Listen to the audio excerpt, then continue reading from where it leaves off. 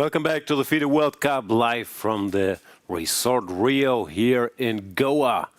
We've had 14 of our 16 games yesterday and in draws. Today is day 2, so was it quiet before the storm? But many people could go home today. Even our favorites, Praggnanandhaa, Arjun, Keimer, were held to draw. That means they'll be a bit anxious, and potentially the race for the candidate spots is also heating up already. I'm Jan Gustafsson, joined once again by Grandmaster Yevgeny Miroshnichenko.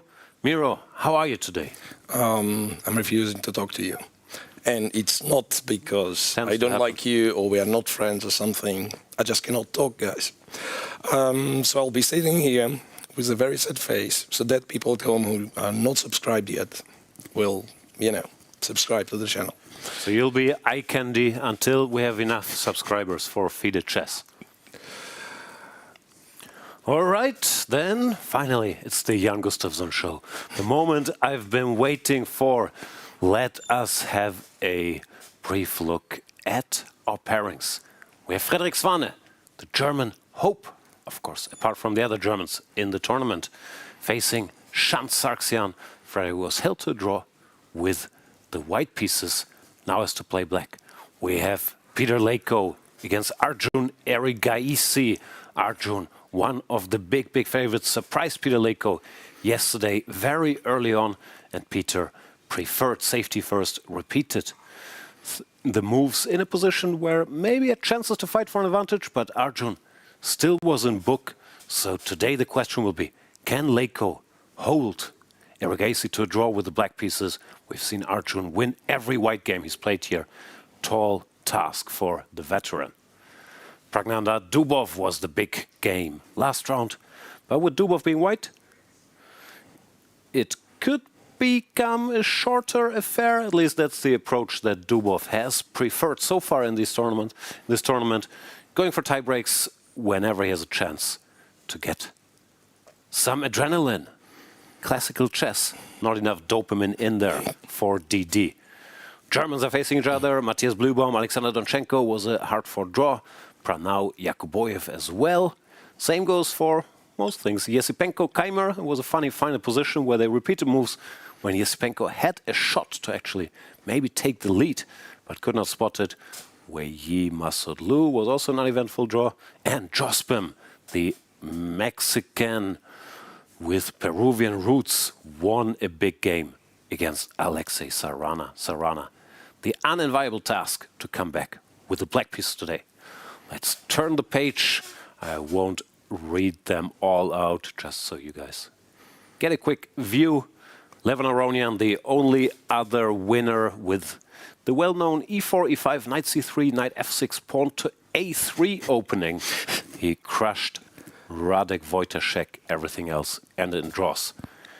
We'll get the chance to talk more about this, and by we, I mean the royal we, me, when we come back after the highlights.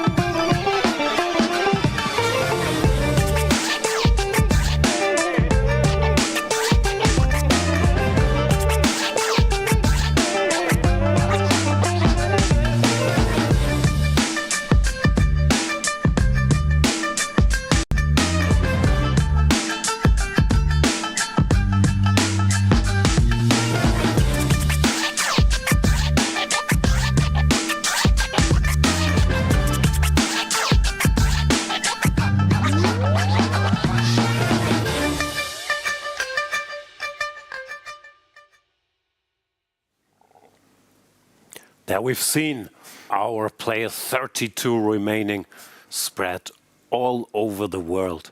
I think 5 Indians are still in, 4 US Americans, 4 Germans, 2 Chinese players, 1 Mexican, so chess, very, very global. I should not forget. 1 Nordibek is left in the competition, but it's Nordibek, Yakuboyev, not up to Satorov. I read on Reddit Chess, which I think is a reliable source today, that if Praggnanandhaa makes the semifinals, it might actually be Nordibek up to Satorov, who has the biggest chance to qualify for the candidates tournament. So we will have to do some serious studying once we get closer to this, because in this World Cup, the top 3 do qualify for the candidates tournament, which in turn is the tournament used to find the next challenger for world champion Gukesh. Let's go to the playing hall where Chinese will give us some impressions before the round starts. Welcome back to the playing hall. As we are waiting for the game to begin, players are coming in. Some are here early, some come right before the game starts. But it's going to be such an exciting day as round 2 of the game 4. There is a lot on the line. I mean, some of these players know each other so well. They eat dinner together, they stay in the hotel, spend their rest days together. And now they have to come to the board and prepare and play this tough chess against each other. Like, we saw so many draws yesterday, but there were so many fighting draws that we thought could go either way. So really, anything can happen. A lot of the matches seem like they can, if they go to tie breaks, there are favorites who will win that. So we all have our favorites here. We know our fans have our favorites too. Let's ask one of them what they actually think. Excuse me, sir. Can I ask you who you're rooting for here? I'm rooting for Arjun. Arjun. Yeah. And Praggnanandhaa, or you just team Arjun? I guess first time Arjun, because Prague has a chance to get to the candidates the other way. And he's already gotten one chance. Yeah. So yeah, Arjun. Thank you. That is actually a big topic of debate. Prague does not need to win this event. He has gone through the circuit. Of course, if he gets here, then someone else takes that circuit spot. So much is on the line. The results for everyone matches and matters. For now, let's get back to the studio. Thank you so much, Charlize. And Miro, we've had 14 draws out of 16. The big question, of course, everybody's having is, how many games will find a decision today? How many matches? How many tiebreaks will we have? You don't have to talk, just signal with your hands once this bracket disappears again. There we see the tree. It's not that long a road till the finals.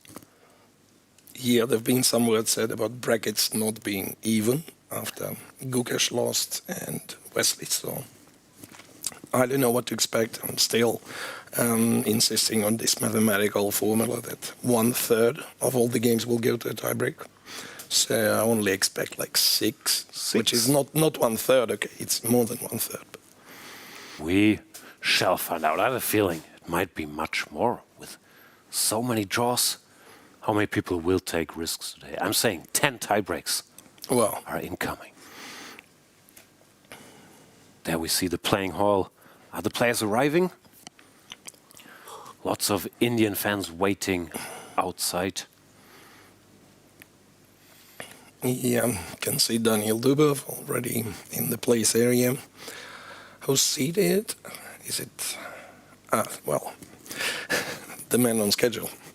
Nils, I don't need a watch anymore. I can just follow around Nils' movements. I know he's at breakfast from 8:30 till 9:30 exactly. Then he will be at the gym at 11:00. I do check every day. It's 11:00 every single day. Then he will be at lunch 12:30 till 1:30 and at the board at 10 to 3. Very reliable man. There is Vachier. I'm not sure he has that rigid a schedule, but I see him walking around a lot there. In the hotel with, I believe, his trainer. Many players are choosing to mainly spend their time in the hotel, don't venture outside much. Now it's a nice hotel and you can have a decent walking routine in the green, but it does get a little monotonous, I would say, 2 weeks in. So I ventured onto the streets of Goa after we've mastered every inch of this hotel. There is Shant Sargsyan. Yeah, Jan, but look, when we are talking about players taking risks, of course, like we had 2 decisive games, and inevitably the one who lost has to take risks. But also we have players like Masoud Lovezi, which, like, even if it's like standalone event, you do not this game to be like an easy draw at least.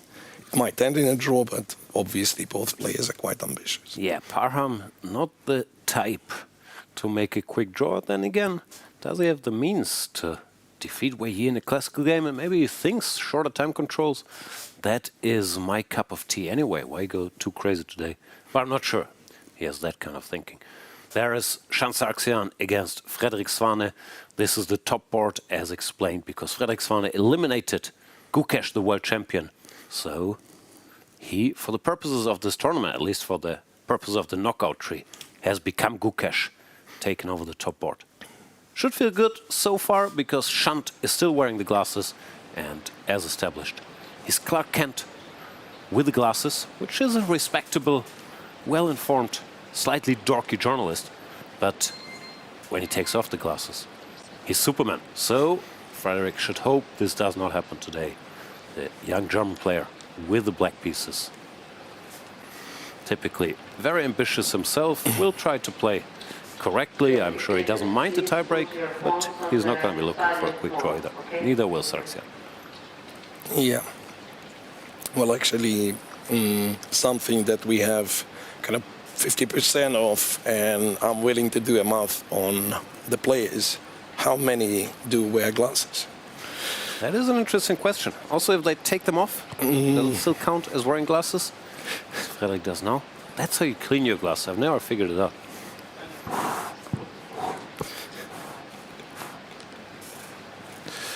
Right, so we have Sargsyan and Svane both wearing glasses. Yep. Leko is Leko wears one of the glasses. 2.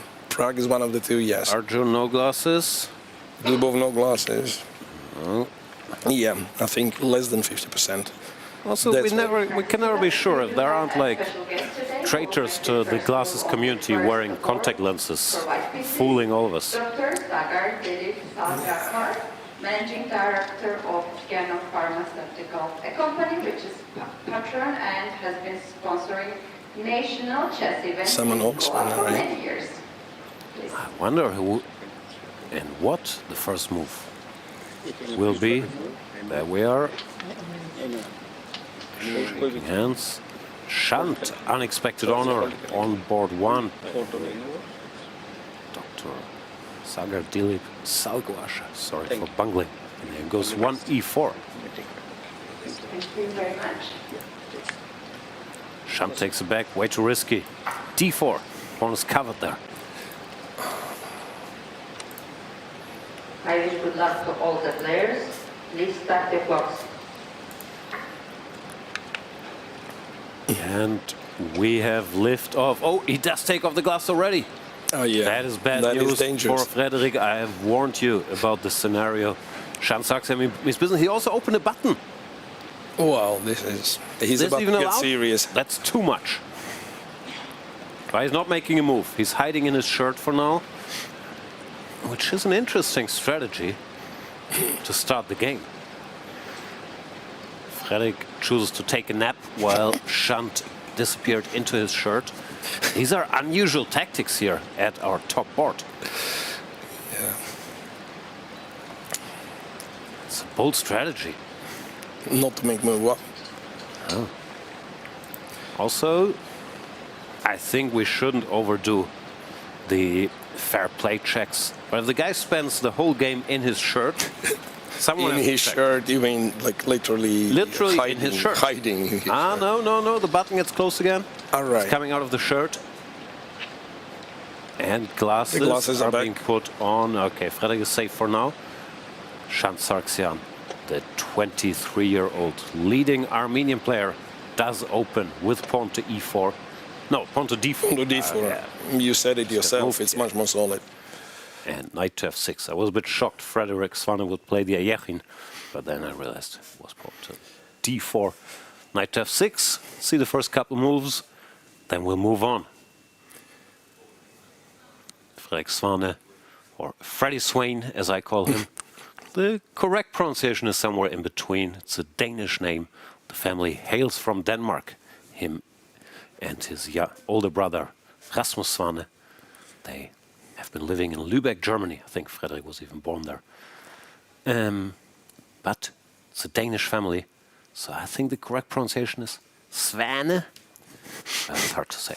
And there comes the Catalan from Shanxi, typical weapon for the situation. Very solid, very respectable opening, but not going all out for the win. Yeah. Well, somebody who is definitely not choosing the most solid opening is Arjun Ergaisi. Yeah, we'll get there in a second. There we see Frederick's road to this round of 32. He defeats Orlando Husbands, and then two very tough opponents. Edis Gurel, the young Turkish star. There was already a match where ratings were very even, and the world champion Gukesh, both in classical chess. But will Shanxi stop him? All right, let's check in with board 2. Battle of the current top 10 player, Arjun Ergaisi, who broke 2800 rating not long ago. Not so many people have done that. And Peter Leko, the Hungarian legend, vice world champion, 45 years old, was vice world champion 21 years ago, but still going strong here. Very impressive showing in this tournament. Arjun plays a line that if I play this, which I do, I normally play it to force a draw, frankly, or at least have zero risks. After e4, this is the Nimzo Indian, queen to c2, short castle is the main move, and pawn to e4. Best black move is d5, pawn to e5, knight to e4, and here what cowards do is bishop to d3, pawn to c5, knight to f3. This is sort of a long forced line, which has the appeal that if black deviates, he's significantly worse. So you can do this to more or less anybody. And also there are not that many deviations. But of course, that is not what Arjun has in mind. He plays the move a3, which is not unheard of, but is slightly less popular than the line I just showed, which is risk-free. Black has to take here with the bishop. If you took with the knight, white would take the bishop, and that would be bad news. So the bishop has to take, pawn takes back, and now long-term white has a very nice position if he were to get bishop d3, knight e2, castle, c takes d5, f3. If you give him time here, white is more or less winning strategically.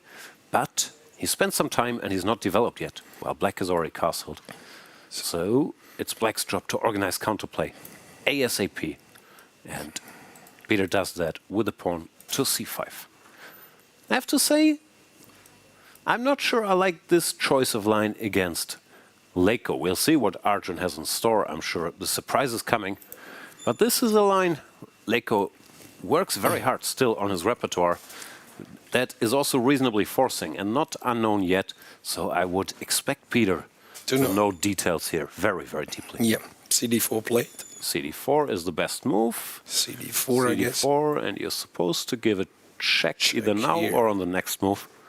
I think the main line is something like knight c6, knight e2, queen a5, king to f1, pawn to f6, bishop takes. This position is not unknown at all. Even I've had this a couple of times. Now you can go e takes f6 or bishop takes e4. Bishop takes e4, d takes e4, and e takes f6. Now black faces a choice, rook takes f6, or the funky move, queen to f5, saying, if you take, I will checkmate you. But last time I checked, which is actually not that long ago, black was supposed to equalize with something like rook takes, and if white were to take the pawn, black gets enough counterplay by targeting both the c4 pawn and the d1 square. And there's nothing there. So usually they play some move like bishop e3, pawn to b5, king goes, something like this with rough equality. I'm sure both players know this, so I'm curious where the surprise, the attempt to get the opponent out of book will come. Maybe he'll just like enter this position and bishop e3, b5, and it's still playable. It's possible, yeah. It's also possible, and maybe that would be more Arjun-esque, to start by taking on f6 when you can go knight b4, but then you better be really sure.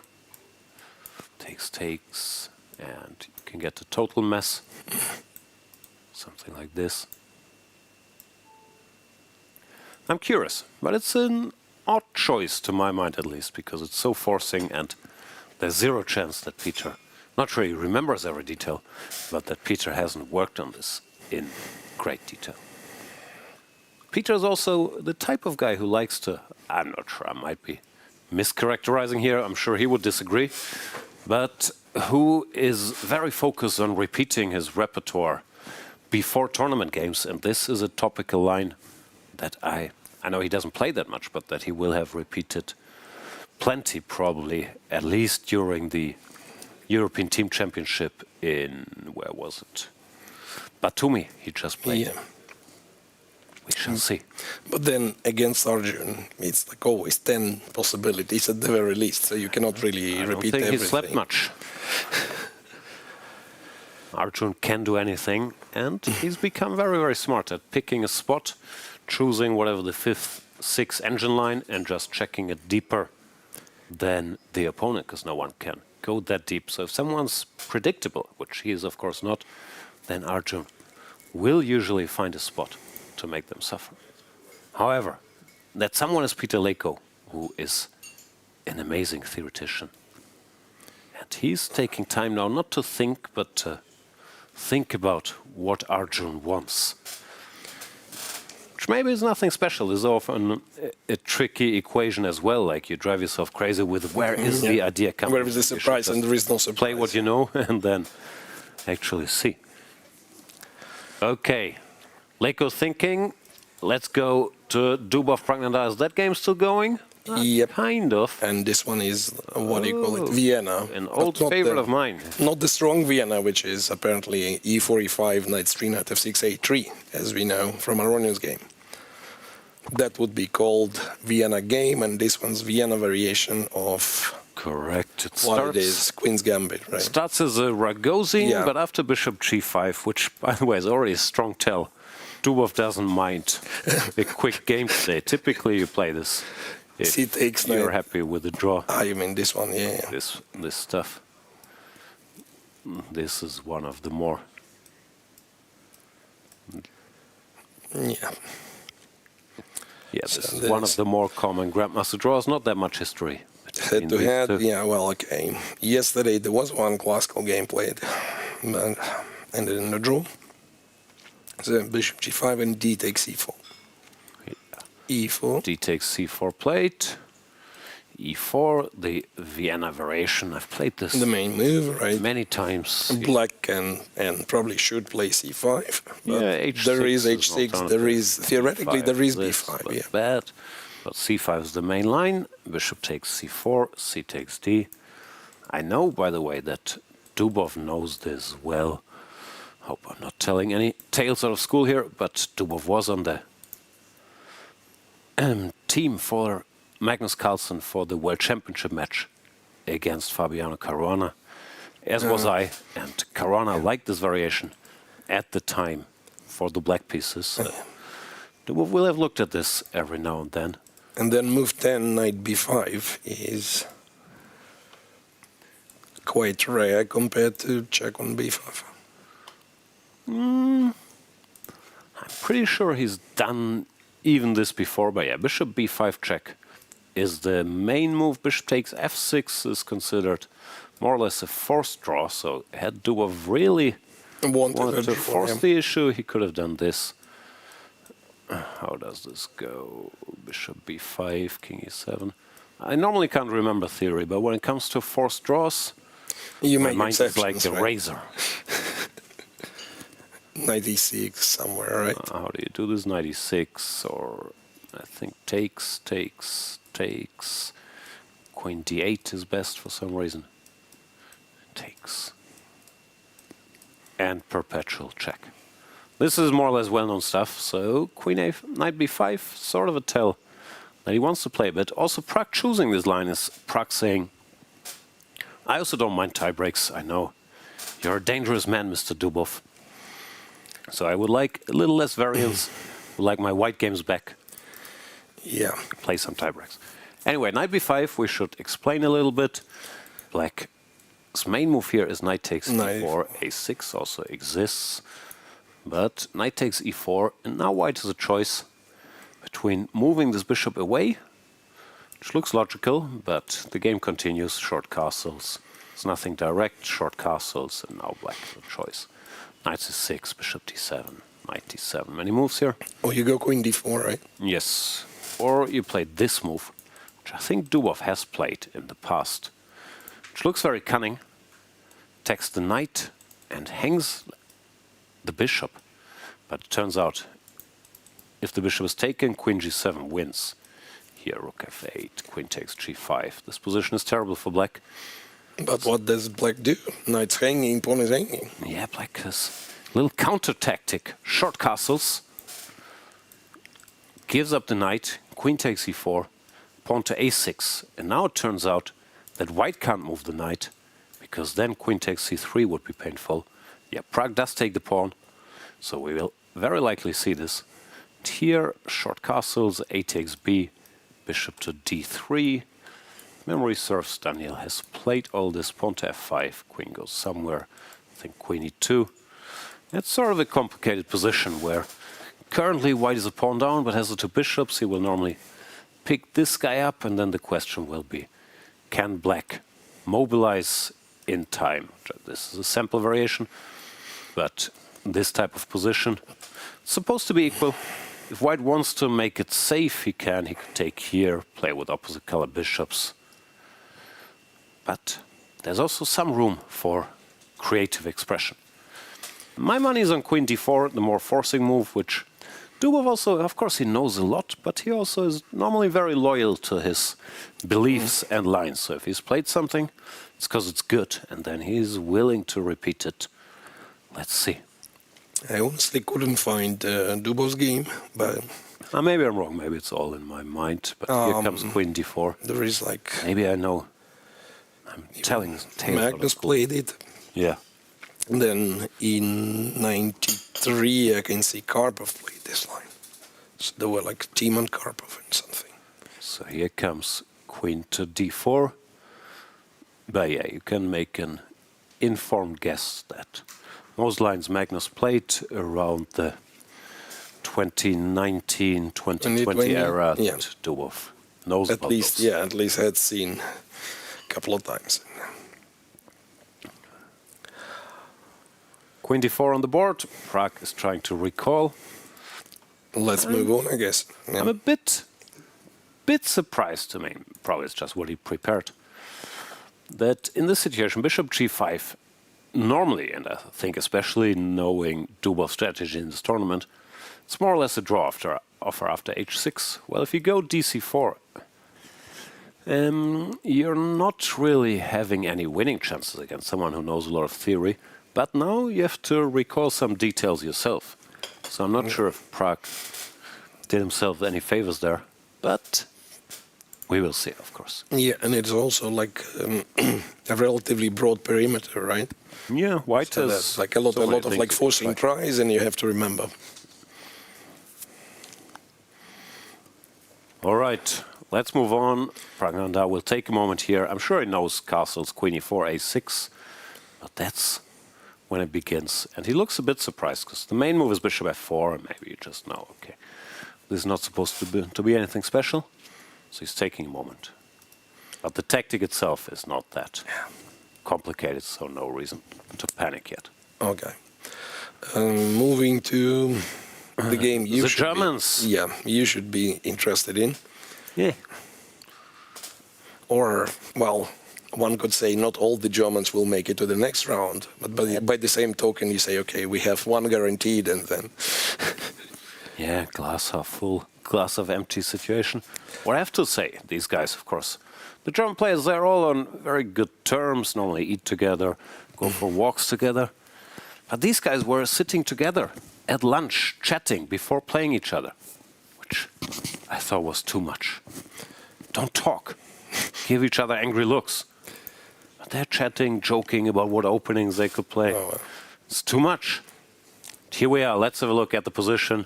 Matthias Blühbaum, who is already qualified for the candidates tournament after his sensational result in the Grand Swiss, sticks to his guns here. E6, D5, Bishop E7.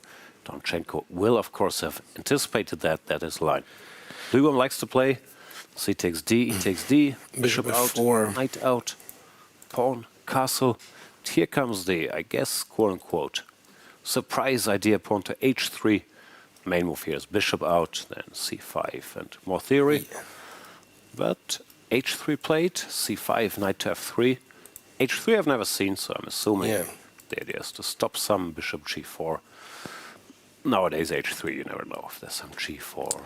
And this one's weird. It's kind of a surprise move, a novelty, but White still does what he would normally do. I guess bishop B5 is a little bit... Yeah, maybe that's the point. You don't move the bishop yet, so you can now put it on B5.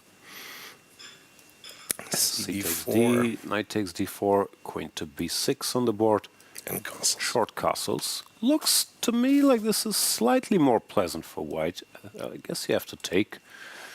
And then either queen takes or pawn takes, but even pawn takes. These structures look very innocuous, with both sides having this weakness. But often it's more about who can attack the opponent's weakness and who can't. Here White looks a bit better positioned to do the attacking. Rook E1, bishop to E5, queen F3. Maybe this bishop can come here. Well, this pawn can't really be bothered. Yeah, Blühbaum takes on D4. There wasn't any other good moves. If you don't do this, you're worse. Even knight A4 is already looming. Yeah. Now we'll see how Donchenko wants to take back. Both seem possible. Queen takes or pawn takes. Yeah, sort of a typical approach for a if I lose, I'm out. If I win, I'm in the next round. If draw, it's tiebreak. Situation with White, very, very solid. White has very few losing chances here, but tiebreak chances are, of course, pretty significant in this symmetrical structure. Yeah. Can we continue covering the Germans' attitude? Because Queen takes, blitzed out, so Donchenko goes for the slightly better endgame. Just wanted to ask you to pay attention to Kaimer Esipenko, because it's not exactly the same, but something very similar. Oh, more or less the same. Got there via different roads, maybe. There's some anti-Blühbaum conspiracy, and Kaimer Donchenko have studied this together. They even both started with C4. This is interesting. But in fairness, Vincent did play the main move here, which is bishop to D3, and not Donchenko's idea. Pawn to H3. So bishop here, C5, and as I said here, there's a bunch of theory. Knight F3, knight E2, DC5 all exist. Knight E2, the most ambitious. Knight C6, short castles. And Andrei chooses to just take on T4, which is, of course, fine. With White, I'm always more afraid of more ambitious ideas like C4, A6, and making it messy. But probably not what you want with Black against Vincent here. So C takes D4, very solid. Knight takes, pawn takes. And yeah, the same speech I just gave still applies. White is slightly better in the structure, because it's easier for White to target this pawn than it is for Black to target that pawn. And what happened, particularly bishop on E5 and bishop on E6, can't White just take a pawn? No, he hasn't done it. He's more or less blitzed out knight B5. I guess both sides have seen this position before. Queen takes B7. Apparently there is some counterplay with weird moves, like Knight g4. If takes, then black gets very active. Yeah. And okay, I've never seen this. I guess bishop g3. And more clicking has been done, yeah. on Andri's computer. On to a5, maybe have some counterplay, take, queen g5. But both sides seemed ready for that scenario. Knight to b5, play quickly. More positional way. It looks a bit more pleasant for white to me. And where he Esipenko, not impressed, takes instantly. Yeah, both sides clearly still in book. D takes now, e. Now there is a funny line with knight e4, right? Knight e4, knight to d4, blundering. Nice move, but blundering, quote-unquote, knight d2. Yeah, and then it's a check. Oh, tactics. Check. King h8 does not work because Reasons. checkmate. Yeah. Well, actually not checkmate after queen h5. Knight takes e6 is better. Okay. Anyway, so bishop takes h7, king Check. takes. You gotta go to e4. Check. f3. And white Pin. does win There's a the piece pawn, back. right? Maybe this is one of these lines where if you let your computer run, it will probably show 0-0 in the end. Yeah. Maybe that's what Esipenko has done. We shall find out. Now, he's played knight d7. More sane choice, attacking the pawn. And preparing knight to c5. Yeah, there we see the history between them. Somewhat surprisingly, it is heavily in Esipenko's favor. He's slightly older than Keimer, but Keimer has been a very strong player for a couple of years now. But Andrei Esipenko has had his number, especially in classical chess. 3 wins, no losses. I guess it's 2 draws now, if we include yesterday. Which, yeah, as we discussed yesterday, this sticks with the player. So, even though Vincent Keimer is the higher rated here in this matchup, the current world number 4 with whatever his rating is, 2777, having a bad score against somebody is always something you have in the back of your mind.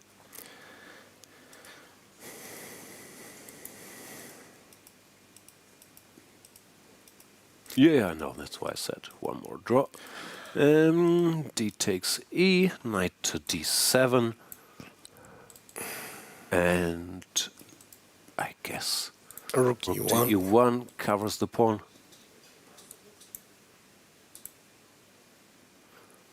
But Queen b6. there will be more moves blitzed Yeah. out by Mr. Esipenko. Compy line is something like this. Bishop f1, not forced, but takes. And white has slight pull, but it does look like Andrei did his homework here. Maybe he's working with blue ball. Vincent doesn't look that excited. This is one of these lines where you just see, yeah, okay, computer says 0-4. There are bigger fish to fry. I'll play this when it happens. Okay.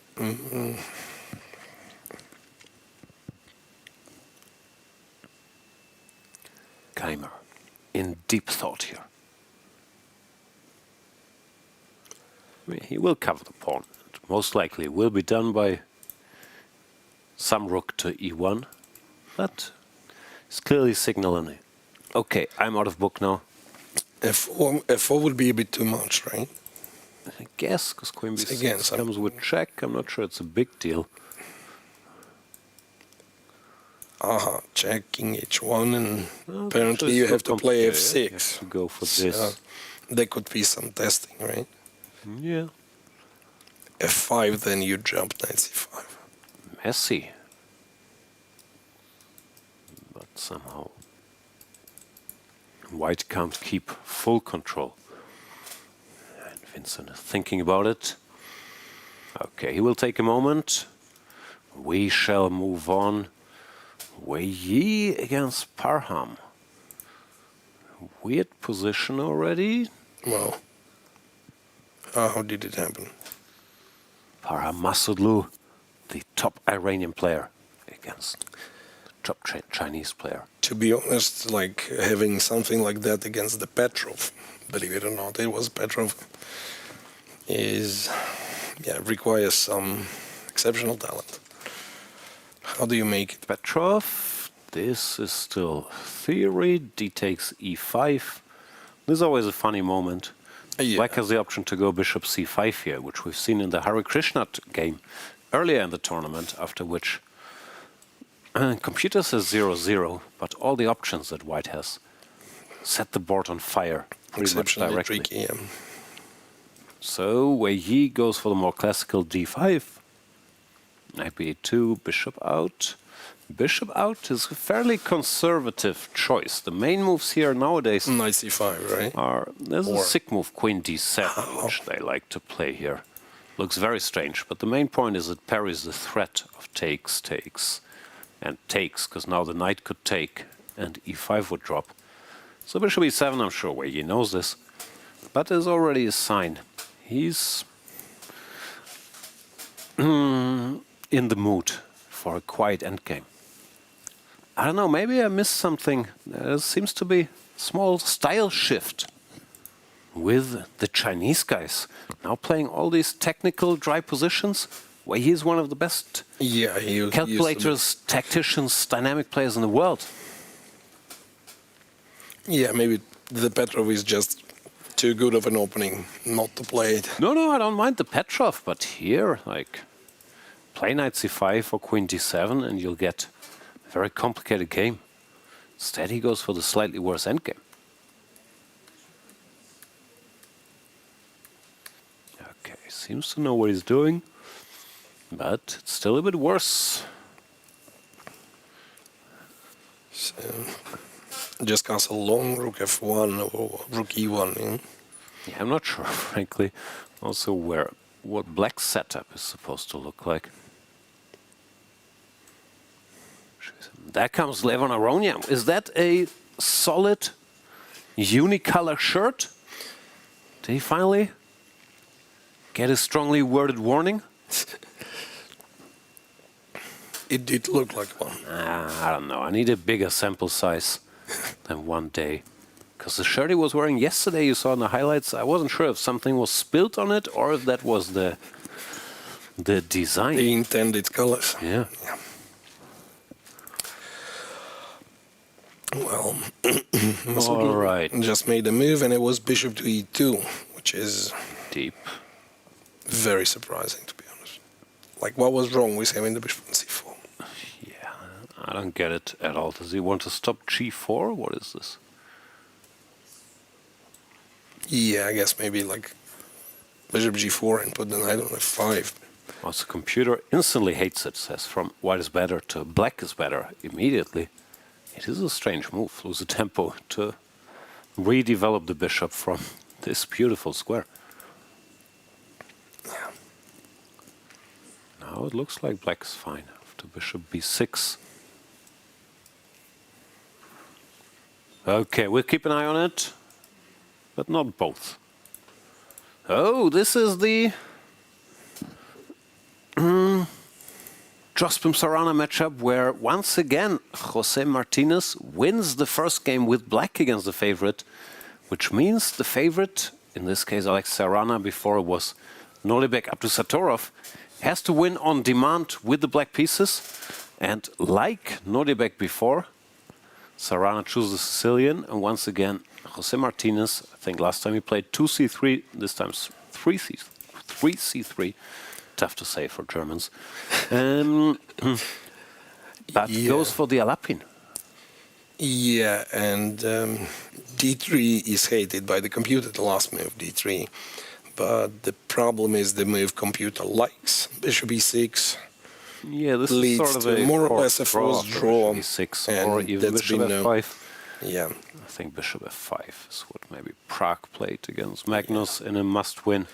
But even this is very, very hard to play for a win. Because here white always has queen f3 followed by d5. Basically, there are no winning chances. So d3 is on purpose by Sarana. He knows this is not the best move. But if you play one of the best moves, you won't win. We should also explain that d takes c3, taking the pawn, looks natural enough, but is actually pretty risky. One nice move here for white. I think knight takes c3 is also fine, but one nice move is knight g5. The point is if they take, we give this Zwischenschach. And others Zwischenschach, right? And probably one more Zwischenschach. 96 is not a bad Zwischenschach, yeah. No, you could probably go bishop f4 first instead of capturing the bishop. Ah, I didn't see that. Yeah, this looks terrible. So, after knight g5, black would have to cover this by pawn to e6, but then white gets a big attack. Queen I think queen h5. Let's say g6, queen here. White will pick this pawn up, but black will suffer greatly, because now the rook has to move. So d takes c3 also wasn't it. d3 tried by Sarana. Computer dislikes it for many reasons. Knight a3 looks like an obvious move, planning knight to b5 or maybe knight c4. Black is to stop knight here. And now computer wants to attack, which I'm not sure is what Martinez has in mind, because in spite of all the work new Jose has been doing, he will not have studied this position. Yeah, why but would you? Okay, knight g5 is one thing, but natural bishop e3, like bishop attack the knight. Right? Yeah. Knight d5, you can take d3. Yeah, d3 seems slightly desperate. Material right? equal, white is just slightly better, zero risk. Yeah.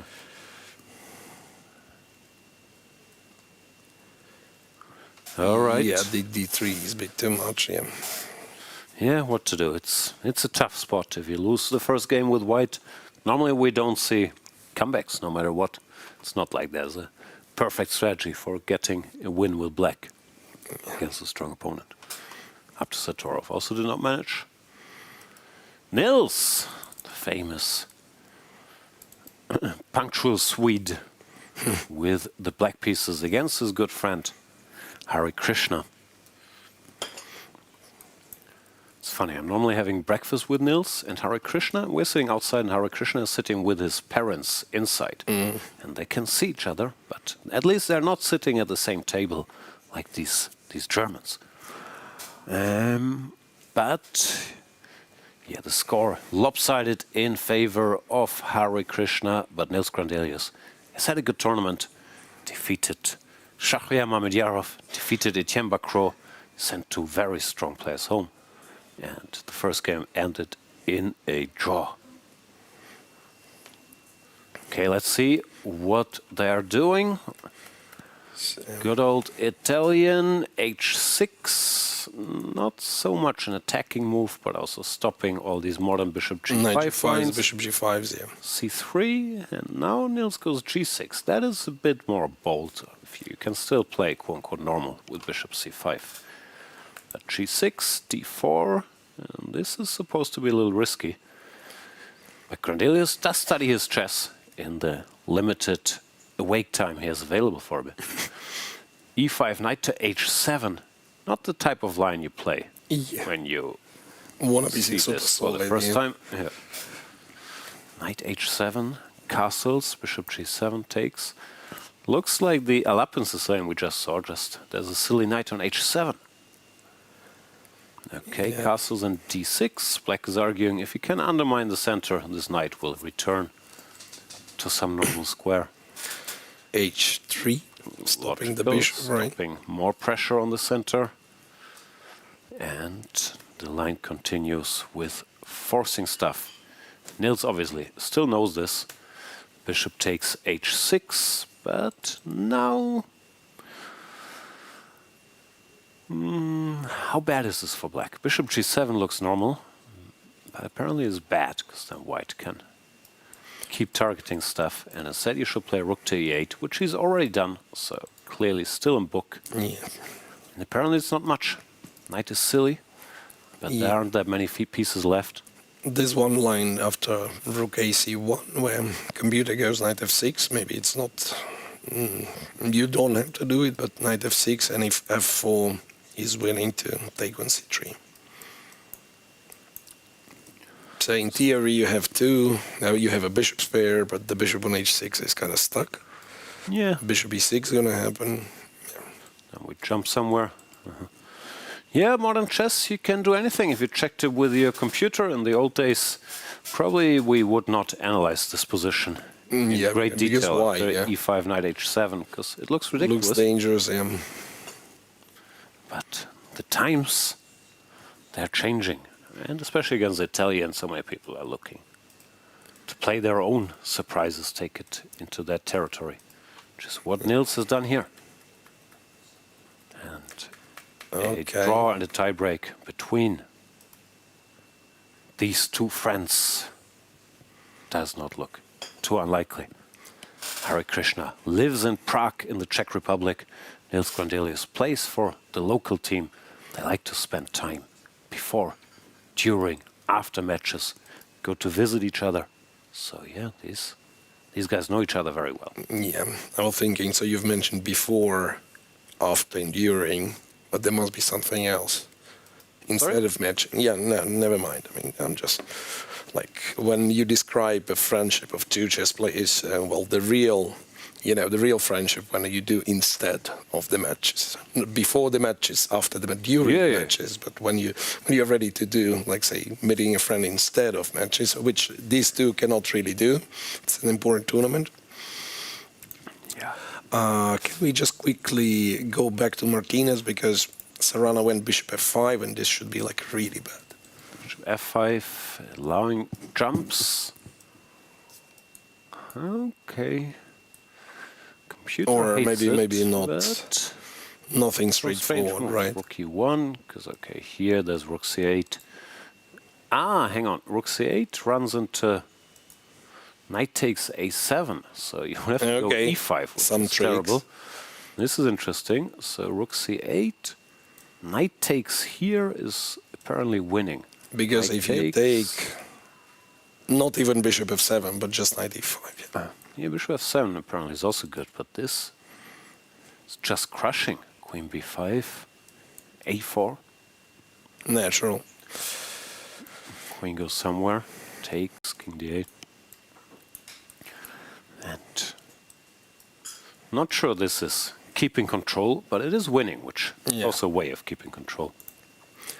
Right, so that means after knight b5, queen d7. Ah, wait, maybe that's why computer was giving... think of this, but... Yeah. Bishop f4, you need to play e5, and this should be... should be awful. This is a battle of two online legends. There we've seen the head-to-head. They haven't played over the board, but they probably played hundreds of games in internet chess. So yeah, desperate situation for Sarana. He tried to complicate things with pawn to d3, but as of now, he's in real big trouble. And the worst thing is bishop f4, which looks logical, isn't even the only good move. Like after a4, white has a big advantage. After rook e1, white has a big advantage. Black just struggles to develop, and a6, knight d4 is not helping. Yeah, tough spot if you lose with so black. We don't really believe in comebacks with the black pieces. Not Unlikely. yet. Well, I mean, they happen, but also I'm not sure. People keep entering the Sicilian, and at this point, I'm a bit surprised what went wrong for Sarana, because c3 was sort of announced by Jospin already, so to be lost after 9 moves doesn't seem ideal. All right, where shall we go? We jumped over when we switched from one German game to Keimer game. We jumped over the game of Yakuboev and Pranav. Maybe no, we can't do that. No. I'll get right to them. This is the Levon-Aronian game. This is sort of a more classical situation where Aronian won with the white pieces. Now Wojtaszek just has to play chess himself with the white pieces and hope to even the match. Of course, Levon looks in shape, so experienced. Needs a draw to advance. He has his tea. Has a blue shirt. What's the color? Indigo? Good question. It's lighter than a navy, right? And it's not blue, dark blue. How about dark blue? Very dark There's blue. some weird stuff going on with that shirt. Yeah, I thought it was solid, but there's some weird there's seam or I don't know. Like there's some. Never expect a solid color. No, something's happening there. Anyway, Levon, yeah, has a pretty normal position nowadays. There's A5 followed by B5, which in the old days they would have told me, no, you Patsa, you cannot weaken this pawn like that. Precisely. But nowadays, this is Proved to very be- common proved to strategy. be the good move. Grab some space. Yep. Stupid computers. Speaking of modern strategies, Ketty will inform us what's going on in Arjun Leko. Yeah, before I go to Arjun Leko, I can update about Levon's shirt because I saw it closely. It has some prints, as we would expect him not having one color, and it is always very colorful. Yesterday was also very nice prints and the colors. But what he's doing the same yesterday and today is that he's enjoying his chai, his tea. He just grabs it, walks with a cup of tea, plays with it. He really loves this moment. And today I saw him also enjoying his cup of tea in his game. Very good situation for Levon. He is not in must-win situation. For him, draw is also a good result as Jose Martinez. He also seems to be quite sharp today. You asked me about Arjun and Leko game. First of all, we do have the poll in YouTube, which we encourage you guys to vote who are rooting for in this match, Arjun Erigaisi or Peter Leko. Do let us know. And we really don't have any Indian viewers, right? If these polls end up being close, I thought it was like 51-49 the other day. That does not represent the sentiment here in Goa, India. Can I vote? I already voted as well. I know. Actually. I will not tell you guys on air, but I know who I'm rooting for. Okay, I also voted myself, but current situation is a lot of people roots for a Leko, Peter Leko, and we just are curious where are all the Indian fans. So some updates about the game. This is pretty much the theory. You guys have been talking about this game earlier. So white here went to knight to e2, allowing black to give this check, and obviously here white doesn't want to cover this check with the bishop, and went to king to f1, and black just decided to break through with f6. We have capture of the pawns and bishop takes on e4. This was in the game bishop with e3. I was just curious what happens if white here gets the pawn on e4 because it looks happy and healthy pawn in the center. Why not to get it? Now black has queen to a4. Attacking the pawn on c4, and if we are very greedy and we just guard this pawn, then black gets with e5 and opens the light square bishop as well. This is not a very good scenario for white because after all these moves there's also knight to b4. The pawn is pinned, you cannot take because rook is hanging, and you have to be very careful where the queen goes, because if you do some moves like that, we might have this funny looking checkmate on the board. But besides this check, obviously white cannot be very greedy because bishop also gets into the game. So instead all of this, white did not really capture the pawn on e4. Instead he went bishop to e3, and b5 is very interesting. I see that b6 was the main move here. Black decided to open up a little bit also the queen side. Maybe he wants to get the bishop on a6 to scan the king, and after this move here we had queen to b5, bishop a6 is a threat now, and after bishop a6 the knight will be pinned. So very fast Arjun here decided to move the king on g1. I thought it was some kind of error of digital boards, and I was like just checking, was it king to g1 and then rook on f1? But no, it was just white actually just walks here, and as we can see bishop b7 has been played.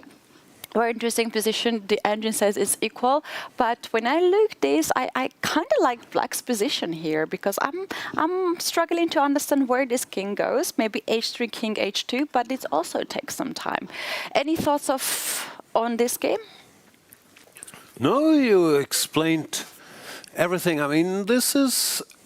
I think both sides still know this position, more or less at least. So far, it's the first computer line, and yeah, Leko took some time, but mainly trying to understand, I believe, what Arjun once, you could argue too much time, but I wouldn't be surprised if he still more or less knows this. Arjun is clearly still in book. As for the position, I don't know. I think I would slightly prefer white. Like it's computer says it's equal, but I like this h3, king h2, knight g3, and then long term, the black king is a little weaker than the white king. So just eye test wise, I kind of like it for white. Okay, yeah. What Yeah. about you? You're a decider agree. here No, because no, I I'd choose agree, black I'd side, agree. you choose white. I've seen it way too many times when this king loses the castle, right? There are these lines in, I believe, in Queen's Gambit with, say, b6, and then somehow Queen recaptures on d5. Jan would probably know what I'm talking about. So this king, if it makes it all the way to like h3, king h2, and it actually ends up being quite safe. So... Yeah, it's like pressures on black, I'd say. Like I have a bit of a theory how to assess these kind of positions. You ask, do I benefit from slower game or faster game? And here, like slower game, if white plays all the moves he wants in, right, then he's better. So black has to like use the momentum. What is it? Let me write that down. Do I benefit? And then what? Okay, I'll tell you. I'll tell you after the show. All right. No, I agree. I mean, computer says black is fine, and he goes for some knight a5 and bishop d5, playing for these light squares. I guess, yeah, h3, let's say. Knight a5. Playing for these light squares on the queen side.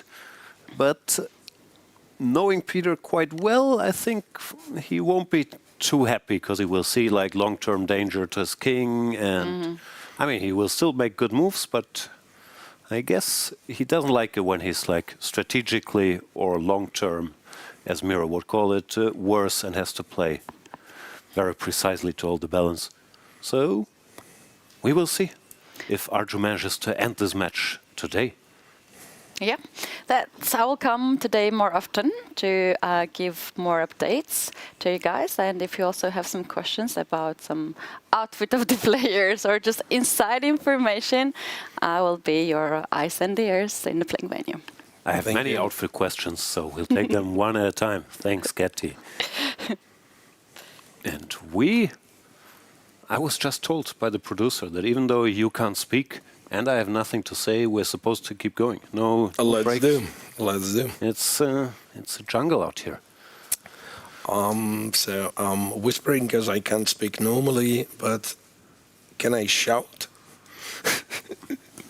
You can shout, let it all out. What are the things you can do without? I'm shouting.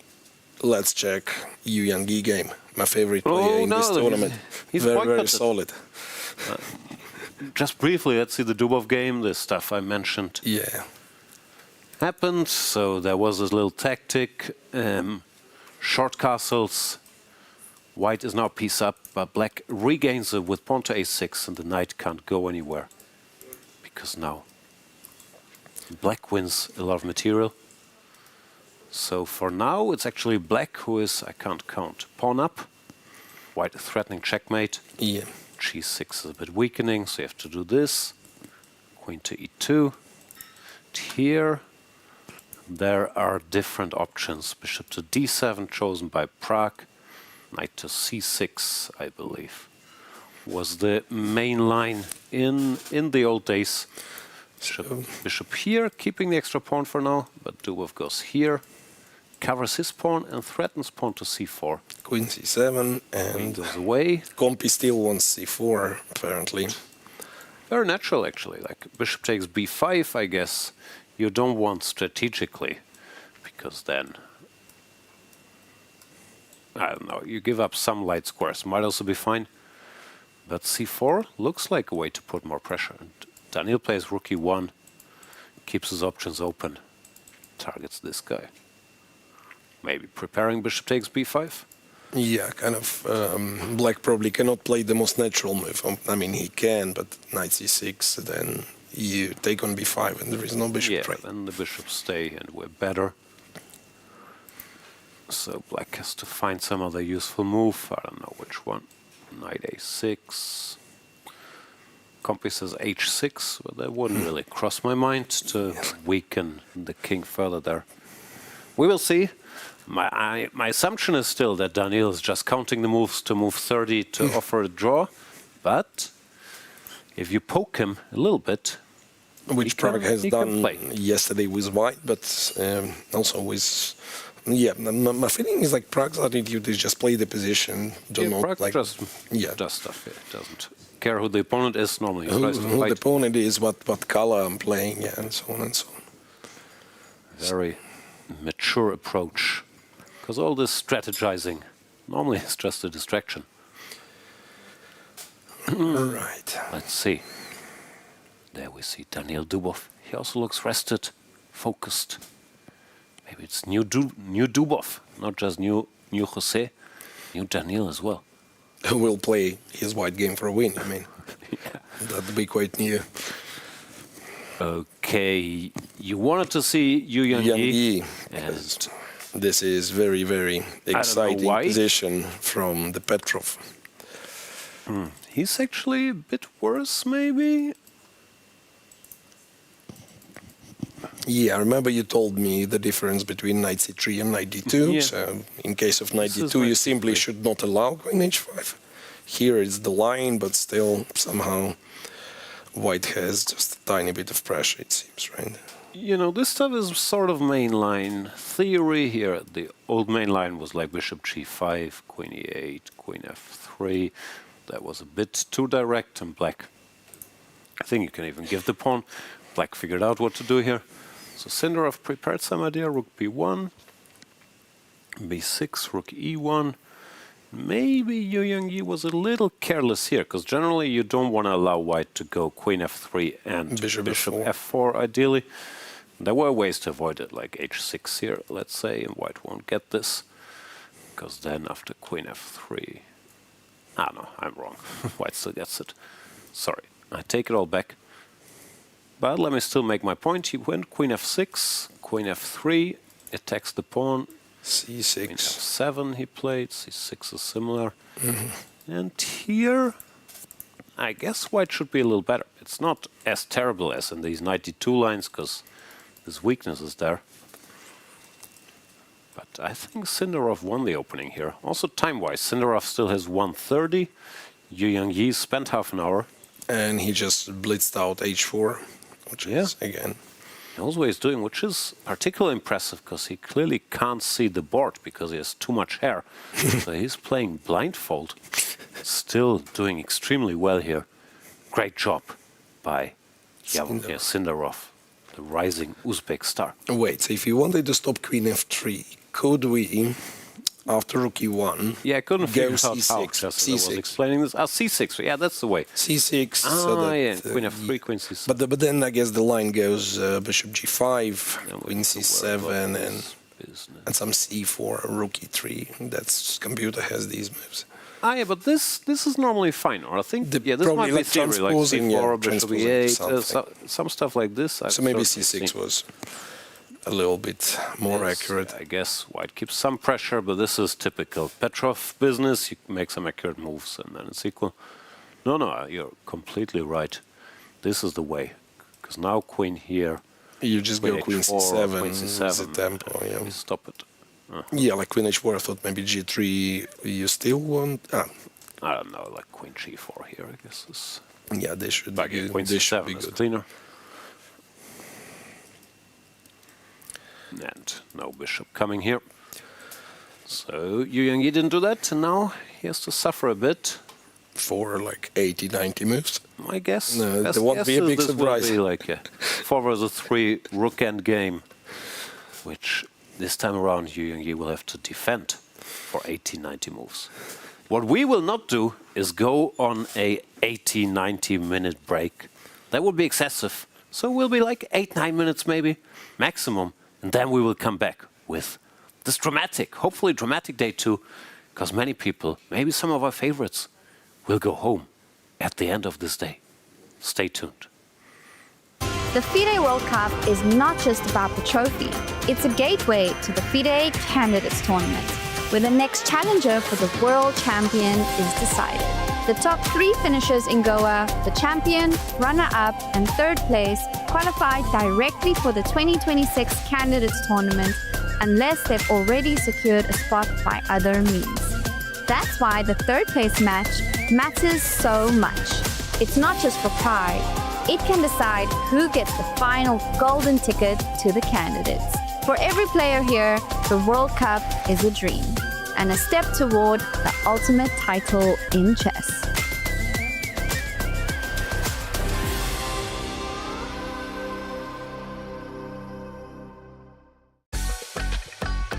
Are you ready to witness the most intense and unforgiving format in chess? A knockout, where one mistake can send you home. This is the 2025 FIDE World Cup. From October 30th to November the 27th, the chess world gathers in Goa, India for 1 month of chess. 206 players, 8 single elimination rounds.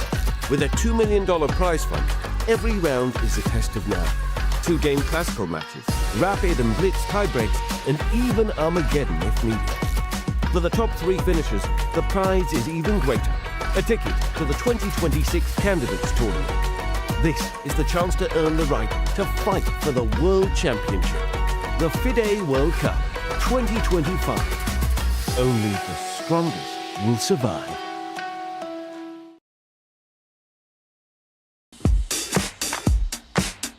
Goa, an adventure paradise like none other.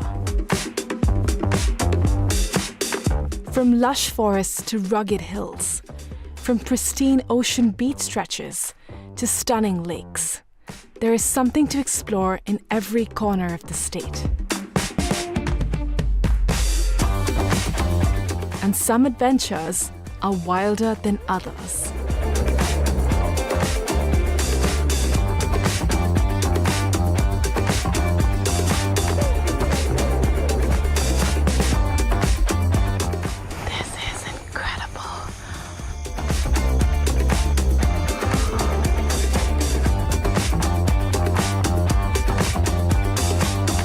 Watch postcards from Goa on National Geographic.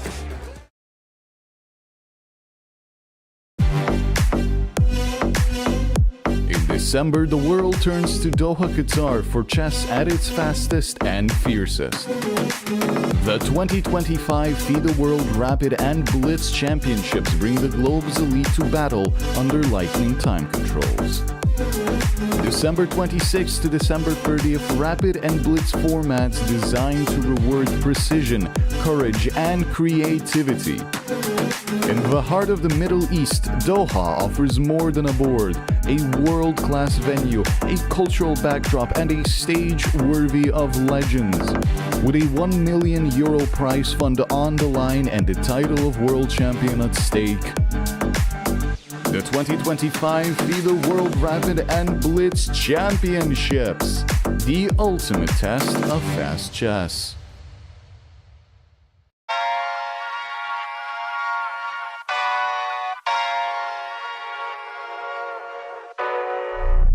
Oh my God, I'm just playing with them now, yeah.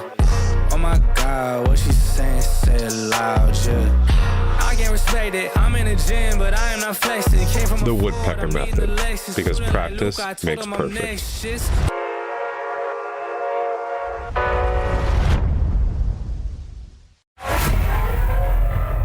Move by move, the world changed. City by city, the league grew. United Arab Emirates, United Kingdom. Now, the pieces take position again. This time, in India. Not just another move, the mega move. Tech Mahindra Global Chess League, Season 3. December 13 to December 24, 2025. The most prestigious tournament in chess has come to India, the home of chess. अरे यार देगी अरे क्यों चालियो घोड़ो Yes! Yes! Yes! Yes! Chess chess chess chess खेल ये हमारा है आओ दुनिया वालों ये वेलकम तुम्हारा है अपना गेम भारी है हैंडशेक की बारी है अब इंडिया बोलेगा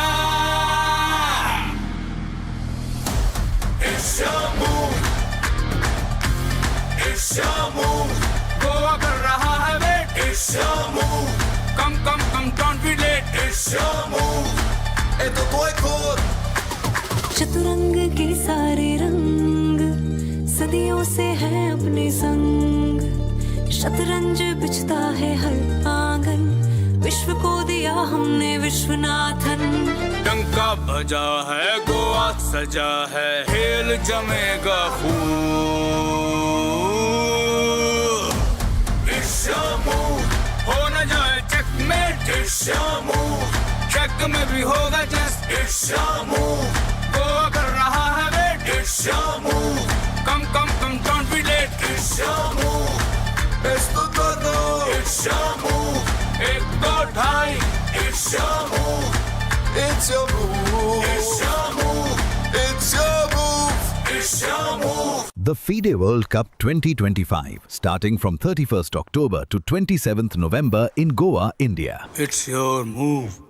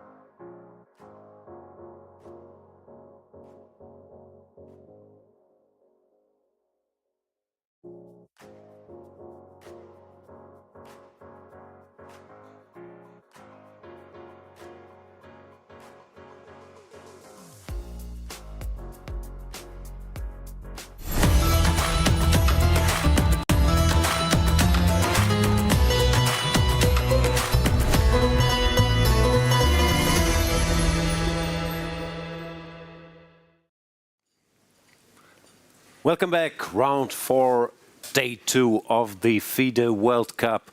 The day where some of our players will go home. And one guy who's in big danger of going home quickly is Alexei Sarana, the former European champion who lost his first game against Jose Martinez and is lost, as far as I can see, after a spectacular sacrifice from Jose Martinez in their game. So let's jump right there. We've talked about it. It's a tough situation having to play for a win with black and so on. And Jose Martinez not slowing down just because he's up 1-0. Here he went for knight takes a7, a knight sacrifice, which we've briefly covered already. The point is after knight takes a7, which is forced for a human, you don't want to, I don't know, play f6 and give up the rook. So after knight takes a7, bishop takes f7 is good, but even stronger is knight to e5, hits the queen and hits the weak f7 spot. And apparently there's not much that black can do. If the queen goes here, the bishop takes, king has to go here. Now the bishop just goes away, let's say back. And threatens knight f7. Also, it's also discovered attack knight f7, so bishop g6 or something doesn't really help. And also needing just a draw, you could be a cynic. After the best move, king e8, I guess Jose, principled as he is, would try to play for a win, but you could also just make a draw here, if you so chose. So the queen has to find another square. There aren't that many here. It's standing in the same attacks. This is checkmate. Knight e5 is already played, by the way. Yeah. Yeah, now computer after some thoughts, it gives queen d6 that you've already covered, and it gives e6 second best move. Queen, which you don't want. I think the move a human plays is queen b5 probably, but it doesn't really help because white. I mean, white doesn't have to go a4. You could also take yet again, and now many moves are good. But a4, kicking the queen to an even worse square, looks even stronger. Let's say the queen takes some shelter here. Bishop takes f7, check, king d8. Black is still a piece up, but white is pretty much winning. And computer gives g4, which looks good. But I'm assuming also a quote-unquote normal move like bishop b3, bishop a2 for some reason is putting black in a lot of trouble with this threat. So no, Sarana on the verge of elimination. Jose Martinez looking strong. Yeah, in this tournament it's really... I mean, I didn't get to see old Jose playing in the World Cup, because I believe it's his first appearance, but this new Jose guy is very strong. And we have to keep in mind, he will get 50 times and 100% stronger. So this will spell a lot of trouble. As we've discussed, they haven't played over the board yet, because both are sort of online professionals, play all these prize tournaments on the internet, and there they've met multiple times. So yeah, Sarana in deep, deep trouble. There's not much to say. He has to play some move and suffer, but everything's losing, so not much fun for the very strong Alexei Sarana. He plays queen b5, which is the only humanly justifiable move when a4 is terribly strong. So is bishop f7. Jostman will take a moment here to weigh his options. We should use the time to catch up with some games that we haven't yet seen, like Maxim Vachier-Lagrave with the black pieces against Alexei Grabniev.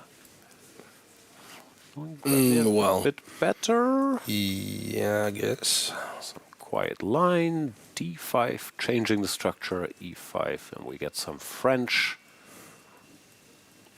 where it looks like, as a kid, I always thought black is winning here. You get rid of your bad bishop. And you attacked before many times, yeah. But apparently, things aren't that simple. d4 is well covered, knight c5 is there, and black has some chances on the king side. So MVL goes f6, rook takes, and now Grabniev is thinking. Bishop g5 looks normal, winning a tempo against his rook. Yeah. Rook would go somewhere. Yeah, I mean, I have a feeling like all of these positions are like when you only familiarize yourself with, like you do some stupid stuff like bishop f3, bishop e3, they sacrifice an exchange and then somehow crush you. But when you're aware of like black's ideas, d4 is a target and then rook f3 is potentially a sacrifice, you pay attention to both, then white usually has decent control. Yeah, e6 is a bit of a weakness. b5 or knight c5 are options. By no means the end, and Maxime has seen much worse, but for now, Grabnyov putting some pressure here. He has a lot of hair. Must be nice.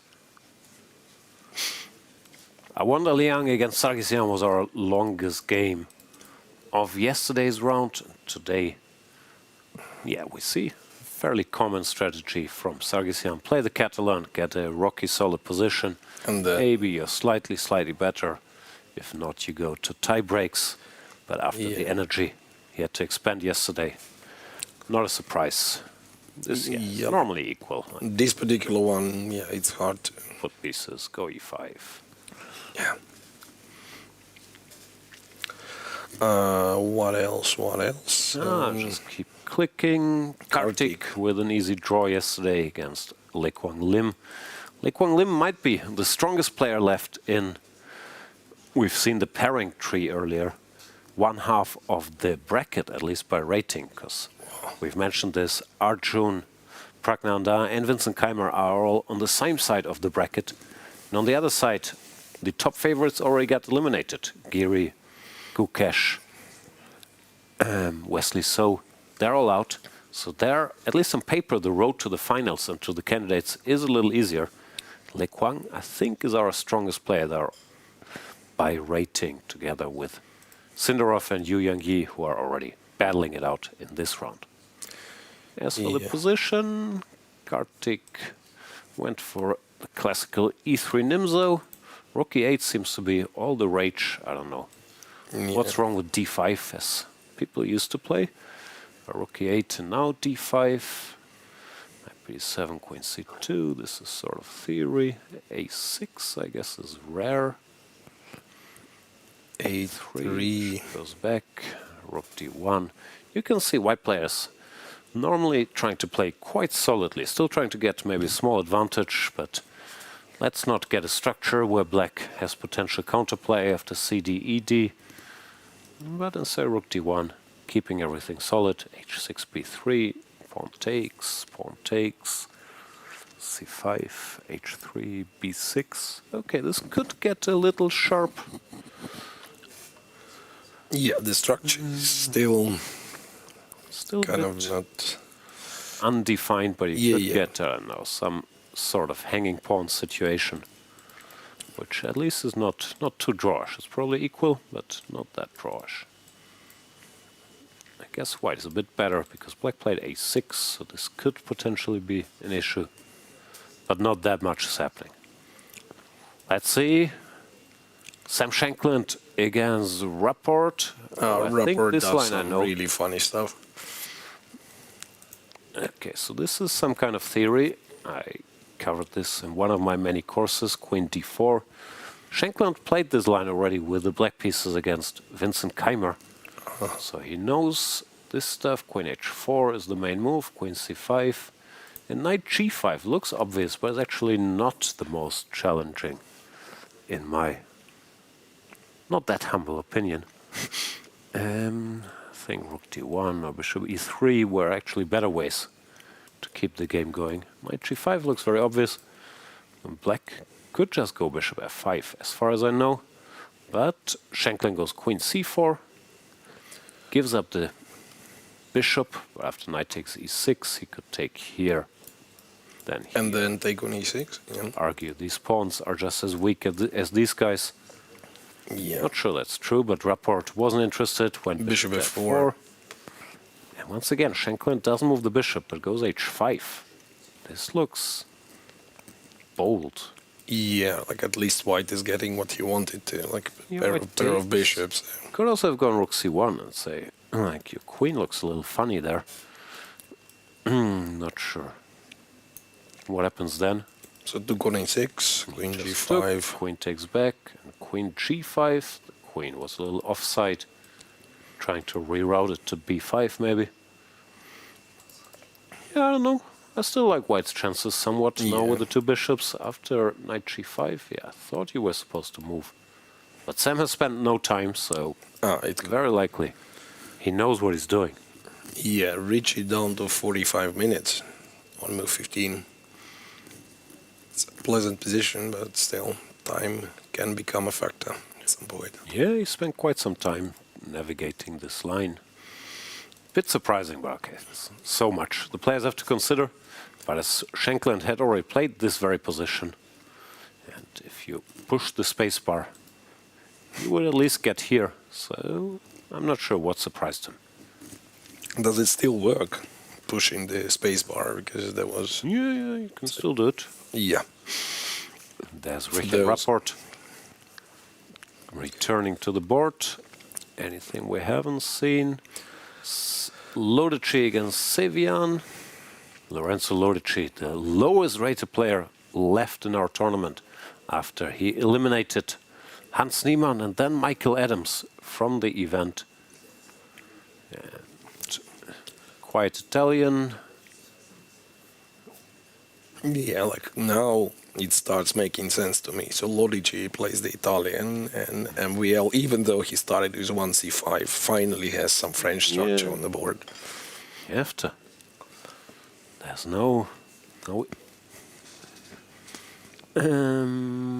choice not for much Sam not much Savian, events, I guess. right? There is no American defense. Like there is, I don't know, the Manhattan variation. Wait, so is AB6 actually worse? No.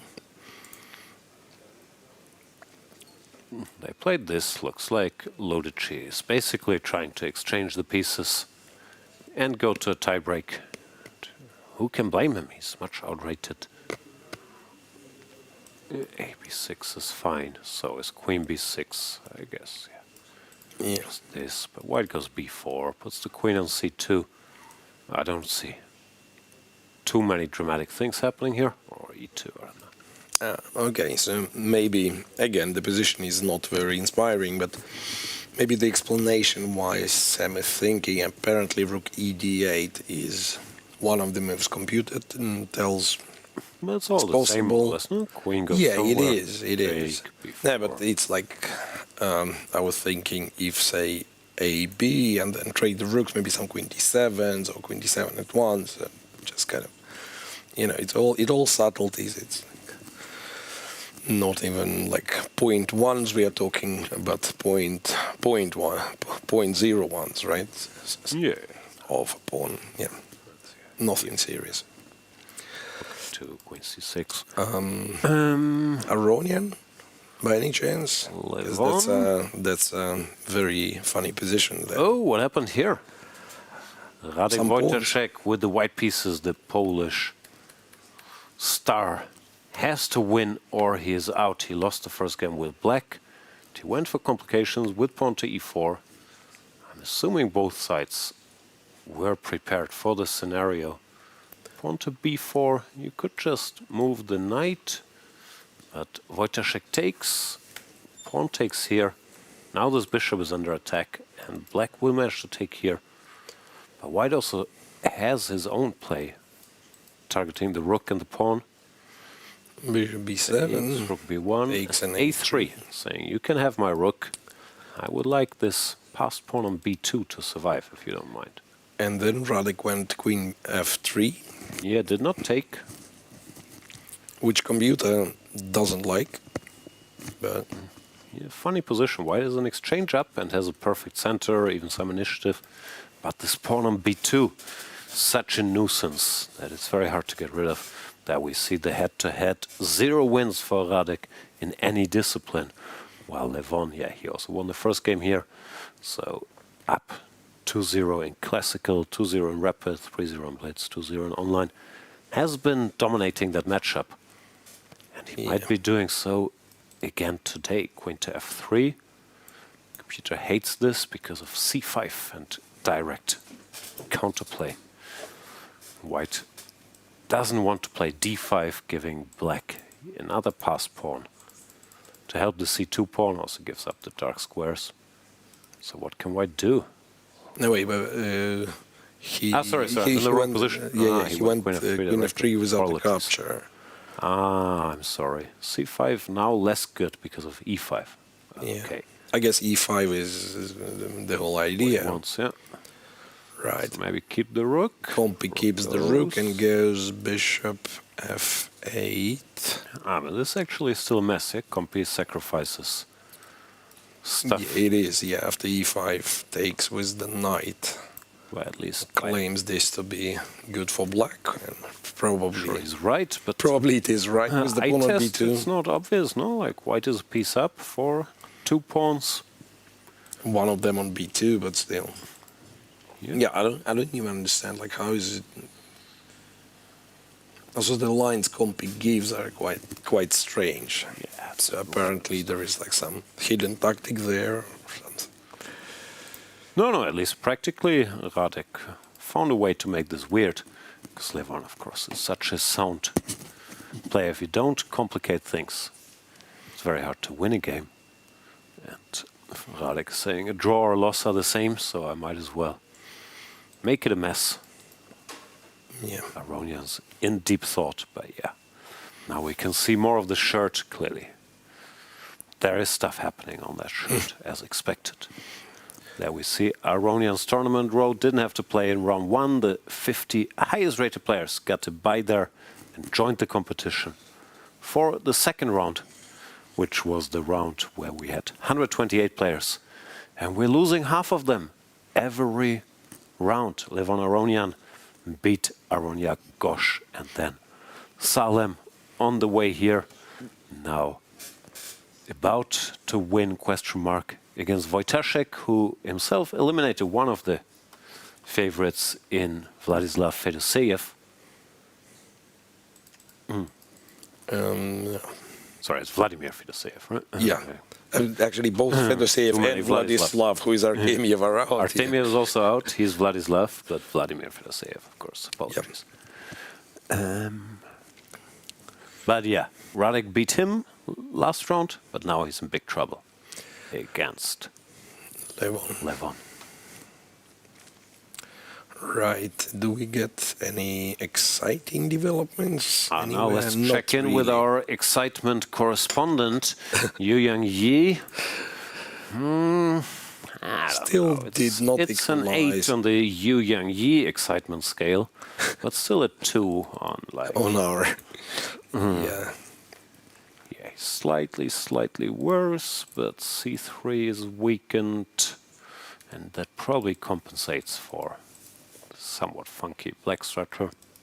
But did Sindarov have to take here? I feel that's letting black off the hook a little bit. Nah, Compy says he should do that before rook e8 happens. Okay. Everything's fine. My computer goes a4. So take, I will activate, and b5. You keep an extra pawn, but this bishop might not do very much. Then still, some king f1, right? Or what's the one? Yeah, I was thinking goes like g4. Arjun, yeah, well, of course, makes sense. And it actually does. I mean, it's not that ironic. Yeah. No. Once the bishop is locked up by a4, far from an obvious move. I'm not sure what an obvious move is, though. g4 is possible already here. If takes, bishop takes here. Yeah. The rook falls. Yeah, actually, black doesn't have a sort of a refutation to g4, right? Has to move the queen. Oh, yeah, g6 or whatever. Sorry, here. And g4. g6, and then white can decide if he wants to take or if he wants to be all positional, go g5. Still, a lot of nuances apparently in this position. And Sindarov about to make a move. What's gonna be?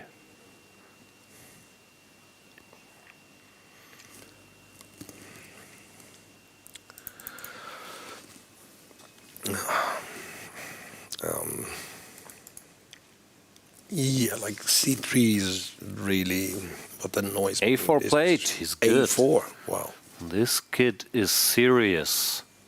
Fearless too, offers the pawn. And once this bishop would be looked out. Rook A1, B5, because if you move the bishop rook A7, it's Then just I too guess much. it does worse, yeah. Like. And then G4 is there, K5 is also there. Yeah, very dynamic idea. G4, say same G6. Now you take. I'm assuming king goes somewhere. Compy says king F1 for some reason, but this looks more normal to me. Yeah. And then they go king H8, yeah? Yeah, computer somehow defends. But it does look unpleasant. Surely does. Yi Yang Yi, not used to such violence. We'll take a moment here. But with all the complaining, we should not forget Yu Yang Yi. He's an incredible tactician himself, so things get sharp. It's not like he's out of his depth at all. Where we go, Leko Peter, trying to bail out into an endgame, but it's a bit what we were talking about earlier, that you were explaining long-term the position is easier to play with white. And Queen C6, I'm not sure if it's in the spirit. Yeah, if it's like in black's best interest, right? Yeah. Hey, you're not lost or anything, but you will suffer a little bit. King H2, rook C1, and... Or H3 is me, I guess. Modern people play H4 and H5. Yeah, okay. I have a question. H3, knight F5. Guess we do nothing, no? King H2. And knight takes knight. Again, silly, very basic questions. I see opposite colored bishops. I think it's a draw. Or maybe. I don't know. I know you don't think that, but I'm also not sure how much this is. Yeah, Probably. no, but that's also like you put the bishop on D5. I think rook on the 7th and somehow H6 and shuffle. Yeah, sort of wait. Yeah. So obviously white is the one who is trying and maybe even has like different tries, but it could be just some silly fortress. Yeah, no, I guess it should hold. What does white try? Like H4, H5, put the king somewhere, and then prepare G4, G5 for 1,000 moves? I guess. Arjun. H5, bishop on E5. Yeah. No, it can't be much, but still, yeah, a bit unpleasant because nothing moves. But yeah, Peter has decided to play this solidly. Yeah, this was the moment we were talking about where Compy says, no, go for squares. Yeah, Queen C6, to be fair, like very human reaction again. Yeah, after you go knight E7, I think there, you're kind of committed to it. It's a question if this knight A5 business was maybe simpler. There you go, see, thinking about it. Rocking the very nice jacket yet again. Yeah. Sean Sarksian on board 1. Shall we? Shant, what's going on? I don't know. Compy apparently is not impressed at all. Good old. But it looks nice for white. Yeah? Good old Catalan. Queen C1, many moves here, but C6 is sort of the modern approach, stopping bishop to A5 finally. Because typically black, of course, wants to go C5 here. But if black goes here, then bishop A5 comes. Maybe even B4 if needed, and C5 will remain a dream. So C6, keeping an eye on the square, is the trendy line, but of course Sarksian is aware of that as well. Knight G3, bishop G6, knight H4, bishop H5. This is all sort of theory, as is pawn to H3. There's some tactics here, like bishop takes C6. I think you go here. If The knight goes away, rook c8 pins. Something hanging all the time, right? Take, then we take one of the bishops. So h3, this is the first computer line, knight d5. I think both sides know what they're doing here. Fredrik Svane also playing quite quickly. Yeah, I can see, like Caruana Dominguez game, Vidit played it with Andhaa. It's 2019. Yeah. Already from 5 years back. I guess Queen c4 is not popular anymore, right?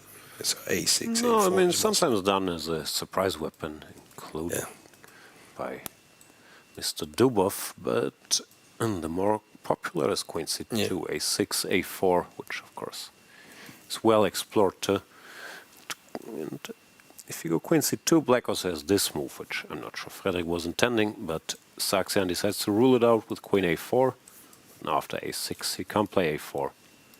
So you have to play this, which obviously was studied. And now Fredrik Svane taking some time how to react after rook c1. I guess rook c8 is the normal move, but it looks mildly unpleasant, no? Takes and Queen c5 or rook c5.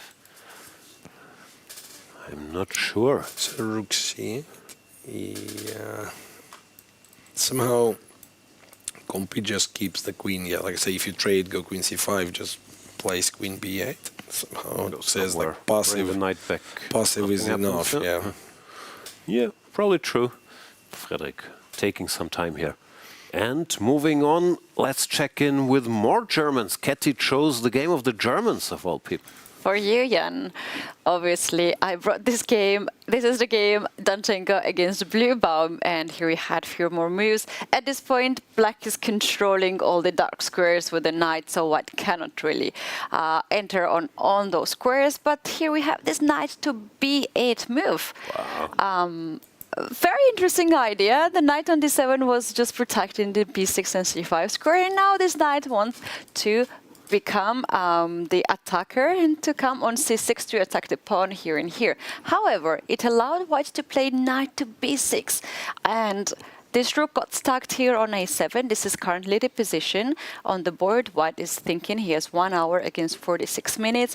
My question here is, do you think, if you know them, that well, they will repeat the position with knight a4, knight to c7? Or here Donchenko will keep it going and to play a3? And I can show you this very funny line after knight to c6 to control the c1 square. Here, if Black carries on and makes some move like this or moves the rook away, I can just move a4, g4 and get the small edge on the space on the king side and bring also later on king in the center. Here, obviously, White has much pleasant position, more space, happier pieces. However, in this position, after rook to a c1, if Black gets a bit greedy and gets this pawn, this is not a good option because f4 again, I want to push f5. If you stop with that, anyway, I have g4 and my next move is f4. You cannot really stop me to do that. And in this position, the bishop on a6 got just stuck because here in this one you have to either give up your bishop, or if you go here on d7, this can be just game over after knight to d7 or knight to d5. This position is just collapsing for Black. So knight d4 is not working, and let's check about bishop to d4. This is actually even worse because after just a small tactic here, rook to c6, bishop is hanging on d4, and if you take here, I take another bishop here, and Black here stands a much better in this position. Yeah. Of course, I tried my best here to do so bad with Black pieces to give such a big advantage, but currently we have this position, rook to a7. Not big fan of this rook stuck here on a7, and if White just carries on here and plays a3, rook to c1, rook c5, another rook, f4, g4, I like here White's position. So coming back to the question, Jan, what do you think? Will Donchenko keep it fighting here, or he will repeat the draw? No, White is definitely playing for win also. I'm not even sure if you can repeat, but no, he's not trying to He's not trying to repeat for sure. However, these lines, like a3 makes sense, but it's not obvious to me after, let's say, knight c6, rook c1, you give the d4 pawn, that all this stuff with f4, g4 is good for white. I'm not sure if he considers that. So no, he will try something, but I would be surprised if he played this a3 rook c1 business. I thought maybe rook d1 or something, trying to... Or a3 is fine, but yeah, let's say rook d1, knight c6, a3, something like that, trying to keep an eye on the pawn. I still thought white should be a bit better because the knight on b6 is so annoying. So yeah, they're fighting, and Donchenko putting some pressure. Yeah, he's taken a lot of time here in this position after knight got on b8. And also it's possible to either play a3 here right away or to play rook to c1 and then, of course, to play a3 after knight gets on. So I think that's more logical, to be fair, to play rook to c1 at the beginning to control c-file, get the knight on c6 and then to play a3. Yeah, it's the same position. It just depends if you're willing to give up the d4 pawn. We'll see if he's okay. Speaking of repetition, if we play a3, rook c1, and I thought the only problem was the knight on b6, that black has bishop d8. Yeah. So if I wanted to repeat, I go bishop d8, the knight has to go back, and I go back. Bishop f6. Yep. No, rook d1, no?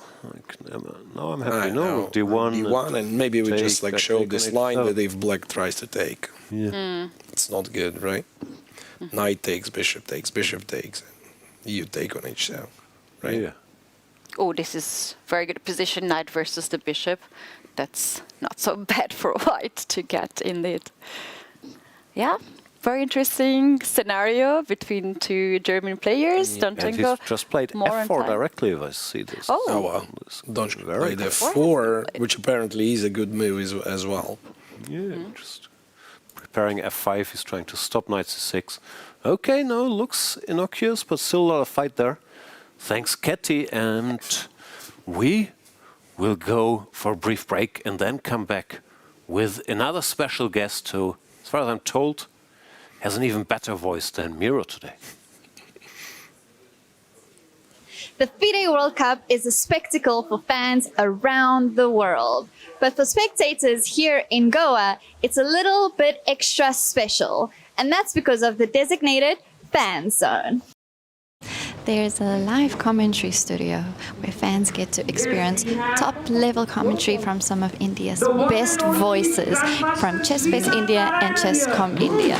They can eat, they can relax, even play some chess, of course, and get to experience the thrill of every move. Let's catch up with Sagar and Amruta on the commentary side of things. So there are 6 commentators in all. It's Amruta and me. And apart from us, there is Tanya Sachdev, who's one of the best commentators in India and the world. She is fantastic. There's Harshit Raja, who's a grandmaster. He's always filled with so much energy and excitement. And then we have another grandmaster. His name is Sahaj Grover, who is also one of the, he has all this knowledge of chess. And so he's calm. So, most of us are very excited all the time. He makes it more balanced by being calm. And then we have Sahil Tikku, who is this guy who brings in a lot of funny elements and so on. You can say like we are 6 good friends together, just having a good time watching chess. Yeah, absolutely. And guys, if you're watching this, I would ask you to definitely come over here and have this experience, because everybody is, enjoying together, and you will also get to make a lot of new friends, while playing chess. Those friends, I'm telling you, they'll be for life, guys. So come here, we'll root for everyone, we'll root for the chess moves and also the players. So it's going to be a lot of fun to meet you.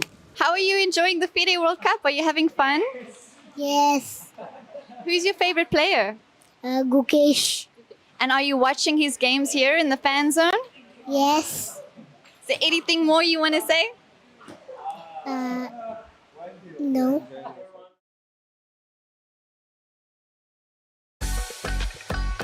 Are you ready to witness the most intense and unforgiving format in chess? A knockout, where one mistake can send you home. This is the 2025 FIDE World Cup. From October 30th to November the 27th, the chess world gathers in Goa, India for 1 month of chess. 206 players, 8 single elimination rounds. With a $2 million prize fund, every round is a test of nerve. 2-game classical matches, rapid and blitz tiebreaks, and even Armageddon if needed. For the top 3 finishers, the prize is even greater. A ticket to the 2026 Candidates Tournament. This is the chance to earn the right to fight for the World Championship. The FIDE World Cup 2025. Only the strongest will survive.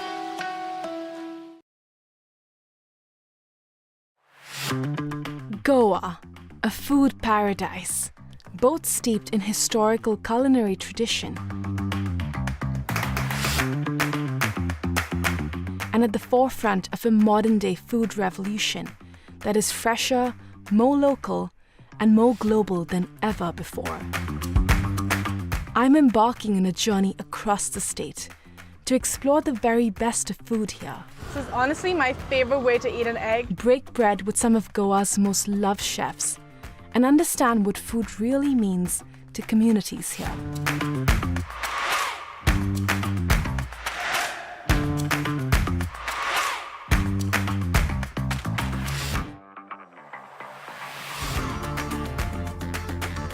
Watch postcards from Goa on National Geographic.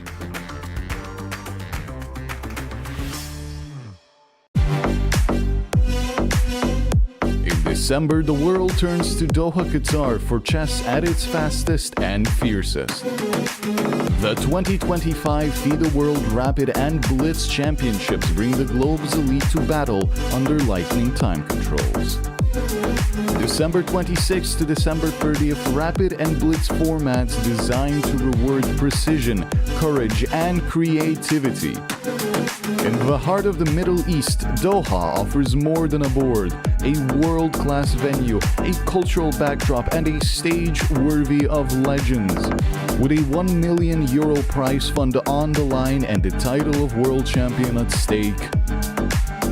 The 2025 FIDE World Rapid and Blitz Championships, the ultimate test of fast chess. Chess is more than just a game. It's a tool for empowerment, connection, and transformation. In 2025, FIDE is proud to launch the Year of Social Chess. We believe in the power of chess to bring about positive change from therapy and education to rehabilitation and inclusion. Social chess is our way to build a better world. The Year of Social Chess will introduce groundbreaking initiatives across the globe. Monthly themes will address critical social challenges: chess for protection in refugee camps, chess for cognitive health among the elderly, and even chess for addiction recovery. Through this initiative, we are mobilizing communities, conducting research, and creating opportunities for all to experience the joy and impact of chess. Join us for online chess events, global conferences, and even a documentary film festival that will showcase the power of social chess. Let's make 2025 a year to remember. The Year of Social Chess is here. Let's change the world, one move at a time.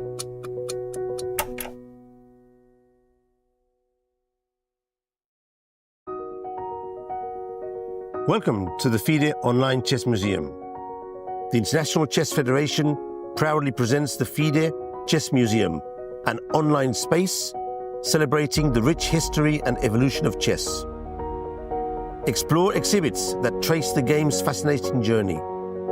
Discover the origins of chess, beginning in the distant past, and follow FIDE's centenary journey. Rare chess sets, unique books and memorabilia, autographs of chess legends, trophies of historical tournaments, and stories of the chess champions. Explore the game's legacy and future. Chess is more than a game. It's a global culture of strategy and unity. Join us to experience this unique online journey where history, culture, and passion for chess converge. And also on your phone.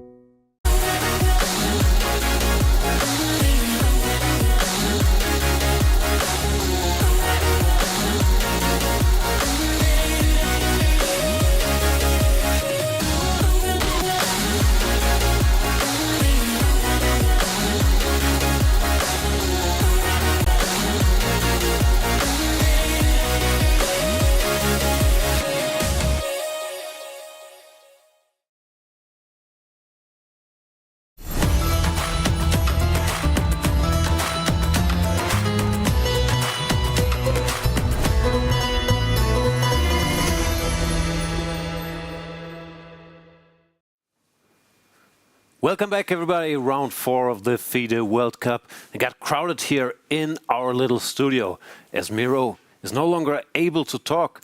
Sagar Shah graciously has abandoned his own show and joins us here in the studio to fill in. Thank you so much, Sagar. Yeah, and thank you. When I got to know that I'll get to commentate with you, I immediately said, okay, I'm coming here. Guys, you're on your own. Yeah, I understand. It's once-in-a-lifetime opportunity, but a real once-in-a-lifetime achievement, at least. First time is our first qualifier for the round of 16. Jose Martinez has won his match against Alexei Sarana, and he's with Katie to tell us how it happened. So congratulations on a victory.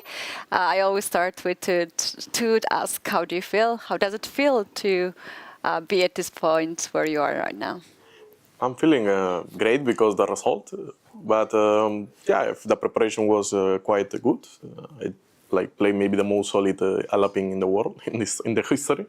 That C3 and some of Gambit, it's nice because he kind of just make a blunder. I was expecting that he could play DC3 or D3, trying to win, but if he plays Bishop E6, which is the main move, it's a draw. It's an easy draw. So yeah, I was for sure happy with the draw. He risked a lot. He just played D3 and then he got lost. I had for sure my chances, but I need a draw. Maybe if I have more time. I think the time was my 60% matter of decision. I have 30 minutes, and if I don't get a winning position, if I get a maybe clear advantage, but I need to work, I know me, I know myself, I can ruin it because the pressure, at the end of the day, this is World Cup, you need to qualify. Exactly. If I want to win points, rating points, I will go to other tournaments to do it. Exactly. Last time you were here in the studio, you said that you were okay with the result, obviously, because you won the match, but it was not your best. So far, throughout all these matches, do you think that you have shown your best in this tournament? For sure, I show my best preparation, and I am proud of my second game against Nordirbeck because, he forced me to play a really complicated position. He finds an amazing maneuver to king from G8 to B8 that leads to a complicated position. I need to maintain my nerves, and hopefully I did it well. And in the critical moment in that game after G5, I calculate everything fast, Blitz's heals helps me. I was calculating in 1 minute everything, and I was comparing the computer. So I was so inspired in that game because I was thinking, okay, I will not lose this game for sure. I have the golden chance to qualify. And the first game against Serena also I played really well. Preparation was 50% of the work, but the other 50% was my execution of how to finish the game. And now the preparation, just to hold the game, I think was quite good. I'm playing better. I think preparation is important. It's a big part of this, but I'm playing also according to the situation. Perfect. Cannot wait to see this game because you sacrificed the piece here in this position. Can you please show us the game and give us your insights, what you were thinking during the game? Yeah, here, can I come back one move? Of course. I was analyzing a lot E5, actually. That's why I take at least, 30 minutes, because this was the critical move. I don't know why he didn't find it. It's difficult because he's opening in purpose the position, but yeah, I will play for sure this. And if he plays I was calculating, this he cannot take because I will take, and the king is on the center. He can just go short castle, and I was analyzing bishop d4. I don't know if it's good. If he takes, I can take, and if I can take that bishop, or knight e5 ideas, I am okay. I was calculating more this move, and I was not sure, because if I take on e7, I was worried about knight f4, e2, then bishop e4, queen g4 ideas, all tactics. I will not go to that. I was just thinking in takes and takes here. That was my first thing. But I was not finishing my conclusion. But I had 35 minutes to play, so I decided, this position I cannot lose. At least it's bishop d4, and for sure this is not bad. I'm winning this pawn, or at least I have queen a4, queen a8, rook e1, g4 at the end of the knight e5, g4, knight e5. I have a lot of things to just simplify the position. But But for sure, yeah, that was the critical moment. I think a lot. That's but rook c8 surprised me because at first sight, okay, I saw knight e7, but maybe in the move 9 or 10, I was calculating this position. That's why I took my time after d3. I took at least 20 minutes on knight a3 because I was calculating this position. I was thinking, okay, I would play rook e1, threatening knight e6, and after e6, I was calculating, so yeah, knight bd4 and that stuff. Or a lot of in knight h4, or actually, no, but knight h4 is not. Knight bd4 is with the same idea, but now I have sacrifices on e6. Okay, if he goes bishop g6, okay, I will sacrifice everything on e6 and he's winning. If he plays g6, I play g4. If he don't play the bishop, I will take it. So maybe I should be winning this. So at the beginning, you were not considering knight a7 in your calculations? No, because I was calculating every single possibilities because this is the critical moment because I know d3 is bad. I don't want to play the bad move, the second, third best move. I want to play the best move and I want to punish that. So that's why I take my time here because I knew that this is the critical moment. I remember that he needs to play bishop e6. Also, dc3 is bad because I have some slight advantage. Yeah. He needs to play some bishop g4, knight b5, and bishop e3. That's a lot of lines. But then, yeah, knight e7 appears. But it was not easy. Okay, seems like it's winning, but I didn't find the concrete position that I am. I find a lot of positions and need to maneuver, try to eliminate some piece, some strong piece like this bishop. This bishop was the key of their defense. If I open the d file, it's over. But yeah, then knight 5 here, I was calculating knight f7, a4 actually I was calculating. But I never happens in my head that g4 is winning. Okay, I knew that I need to kick that bishop, but I didn't knew that was so forced. Yeah. Okay, maybe I was calculating a lot other lines. Okay, 3-4 moves before I was calculating one line in this position, so I didn't think about other possibility. That was my mistake. So I was thinking I just have this bishop b3 or. Actually, I was calculating also queen h5. It's interesting, but this is my first intention.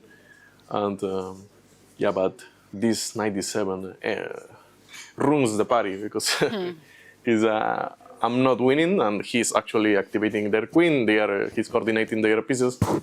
Okay, I have 2 pawns for the exchange and maybe 3, but still, okay, I can play, but. If he offers me a silent draw, he's repeating. Okay. Yeah. Maybe it's my mistake, but I will take the credit. I approve that myself. I approve that myself, but we do have here in the studio experts, so we can ask these questions, guys. In this situation, he took the draw to qualify to the next stage. What would you do yourself? Maybe Sagar, we start from you. You're a newcomer. Yeah, I personally think it was a very practical decision. You have many more rounds ahead. The main aim is to reach the candidates, and I think this is a great result for Jose. I think you have incredible support overall. What do you say to all your fans? Yeah, the fact that you've done so well. Yeah, thank you to everyone, to Mexico, because for me it's important. I am living in Mexico. I'm enjoying representing them. Also to Peru. Now I don't represent Peru anymore, but still I born there, and I have family, friends, fans, so, and every single people from any part of the world who is supporting me. Thank you to everyone. Wow. Yeah, I'm repeating without even thinking about it. So that's that part I fully understand. I have a different question. You're talking a lot about your preparation. I see you're playing new lines for you, like the Philidor, this triangle. How do you do it? Because I can imagine that's a lot of stuff to repeat, and you also have to balance with keeping your energy. You just work for hours here repeating lines. So what's the approach? I don't know how my brain works, but at some point, well, okay, at least I work 4 hours if I am playing new opening, I need to learn every single detail. Even if I reach a position that says equal, I want to deep in that. I want to. That's why I end to play this, because maybe I didn't expect that he will play this knight c6. I was not expecting, but I wanted to deep in what if he plays knight c6. Hopefully I have 20 minutes watching that, and yeah, that is maybe my main my best effort, like to try to at least 5, 6 one day 4 or 5 or 6 hours I take. When you play during that? Okay, because you play so many hours. I don't need to create my repertoire. I have like a preparation person who helps me, and it's easier for me to just learn everything I need to learn. Maybe I start this how to say this way to play and surprising openings in Fujairah. I did well. I got third. Yeah. And for me it's stressing. I never studied 6 hours before a game. But this is classical. This is the World Cup. Yeah, and if I am representing, I'm playing in this level, in this stage, I need to do my best. Yeah. I think it's working well. And I will continue doing that. I can play maybe tomorrow. I can play French, Karokan, C5. I don't know. We're gonna keep the eye on that. I like to adapt the situation. Amazing, guys. We're talking earlier. I heard that your opponent, Sarna, and yourself, you're both very strong online chess players, and we knew you too from the online blitz games and so on. How well do you know did you know your opponent before this match? Sure, yeah, I know he's really strong theoretician. He likes to play a lot before. He knows a lot in before opening. He plays really well the online tournaments. He had a nice result this year, like me in last year, but he has a nice result this year. And for sure, if we go to tiebreaks, I will be not favorite. I will give him a 50-50. Will depend on who wake up in a better shape. But he is really He was European champion some year. That is speaks for itself. That result. So, I don't need to explain how strong he is. Huh? Yeah. Thank you so much, Ketty and Jose. Congratulations. The good news, you don't have to play tomorrow, so maybe you can do 8 hours of theory while the others play the tiebreak. Surprise, but not Philidor. That was I go too far. Yeah. Okay, thank you so much, guys. We'll go very short break to set up again, and we'll be right back. The FIDE World Cup is a spectacle for fans around the... Are you ready to witness the most intense and unforgiving format in chess? A knockout where one mistake can send you home. This is the 2025 FIDE World Cup. From October 30th to November the 27th, the chess world gathers in Goa, India for 1 month of chess. 206 players, 8 single elimination rounds. With a $2 million prize fund, every round is a test of nerve. 2-game classical matches, rapid and blitz tiebreaks, and even Armageddon if needed. For the top 3 finishers, the prize is even greater. A ticket to the 2026 Candidates Tournament. This is the chance to earn the right to fight for the World Championship. The FIDE World Cup 2025. Only the strongest will survive.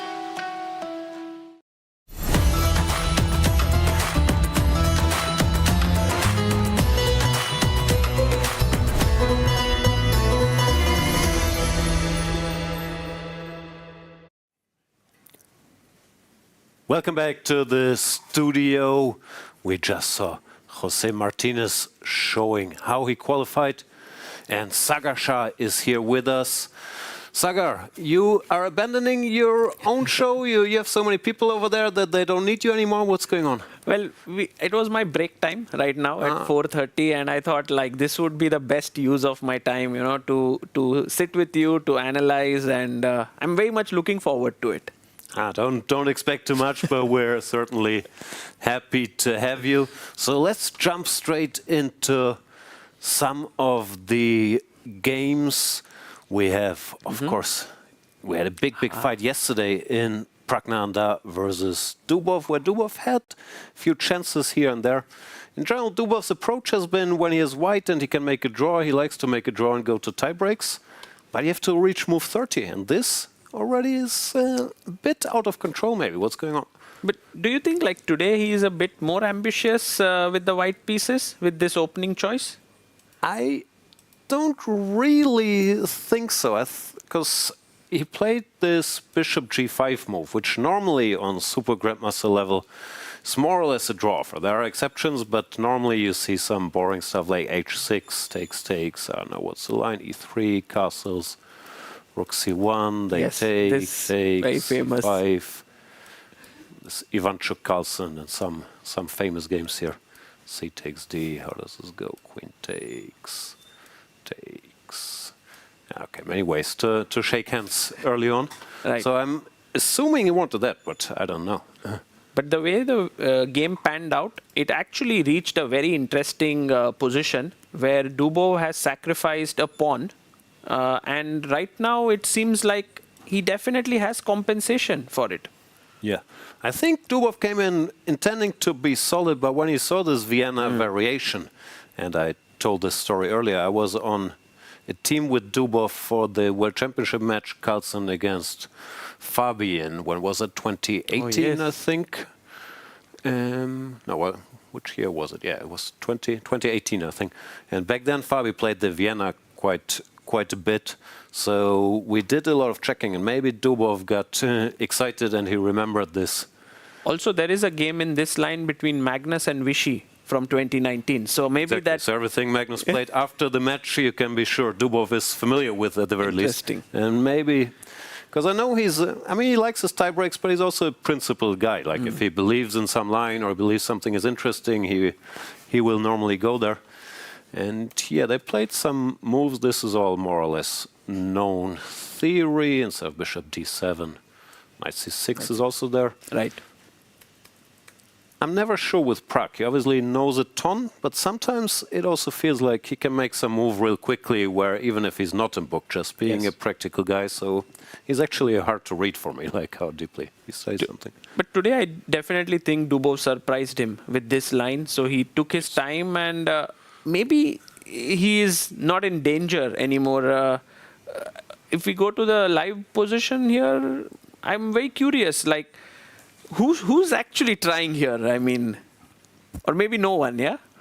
I'm not sure. Now the SM game is over. I guess this is a draw. Yeah, this looked drawish. Lodici going to the tiebreak against Sam Sevian, our lowest rated participant. But yet to come back to this, I think Dubov is happy. I'm not sure if Pragg feels that he's in trouble or anything in general. I think he's just playing the position, but there's some tactics, no? Like queen here, and we have all these guys hanging. Right. I guess his point is, because you don't want to give the bishop for the knight, then you can only be worse. So his point is to go here, and if takes, this could be nice for white.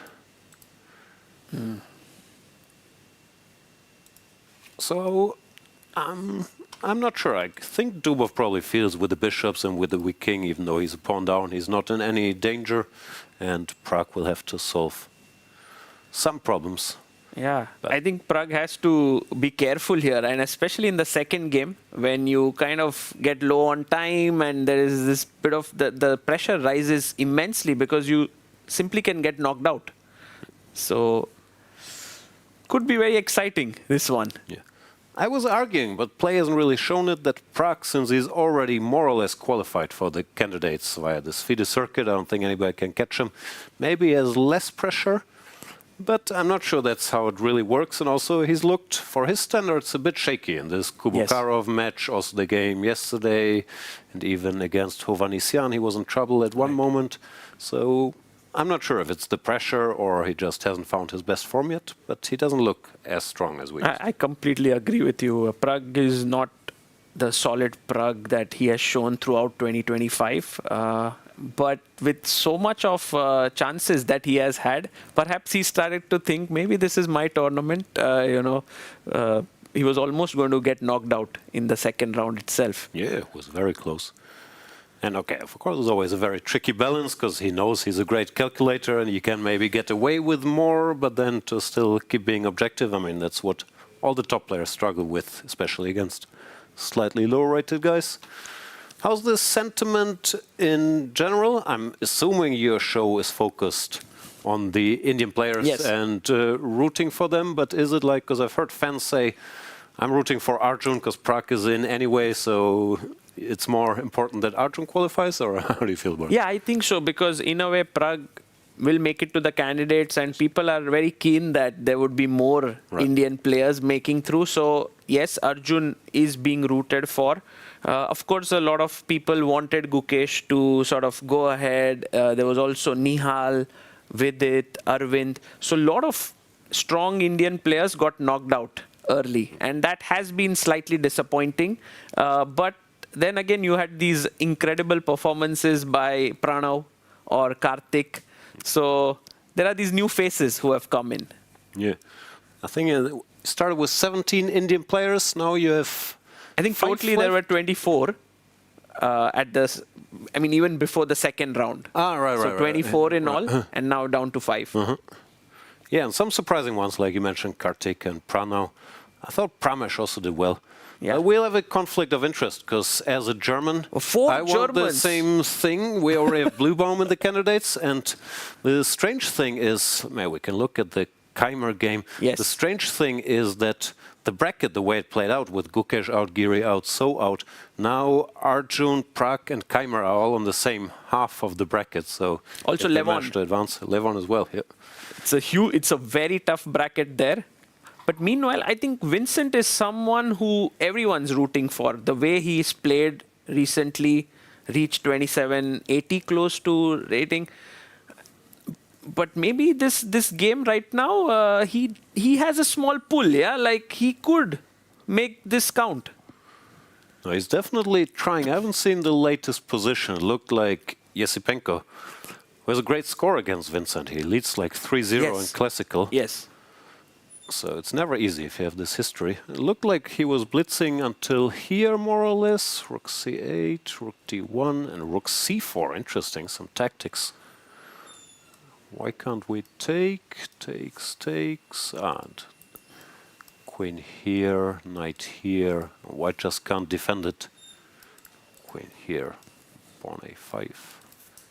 You lose a knight, so he couldn't take, but he found this move. Wow, I guess the logic is if takes b3, we win the exchange. So queen e3 is basically, I mean, now you're threatening to take the rook on c4 and then move it. So maybe rook e4. He takes the queen? Yeah, I guess you take and go rook c2 or... Yeah, I guess rook c2. Yeah, he does just that. He brings his rook to c2 and attacks the b2 pawn. Should still be pleasant for Keimer. Even rook b1 and then knight d4, you kick the rook, you can exchange a worst case scenario. Do you think like Vincent excels in such kind of positions? I think it's hard to say. All these top guys are so universal. I mean, of course he's a good technician and everybody likes like a small advantage in the endgame. But generally I think he excels. Calculating, and I'm not sure. He has some things going for him that aren't so much only chess related, but he doesn't lose his cool in time trouble normally. He's always playing for a win, which can backfire, but now I think he's calibrated it a little better not to take too many risks and how much risks he can take against what opponent. In general, I'm not sure. Of course, I'm biased as a German.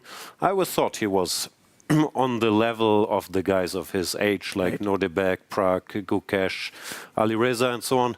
But the rating didn't show it for a while. He was a bit behind. He was, whatever, 2720, and the other guys were already 2780. But now he's up there, and I think it also gives him confidence that he felt the same way, but now the rating shows it. So he's playing well now, still. It's not an easy tournament for anybody. I have to ask you, Jan, what is the secret of German chess recently? Like, everyone's doing so well. Yeah, I mean, they have an amazing head coach who's working incredibly hard. No. Well, it could be one of the reasons. It really is not, as much as I'd like to take credit. But in general, we've had a good generation. Like, we don't have a chess boom like in India, but we've had a project a couple of years ago. They called it whatever, the Princess Group, because in Germany chess training is normally not so organized, but most of the guys you see here Bluebaum, Rasmus Svane, Donchenko, and some others, Keimer and Frederick, they're slightly younger, but they were together in a group from like age 12, and they got more training support than is normal in Germany.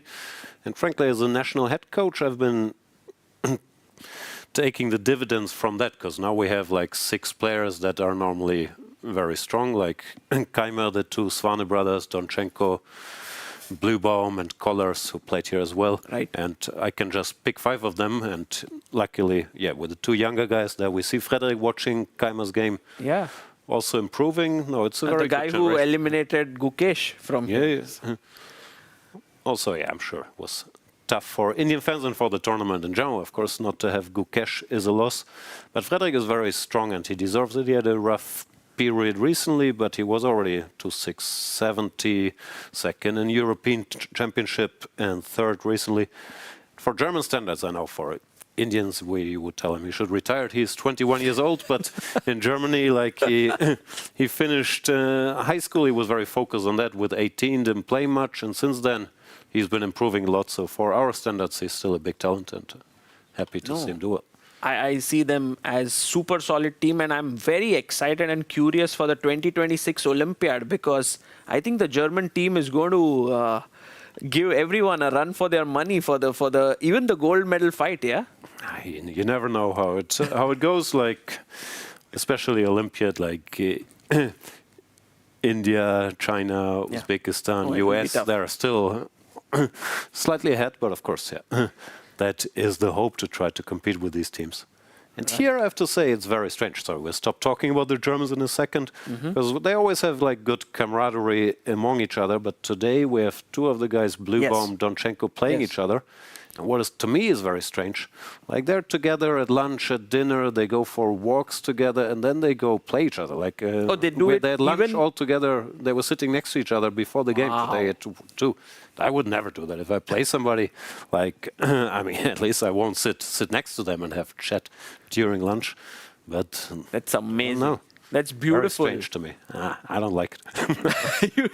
But I find that to be really wonderful, that on the board you can really fight, and off the board you can, be friends again. But as we see on the video, it seems like Bluebaum is unhappy with his position.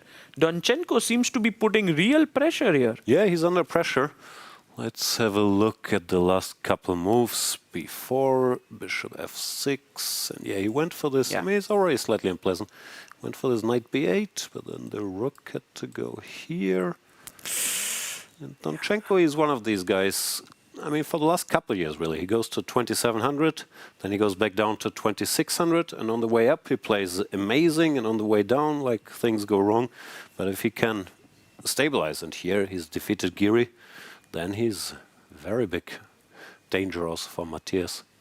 So f5 he had to play, stopping f5, rook c1, bishop out. Rook e1. Would you say like both Matthias and Alexander are like similar in their playing styles, like both are positional in nature? I'm not sure. I think Alexander is more. I mean, of course, there's always the disclaimer, everyone can do anything and so on, but like, I think Alexander is quite positional player. He likes his structures and subtleties and so on. Matthias, I'm not sure if he would be offended by this, but I think he's more of a calculator. He's very good when he can calculate like some small lines. He's very precise. Also, he plays so much online blitz. He's very fast. So I think, obviously, he can also play positionally. He's more at home when there's lines to calculate. Got it. And right now, I think the main problem are those bishops on e6 and e3. But I think it's the rook on a7 and those dark square weaknesses on the queen side that are the real issues, yeah? Yeah, the stupid rook. And if you move it, knight c5, there's trouble. And somehow, he's trying to have counterplay against this pawn. It looks like you can never take it, yeah? Knight takes d4. Computer just says you go here, and black is a pawn up. But this guy is not moving. This is not really moving. It's just very unpleasant. Yeah, he plays rook a8 just to get the rook back into the game. Yeah. That allows this, and then he has to go back here as well. Bishop back to c8. Yeah, this is not going to be easy. No, But this how will do be you- suffering. How do you defend the d4 pawn? Now it's a real threat, yeah, to take the pawn. Yeah, maybe you can. Black is so passive, you can play a move like this, and if takes, then you try to open it with rook d1 or bishop here. No, it's clear black is suffering. I don't know how bad, but serious chance here for Donchenko. Yeah, if Donchenko manages to win this game, it would be very similar to what he did with Anish Giri, because you know he had slow pressure in that game as well, and then finally Anish collapsed and he scored the win. No, he's playing very good chess. Oh, and we have a draw already, done. yeah? Yeah, Dubov sticks to his game plan, move 30, go for tie breaks. So queen e7, and he took on d7. That forces simplifications. So he could have played some other move, play for compensation, but he decided not to. I think Dubov just d3. thinks like he can have chances in tiebreak against anyone here, right? Like he's really good at shorter formats. But what's your feeling in this tiebreak, Pragg and Dubov? Very hard to say. Dubov is a former rapid world champion, and he has this confidence. He's not afraid of any big names at all. Generally, still Pragg. He's had more experience against the world top in the last couple of years, and also he's incredibly fast, and yeah, he's played against the very best at all-time controls. So I would still put him as a small favorite. However, the way he's played here, and Dubov being so happy to go into tie breaks, I would put it close to 50-50, at least not what the ratings tell us. Like anything can happen. I think as the time gets shorter, maybe Dubov gets stronger. So like 15 plus 10, 10 plus 10, maybe they are even, but 5 plus 3, I think Dubov already starts to get an edge there, perhaps. I'm not sure. I've seen Pragg play at all-time controls. It's not like 5 plus 3. He doesn't know how the pieces move anymore, like so much. Of course, he's great, but could be quite close. Yeah. So it's a draw there. They go into tie breaks. Yeah. Check if we have any other results. We've seen Sevian Ludici was a draw, and Awanda Liang Sargsyan is also a draw after they played 110 moves yesterday. Today, Sargsyan. I played Sargsyan twice before most of the players here were born. I think I lost to him in like 2002 and 2004, and he's still going strong. So it's impressive longevity. Huge longevity there. Also one of the like prime players for Armenia in team tournaments. A great player he has been. So they go into tie breaks, Sargsyan and Awanda Liang. I was very curious about this game. I don't know if you've checked it. Peter Leko versus Arjun Erigaisi. Yeah, let's check in with them.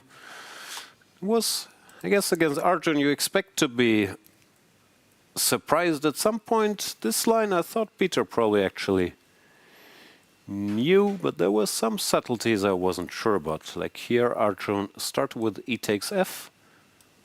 This normally you take, and then you take, and you get this. But after e takes f, the main move is knight takes, as far as I know. But Peter took like this, and now they're back to some sort of theory. And I saw that b6 instead of b5 was the game between Vincent and Wei from Prague. Yes. So maybe here Peter already knew this move b5.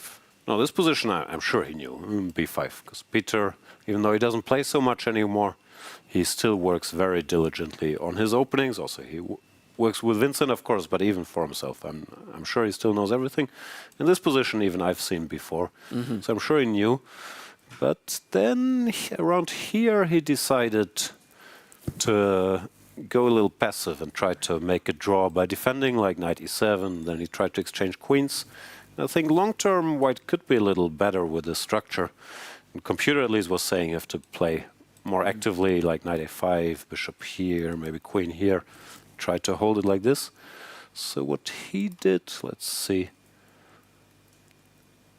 I wasn't sure if he has to suffer a bit or not. In a way, it's like black is super solid here. But Arjun usually is quite ambitious. Yeah, he doesn't agree to draws in such positions. No, you're not getting a draw here. And also, I think Peter, I mean, he probably knows he's not getting a draw, but still, deep down, he's hoping, okay, let's make a draw and this stress is over. Like you can see, he plays knight b7, rook c3, knight b6 back, asking, okay, well, what about rook c5? Let's repeat moves. But it's not going to happen. And I also think he's worse. Like, this doesn't look so stable. And if you take fe, white is happy. Like, maybe you can go here, here. I don't know. I think this is still some work for Peter and probably comfortable for Arjun, like psychologically, but also the position, because it doesn't feel like he will get in trouble. He can get a draw when he wants one, and he can try more or less for free. So my question is, like, black has this very nice light square blockade, right? Like you put your rook on c8, maybe get the other rook on c7. How is white going to try for something if they want to? Like, you get your knight to f4, I just stay.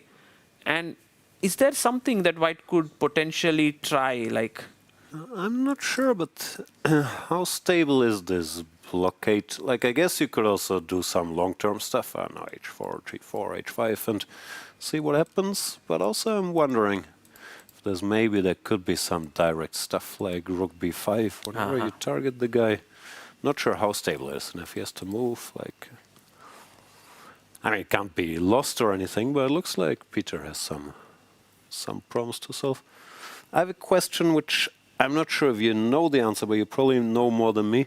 The system is so complicated with who makes it to candidates. Should Prague make semi-finals? Have you studied this, how it works, if Prague and Arjun both make it, or if only Prague makes it? I'm so confused. I actually think a lot of permutations would have been tougher if Anish and Gukesh would have stayed back, because they have already qualified. But with them getting out, I think there's only Prague now who's there. So if Prague makes it from here, then the FIDE circuit, he is irrelevant for him, because the first qualification is counted.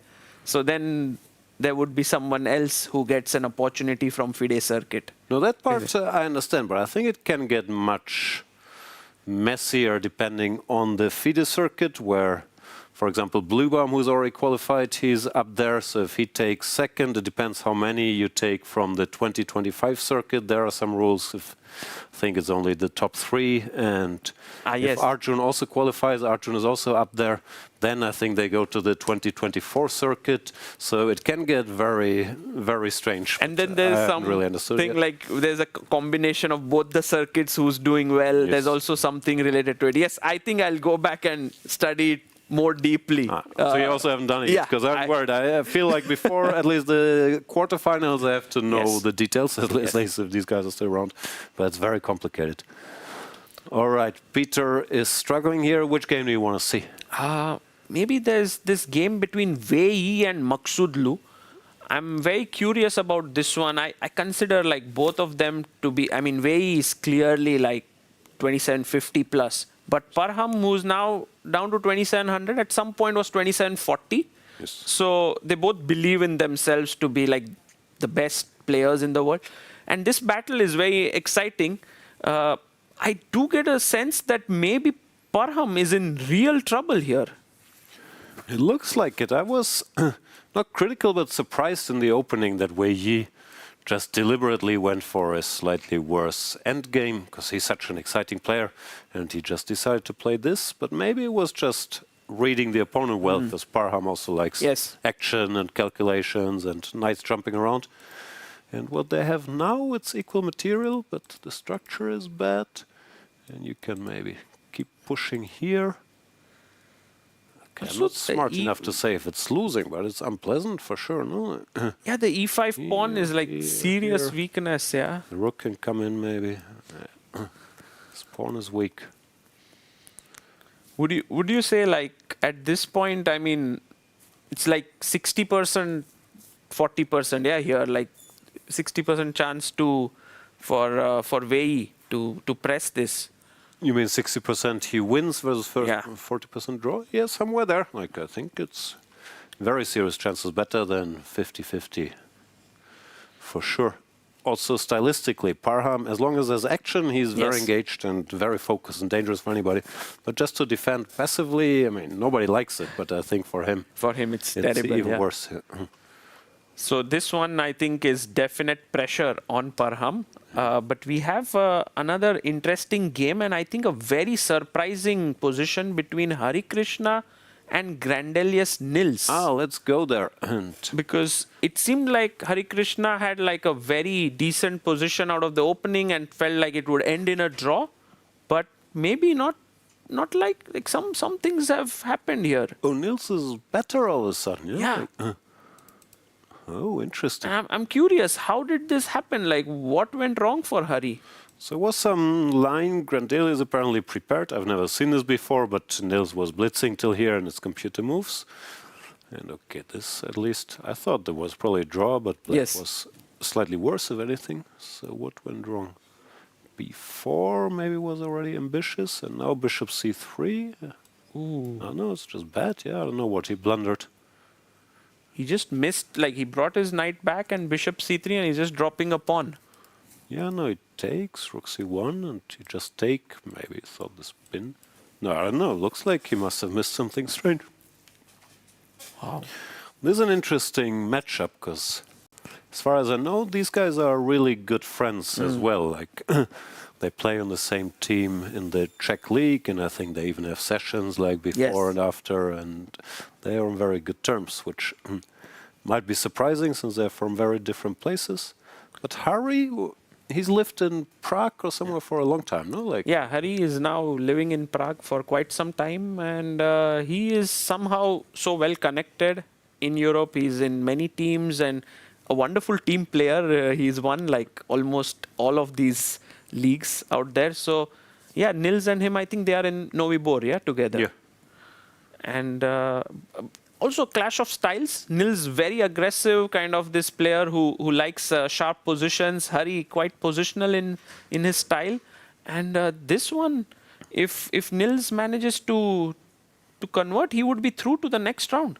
Yeah, Nils, he's kept doing this. He drew with white against Mamedyarov, then it looked like he was in trouble with black, then he went on to win that one. If he can do it again, it's amazing. I always have breakfast with Nils. I like to make fun of him because I don't know anybody who has such a by-the-minute planned daily schedule. Really? Not just here, but at home as well. Like I know, yes. But here I can set my clock. He's at 8:30. He's at breakfast till 9:30. 11:00. He's at the gym.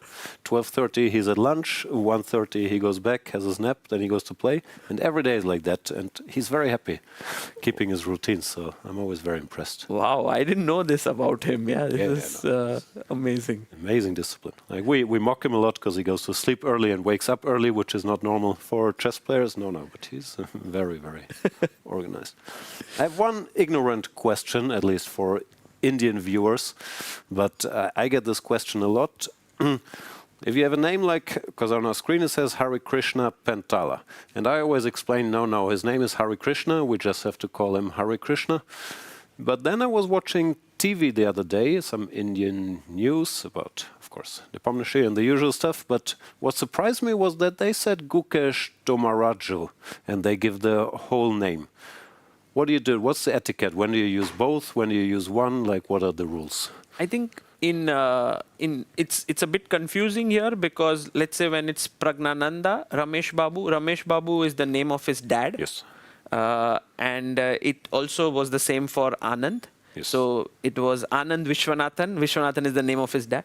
But because Hari and even Gukesh come from different sort of culture, their second name is not the name of their parents. So Domaraju is not the parent's name. Yeah, so That's its father's name is Rajnikant. But it's Domaraju. So it's like Gukesh, so it's like me. My father's name is different, but my second name is Shah. Right. So Sagar Shah. And the father's name is in the middle. So it's the same for Hari. His father's name is something else, but Pentala is his second name. I didn't know that. Okay, that's interesting. Because I know Nihal Sari and Arjun Erigaisi, that part went over, but I didn't know with Hari. Okay, that's good to know. Like with Vishy, of course we know, but I mean the West decided he's Vishy early on. So, I mean, like, and now many people in India also call him the same. Vishy, sorry. Yeah. Okay, and so king g7 comes up, and Hari Krishna is going to move his bishop to f1, putting some pressure on c7, but maybe just c6, yes? There. This just looks bad. Yeah, it's just a pawn down for nothing. And long term, it says he's 3 versus 1 on the queen side. Hari is a very good and also tenacious endgame player, but this is serious. I guess his point is bishop f1, and if c6, maybe have some rook c4 tricks. Yeah, like attacking both the bishops. Right. But let's say bishop c6. Bishop goes back. No, this is just bad. Yeah, it's pawn down here, and it's going to be really tough to recover from here. Yeah, and there was also another game which is, I think, super important, which is Levon Aronian versus Wojtaszek. Yeah, Levon was doing well, wasn't he? Let's see. Yeah, I'm actually curious if Wojtaszek, who is actually a rook up right now. I'm trying to count. It's a whole rook. Levon is this b2 pawn. What happened here? We've seen something like this.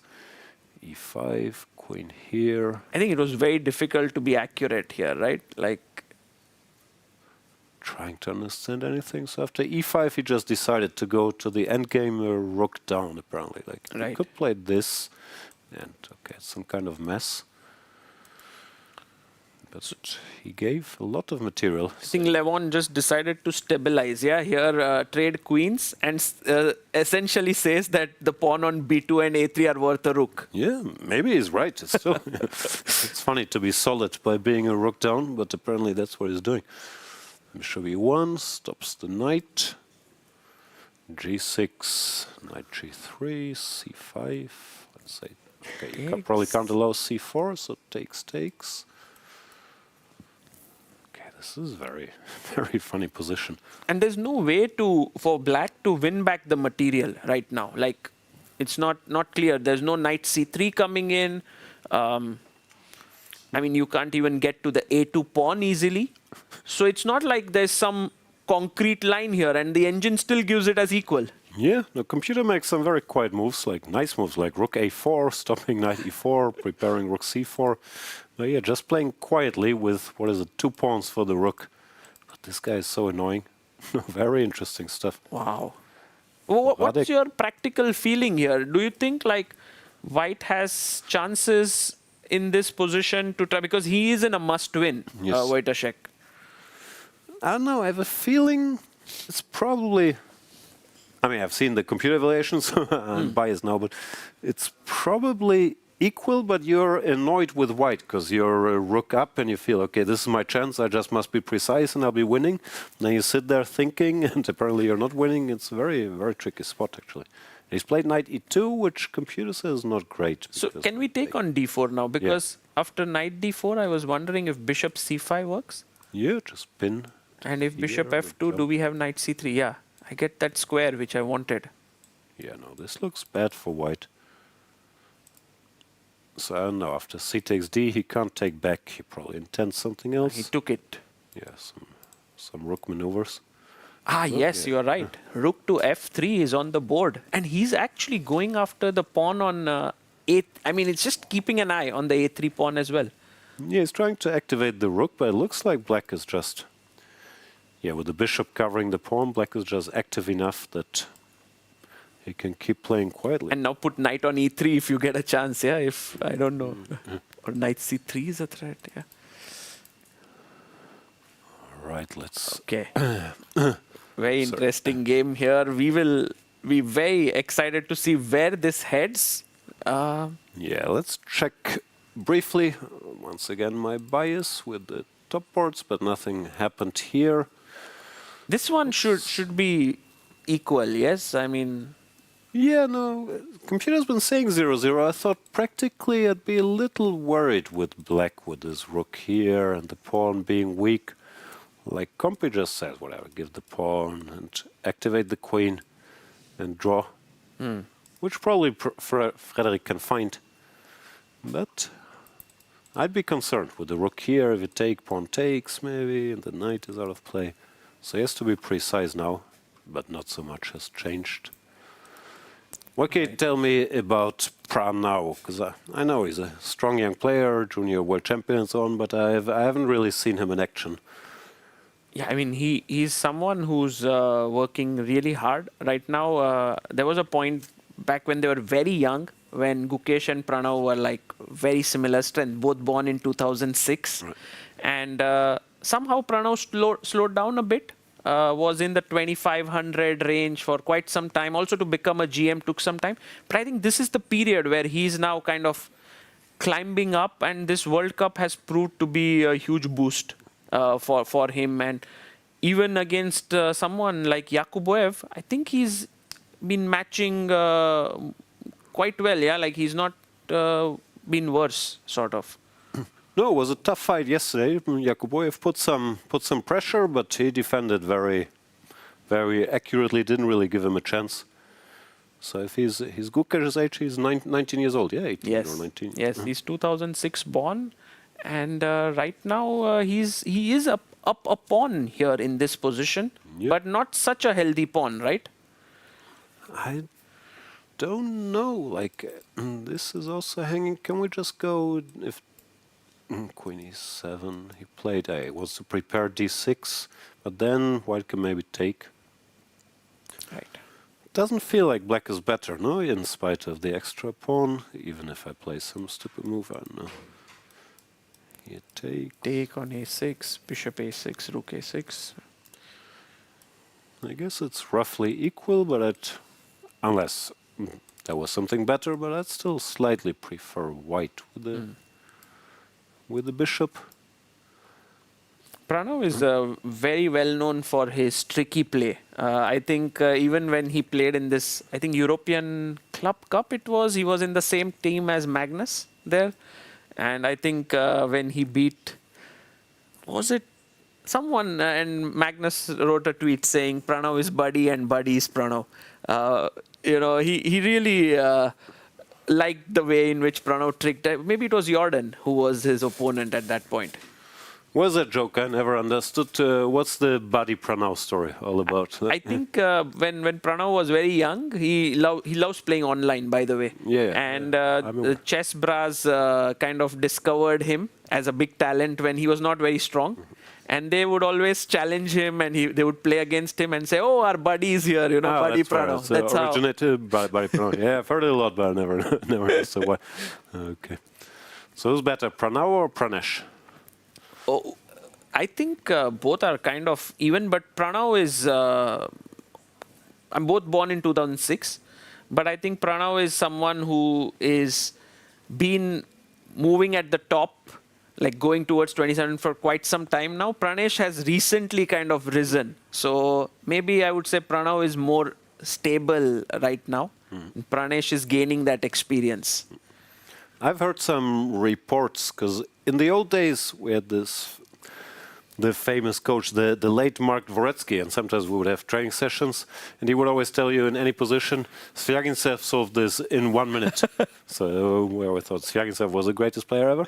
And I've heard reports, I'm not sure if these are true, but that nowadays Ramesh is telling everybody in any position, Pranesh solved this in 30 seconds. So apparently he has an opinion. I'm not sure if it's true, but that's what I'm being told, that Pranesh can solve any position. Very raw talent there. And I think one of the things that Ramesh, who is one of the finest coaches in the country, does is that he kind of keeps that individuality of the player intact. And so Pranesh, even though he's like 2600 plus, has a very raw, aggressive, very tactical style, and that's what against Vincent he couldn't really manage, because Vincent was like so good. Yeah, also felt like a bit inexperienced to go for this structure against Vincent, where he will be out understood, like either make a draw or play something direct. But yeah, there maybe he overestimated himself a bit. But he looked very strong also in the match before. So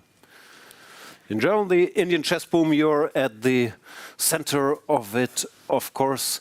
Do you feel like now with Pragg, Arjun, Gukesh, it's sort of a golden generation, or just these guys will keep coming because chess is so big now? Yeah, I think in general, these three youngsters, as you named, are going to do well for at least a decade, perhaps, or something like that. But I think it's very important to have the next set of players who are like right now born in, let's say, 2011 or 2012, perhaps, to start doing well. But I see like already there is so much talent in the world. Like, for example, Turkey, you can see like insane talent with Erdogmus and Ediz Gurel. And also there are a few other countries who are doing fantastically well. I think US as well. Yes, of course, but also Uzbekistan, Kazakhstan. So I feel like the next generation, like there won't be like from one country. There would be many more, because chess is being taken seriously in almost all countries. There's support now given. There are more events happening everywhere. So I don't think any one country can anymore dominate like perhaps what the Soviet Union did or so on. It's impossible now, I guess. No, times have changed also with all the online stuff, Chess.com, Chessable courses, Chessbase India and everything that's out there. During the pandemic, you could tell many kids all over the world had 2-3 years where they could just learn and then come to tournaments and take our rating, which is fair enough. But still, I've never seen the amount of passion for chess that you had at the Chess Olympiad or here as well. Or I remember in Düsseldorf, in Germany, when we won some, what was it, World Amateur Team, this World Team Rapid Championship. We had Prague on the team.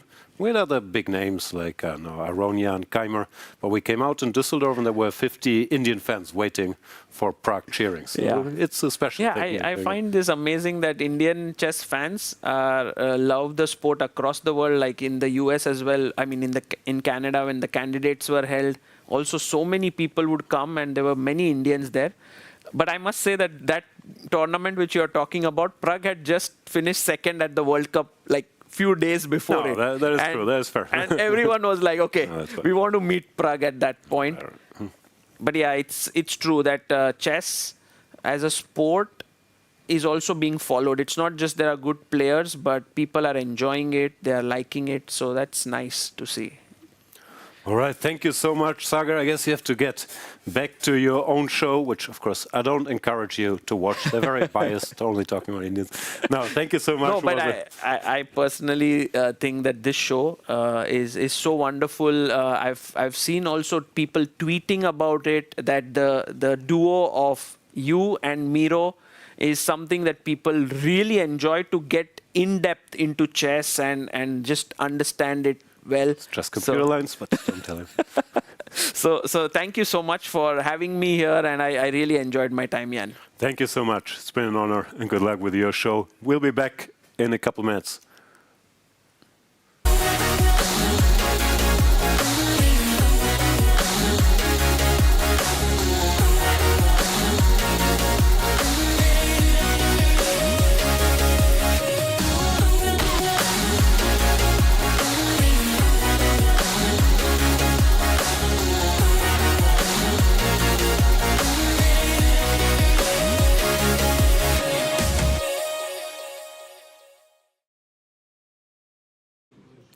Every top-level tournament requires a top-level broadcast, and with an event like the FIDE World Cup, that is not an easy task, particularly considering how many players there are, often in different time controls. A lot of work goes behind the scenes. Let me show you exactly what that means. Our broadcast brings you full coverage of everything happening at the board, as we have multiple cameras set up to catch the players and what they're doing, catching every emotion, every move, and every gesture. There are also microphones set up here so we can hear conversations aside from all these wonderful angles. And this is included in the main broadcast, but every top board also has their individual stream. So we quite literally, you can't miss a move. World Cup is one of the most challenging events in the year. We have extreme number of players, and the format changed every 3 days. So the whole team, the commentators, the technical team have to adapt, have to rearrange the cameras, rearrange the cable set to get the most stable feed from each board and to capture all the emotions of our participants. As you can see, we have a large amount of cameras. We also provide individual streams of particular tables, so you can follow your favorite player any moment. Let's check in with our commentators to hear more about their roles. Miro, you're commentating at a lot of FIDE events. What's your favorite format to commentate on? I think the shorter the better. And not necessarily the short working day, which like days at Rapid at Blitz are usually very long, but you know, more games to commentate, more events, more fun. Let's also check in with Jan Gustafsson on this side of the commentary booth. Jan, you're going to be here for the entire duration of the event. What's it like commentating on such a long one? I've never done this an entire month in a place commentating, so ask me again in 2 weeks, but so far so good. I'm having a good time. Like, weather's good, room is fine, I like the food. I go to bed early, I'm living like a normal person, going to sleep at 11 p.m., waking up at 7 a.m. Feels very strange, but maybe it's healthy, who knows. And what's the most special thing about commentating here at the FIDE World Cup? I mean, it changes all the time. Normally, not half the players leave every 3 rounds, so thus far we have some company, some of the German boys are still playing, but I wonder if it's gonna get very lonely here. Well, normally chess knockout is not that common, so you usually have everybody in the same place for the duration of the tournament. Well, here, you always check at breakfast, who's left? Oh, he got knocked out, he's gone, so it's a bit strange. So Ketty, tell us what your role is here with this big, nice TV and chessboard. What goes on here? Sure, Liz, this is my little corner here in the studio, and I'm showing all the exciting games what we have in the tournament, because we had at the beginning 206 participants, and of course commentators can't cover all these games. So whatever they miss, I'm coming here and pick it up. And also I have a chance to go to the playing venue, so I like to bring some stories too that they don't know what's happening there. So it's pretty nice, and we have a lot of fun here. And you get to interview players as well. They come in, they look at the games, and you've already checked everything out? Oh yeah, it's a lot of fun because basically we have 2 studios in one room, and when I have a player here to interview, there's always a discussion back and forth with all the 3 grandmasters and myself. It's a lot of fun, I should say, and I really enjoy that we have this opportunity to see the actual thinking process of the players here. So yeah, it's pretty cool. The DGT team has a corner set up here in the hall, catching every move, and we are going to hear a bit more about what exactly goes on. Yeah, it is a great experience to be here. Like what we do daily on is like we have to make sure the boards are set properly. We have to make sure the pieces are properly aligned and things like that, and we have to make sure the recording is start, and we want to capture that, and also we have to make sure the VARs are also monitored in a timely manner, like because we have to make sure what happens in the game. We have to capture those interesting moments as well, and we have to make sure if there is any claims or whatever, the games are over, we have to immediately record the same. We have to correct those if there is any issues over there, and report immediately to the arbiters team as well. So as you can see, there are so many working parts and people to make our broadcast a success, which is no easy feat, considering the fact that this tournament can be a month long for us. Players get to go home early if they're knocked out. We stay here throughout. So we try to keep the energy good, the vibes entertaining, to bring you the best quality broadcast in chess. Are you ready to witness the most intense and unforgiving format in chess? A knockout where one mistake can send you home. This is the 2025 FIDE World Cup. From October 30th to November the 27th, the chess world gathers in Goa, India for 1 month of chess. 206 players, 8 single elimination rounds. With a $2 million prize fund, every round is a test of nerve. 2-game classical matches, rapid and blitz tiebreaks, and even Armageddon if needed. For the top 3 finishers, the prize is even greater. A ticket to the 2026 Candidates Tournament. This is the chance to earn the right to fight for the World Championship. The FIDE World Cup 2025. Only the strongest will survive. The FIDE World Cup 2025 in Goa is one of chess's most intense events. A knockout that tests stamina, strategy, and nerves. Here's how it works. It's a single elimination bracket played over 8 rounds. In round 1, lower-seeded players face off while the top 50 seeds receive a bye into round 2. Each round runs for 3 days, 2 classical games, and if the match is tied, tie breaks on the third day. The drama builds until two players reach the final. The semi-finalists who don't advance play a separate match for third place.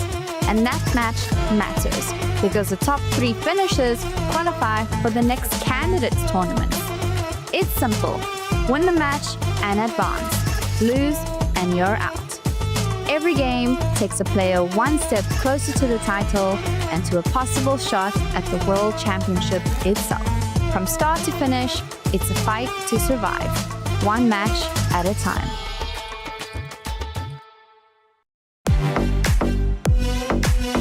In December, the world turns to Doha, Qatar for chess at its fastest and fiercest. The 2025 FIDE World Rapid and Blitz Championships bring the globe's elite to battle under lightning time controls. December 26th to December 30th, Rapid and Blitz formats designed to reward precision, courage, and creativity. In the heart of the Middle East, Doha offers more than a board, a world-class venue, a cultural backdrop, and a stage worthy of legends. With a €1 million prize fund on the line and the title of world champion at stake. The 2025 FIDE World Rapid and Blitz Championships, the ultimate test of fast chess.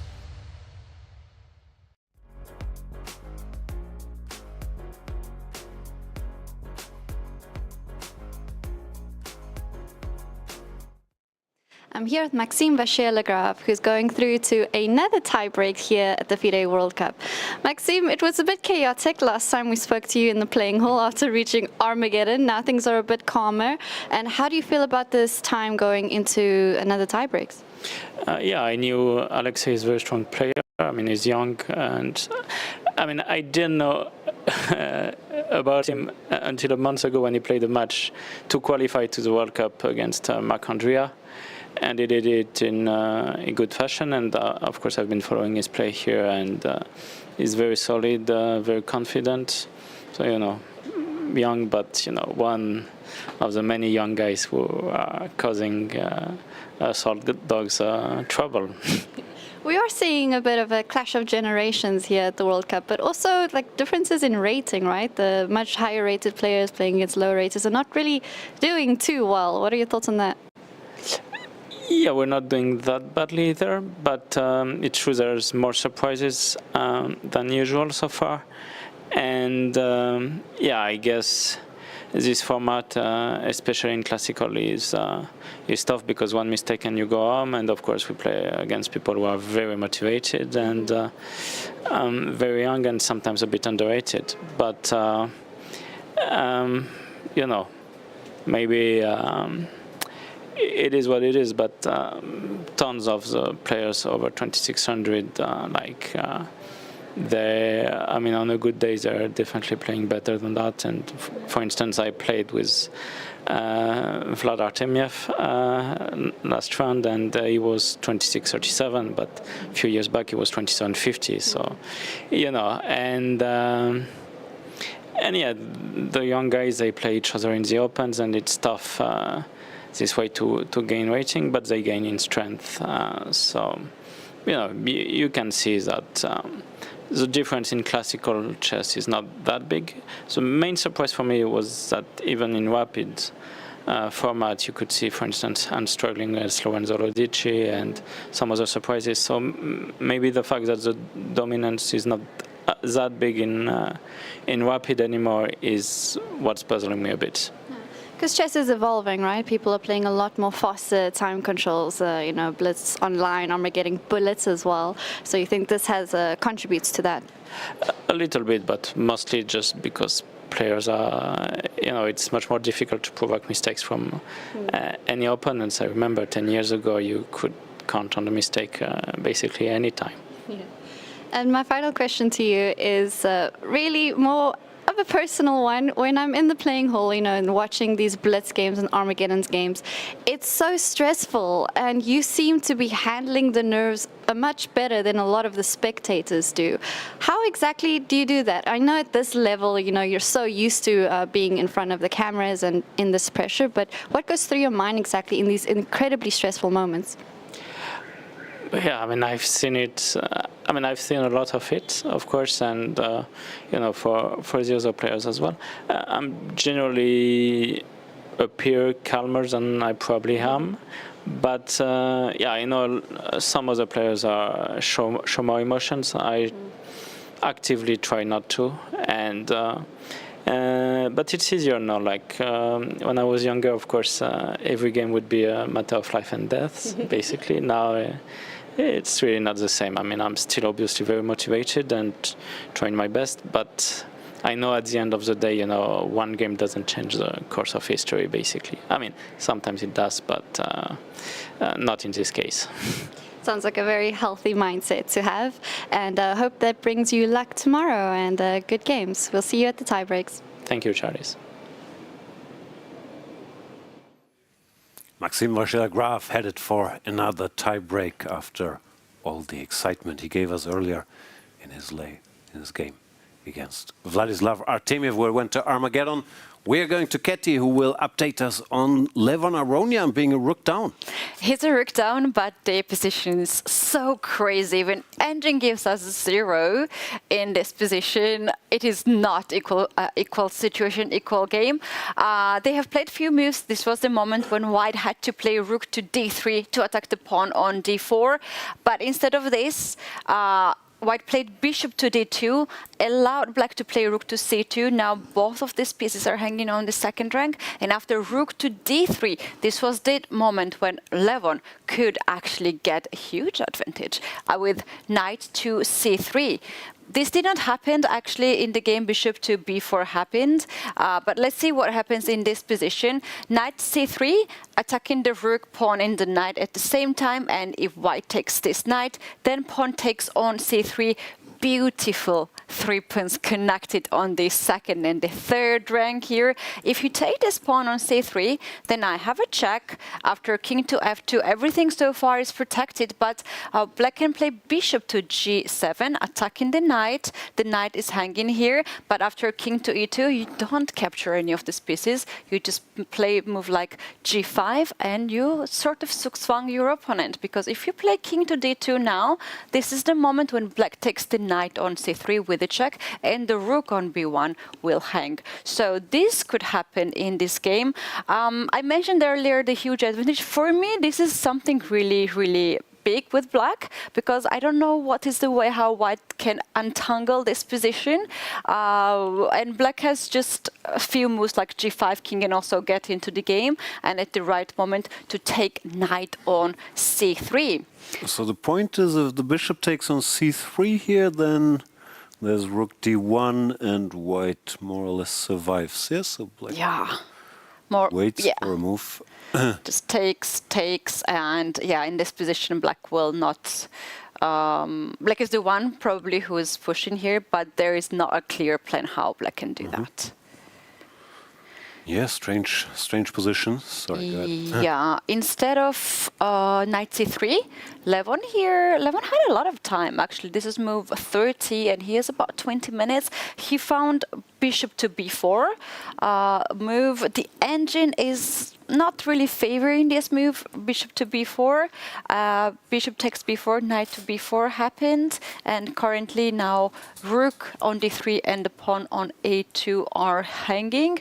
And the best move what White can do is to give up the rook on d3 and take the pawn on d4 with a knight. This is currently the situation. Okay, knight takes d4, attacks the rook on c2, so he's not giving up anything. I guess he wants rook c1 check, rook d1, knight takes a2, which I could imagine ends in a draw somehow. Does that make sense? Knight b5, knight c3. Because Levon only needs a draw to advance, so maybe he's trying to keep it under control. And the other line seems to be knight to b5 to take the pawn, knight to c3. And if white takes on c3, then rook takes, so white should take on c1. Takes, rook takes. Queen takes. Knight e2 check, king f2, knight takes c1. Oh, this I don't is know if black can win, but at perfect least he can never scenario. lose, so... Yeah, this is the he only perfect. needs Now to I draw. like this move, bishop to b4. No, I think he has everything under control. There was another funny line if you, if you'd like to check after bishop b4, bishop takes, knight takes. White could take on a no, the rook a3 loses to d3 apparently, and then he just dislodges the knight, go rook c1, rook b3. Rook b3. Rook b3, yeah, and then I thought it just funny, like you go d3 anyway. A rook takes, pawn takes, and apparently white cannot really make progress. You just F2. Oh. It's like rook e1 because he has to go rook e1. Rook e. If and I then go, and then you just shove. if I go king f2 here, it's just you promote, and then this is a check, so you cannot do that. So white has to block this pawn. Yeah, he has to go rook e1, and then you just somehow shuffle. Oh wow, No. this is a very deep calculation. This one, by rook c1. Levon. Yeah, maybe rook c1, but maybe just king g7. You don't even need to do anything. Anything, you know, yeah. right? just Or you need. No, you actually do need to do so. After king to f2, let's say h5, you cannot leave the b file because the pawn. Yeah, but if the king I takes. don't want to say anything if king takes e2. Yeah, if the what's king going on? takes on e2. There you go. Yeah. How you So don't still a understand draw, this yeah? move? Not just rook takes a2, go back, and then the a pawn comes. Yeah, weird. So Funny business. I guess it just like confirms that it was when we see this b2 pawn early on in the middle game, we thought, yeah, okay, that's quite an asset, and sometimes it even proves that it's worth a rook. Yeah, such a great example. I just wanted to show this game early on because Wojtaszek could get something out of it when he played knight to f5. This is not the best move in this position. Here he could actually start something on the king side with e5, kicking this knight back on h7. If you get knight on d5, then you're gonna lose this knight because now knight is hanging, rook is hanging. Also, there's the threat on f7, so next move is bishop to e1. Too much threats on the board. The best move black could do here is to keep this knight on h7 with the idea to get this knight on g5 to attack the queen and guard the pawn on f7. And after this variation, knight is hanging, rook goes in here, and yeah, many options. Bishop e1 is something that it's worth it to consider, but with the proper moves here by black, it will be equal position. But here we have queen to g4, very interesting move, attacking the knight, hitting the pawn on g7, knight h5 comes, knight f5 comes, knight h5 comes, and this game is still on. Yeah, Radek in a must-win situation, but I'm not even sure we can blame him, because Levon's idea to sacrifice a whole rook after this knight f5, bishop f8, e5, queen d5, it's so strange that this works. So he wanted the same, like knight d5, bishop c6, but queen d5 was this big resource, giving a whole rook, yeah. Very interesting stuff. What a game. Still going, but it's hard to believe Levon will get in trouble. The position they have now, he can more or less force a draw with his rook c1 check, or he can also play rook c5, rook c4 apparently. But yeah, doesn't look like he's gonna lose. And thank you, Ketty, for the update while we are getting a result on board one. Fredrik Svane, another draw against Sargsyan. Apparently. So correct stuff. So now see how experienced I am in chess stats. I told you there will be 6 tiebreaks. Yes. So we've already got 6 tiebreaks in. So all is left is like none of these 9 remaining games lead to a tiebreak, and I'll be spot on. Now, funny enough, yeah, a lot of draws, but from those which are remaining, by the way, like Maksudlu is in really deep trouble, Bluebaum in the really deep troubles. It's not impossible that, like, okay, maybe a couple of more tiebreaks, but not a lot more. Yeah, Leko, is he in trouble? Not much. He's being tough as usual. Defending. King King h7, but Arjun will torture him for a while. Let's check. We should mention Dubov Praggnanandhaa did end in a draw, so another Dubov tiebreak in the making. And Bluebom just seems lost against Donchenko. Donchenko in stellar form in this tournament, crushing everybody. Yeah, wait, there isn't even a move. The knight is trapped on d4. Yeah, he's just lost. That's surprising. Let's try some normal looking move. Bishop b7, knight takes. Okay, it's just horrible. I guess you could pick up the knight, but you can also play rook c7. Yeah. Goes rook d6. Now, again, like many moves lead to a winning position. Just attacking the knight is game over now. Knight c2, bishop c5, or knight anywhere. Yeah. c5. Now there is also bishop c5. Yeah. No, this looks over. Also, Bluebom has no time. Well, Donchenko all the time in the world, and you can see from Bluebom's face. Takes on f6 first. It's a little bit trickier because now rook d1, there's knight e2 check.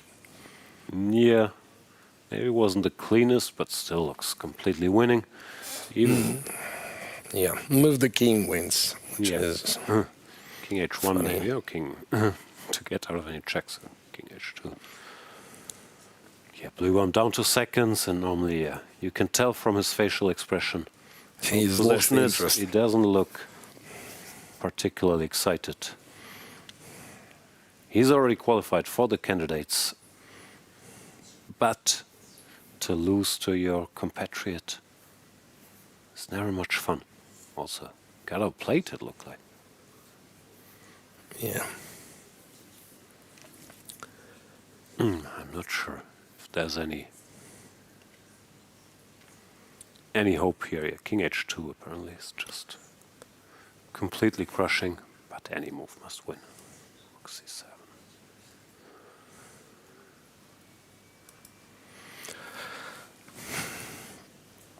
Yakuboyev with Pranav is also quite an advantage for white.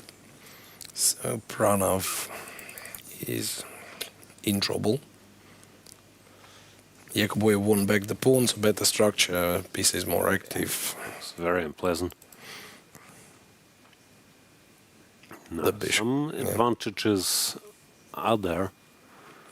Not sure what Pranav could try. No, it just looks bad. Even the endgame is terrible, like rook e6 maybe, queen c3. Takes, anything takes back. Will always be suffering. Also not the type of position where there's that much trickery where Pranav excels at. Kaim is very good. I mean, solid position. But also even the Levon game position. is over. I guess it was a draw. Yeah, they swapped down, and that is enough for Levon Aronian. Now the veteran to advance to the round of 16. Great tournament so far by Levon. Vincent trying to make progress here. What's going on? It looks like kind of comp pieces completely equal, somewhat random white, somewhat random black pieces, but f5, f5 is under attack, right? So, not sure. No, seems like black is fine now, just as bishop on g4 looks funny, but f5 can't be defended. What is the big deal? What do you even do? Do you have f6 or? I guess knight c3 to target this pawn at least. And then we maybe have some jumps, knight e4 and f6.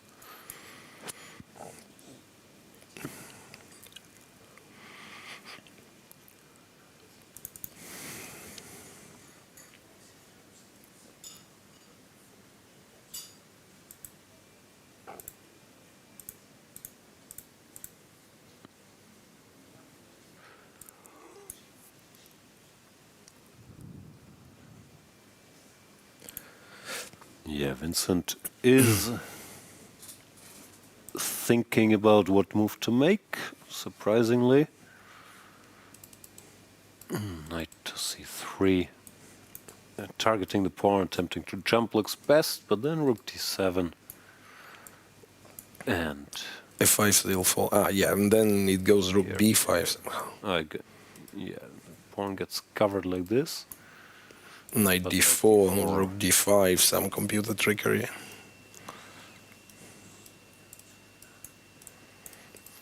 No, should be a draw, but now we're slowly entering the time trouble phase here. So a lot of stuff could still happen. And yeah, he's about to move the knight. Knight c3 played. That's the best move. Esipenko returns. Right.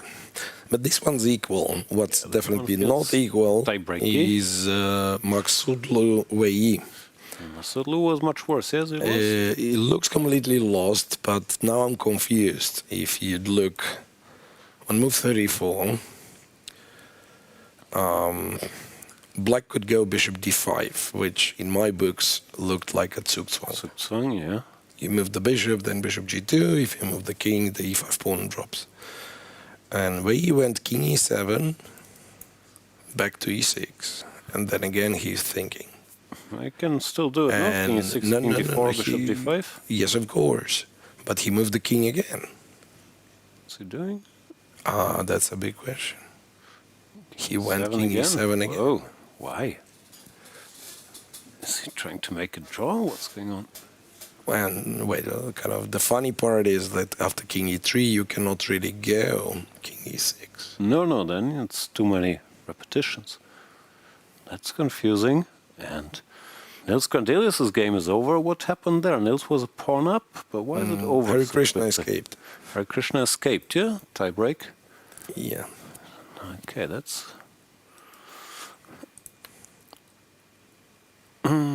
Somehow this bishop d6 wasn't the strongest, and then pair of bishops already gives you some chances. So yeah, yet another tie break. Yeah, there Niels missed a bit of a chance. So we are left with what, more than half games, 7 games only. Let's check. Quang. Leko was winning at some point. Probably still is, right? He's better at least. Well. This pawn. It's not a b2 pawn, but it's still good. Yeah, and d6 looks like it gets around it. Is falling. Yeah, like Quang.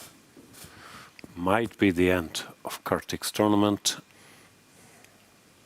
Our friend Yu Yang Yi drawn endgame, but I'm sure one of the two can play for a long time. Maybe not, maybe. Why is it?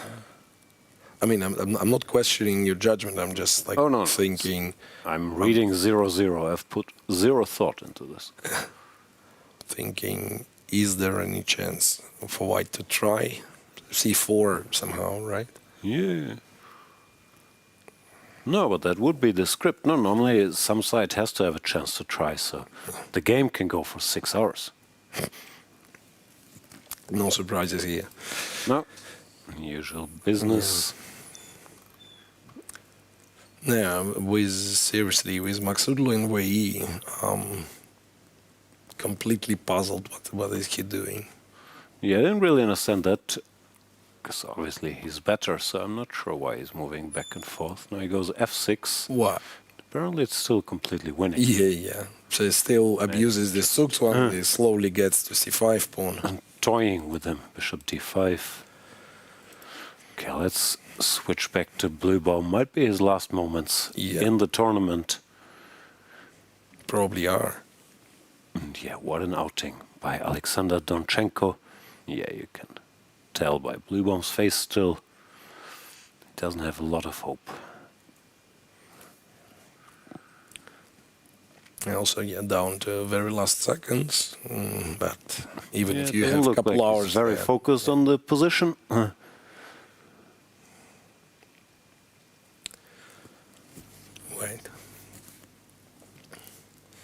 But it looks, I mean, of course, like this game is, I don't know, much more winning, but he sat with the similar face at Grand Swiss against Vincent Keimer. Yeah. And then Keimer planted the last trick, which you wouldn't expect to be there. Say if there is like some sudden trick pops up.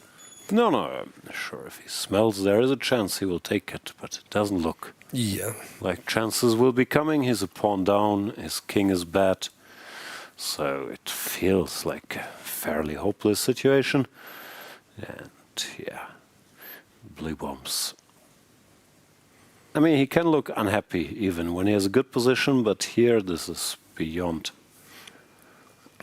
unhappy. Yeah, and this is just completely lost interest in this game. Right, so getting closer and closer in time trouble where we don't really have real ones, right? Maybe Leko is, how many moves Leko played? 34. Arjun is Yes, Leko, so maybe. Well, more or less the same. Leko still solid, but Arjun will keep making moves. H3, G5, yeah. So let's sum up. Then I think we'll have a guest in the studio in a bit. Fredrik Svane, Shant Sargsyan going to tiebreak. Praggnanandhaa, Dubov going to tiebreak. Donchenko will most likely eliminate Bluebaum and advance. Pranav is in some trouble against Yakuboyev, but not over yet. Keimer, Esipenko still going. Probably tiebreak bound, but not over yet. Vachier apparently winning to knock out Parham. Sarana's out, lost to Martinez. Grandelius Harakrishna tiebreak. Sevian Ludici tiebreak. MVL Grabnyov tiebreak. Awanda Liang also tiebreak. Shankland and Rapport something. We haven't seen that, but also tiebreak. Here, draw was agreed. Wojtaszek he's out. Yeah, running 1.5, and then Quang Liem much better against Kartik. Yeah. Yu Yang Yi will also be tiebreak, but not within the next 3 hours.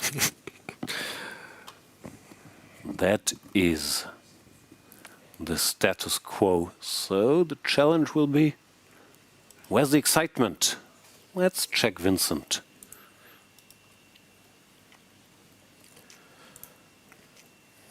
Well, this knight c3, rook d7, rook b5 happen. Yeah, he's trying to make something happen. I'm not sure how much there is. Knight d4, rook d5. Takes. If knight takes f5, then the pieces.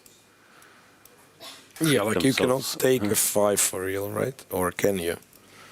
You can take bishop f5. Take with the bishop. Honestly, I thought it was rook d1 and then knight e7, but in this case, knight drops back to c6, right? If we do it this way around, why aren't we winning? If you do it this way around, then rook d8, black is better. Because rook is better so good, than two pieces, right? Yeah, that's a cool trick. This theme. Okay, so black is just holding.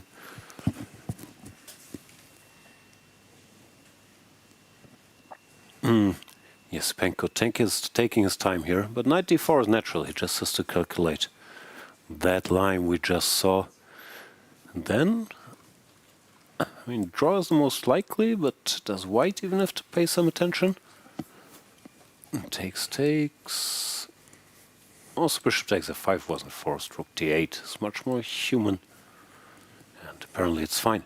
And we will switch to the two-time World Cup winner, who even at his advanced age is still in this tournament. Congrats, Levan Aronian with Ketty. Okay. Levan, congratulations. It was a really crazy game that you had today without Rook. Yeah, a lot of fun. Please tell us what happened in the game. I think the opening, well, I basically knew just the start that you can play like this, but I didn't remember what I was intending. Was it a4 immediately or bishop a6? But I thought this kind of interesting anyway. So, yeah, e4 is of course the most topical. Here probably I made a mistake with the I allowed knight c4, although it's not such a big deal. Anyway, this position is more or less, it looks kind of forced. And I was kind of happy from my position. I thought I'll get a lot of play. And after queen f3, yeah, I spent a long time, but I was thinking, okay, I mean, I need to find something very precise. I cannot just play around. And I thought queen a5 is a good move, because I was planning to meet e5 with queen d5. EF, queen a2. Maybe I blundered something. Aha, so bishop a8 is the problem here. Yeah. So maybe e5 was a good move and was refuting my idea. But this was more or less my idea, to get this position. And I felt that here I have enough compensation for the rook. I didn't really calculate much, but I felt like there was something is in the air. Should work. Yeah, most of the players struggling to make a draw when they need, but now we know your secret. Sacrificing the rook, get the pawn on second rank, and just play like that. Levon, there was also a last moment when you actually played bishop to b4. There was a calculation. Yeah, I saw knight c3. Yeah. Yeah, I saw knight c3. I mean, this should be winning. I also told my... check on bishop c7. Yeah, I forgot about this. Yeah, knight c3 is winning. Yeah. Yeah, but I was already I saw that bishop b4 just leads to an immediate liquidation. I actually forgot that I have this check and bishop g7, yeah? I'm just taking on c3. Strange. Well, even here, there's funny stuff, because after king e2, you're not supposed to take, because then rook d1, I'm not sure if it's winning, but maybe it's some Zugzwang, some deep stuff, because no one can do anything. This is what I saw, but I didn't realize this is a Zugzwang. Yeah, it's very weird. Some g5, or computer gives some strange stuff there. If you take here, we saw that it was rook d1, yes. But I cannot take the rook back. Can you take the bishop back? Yeah, okay. I'll just click here. The move is g5, and you're Zugzwanging. Yeah. No, but I mean, my goal was to make a draw. Yeah. I think Jan knows from NBA, you know? You're just dribbling time out. Yeah. You're winning the game. You were even willing to accept a turnover as long as it ends in a draw. No. Amazing. Very good job. Amazing. We were wondering what print you were wearing today on the shirt. It looked really fancy, and now our viewers have the close-up on the video, and we can have it. I don't know. Annie bought this one. I don't know where she got it. Credits to the wife. Yes. Yeah. Guys, do you have any questions to Levon? No, we're just in awe. Yeah, I mean, such a good conception to give a rook in a draw is enough situation, and it was all correct. Like, okay, maybe there was some tactical stuff, but the whole concept was very cool. So, congrats. So far, you haven't played any tie breaks. No. This is your strategy to win it in the classical and have. Strategy. Yeah, it just happened to be lucky. And you enjoy your day offs usually too. Yes. While others are playing, you're just going out, enjoying your stay in Goa. Sure. Fantastic. Good ideas. All right, thank you so much, Levon Aronian and Katie. Levon can enjoy a rest day tomorrow, but we won't, because it looks like we're headed for how many tiebreaks? 12? No, there won't be 12, but 10 guaranteed, I guess.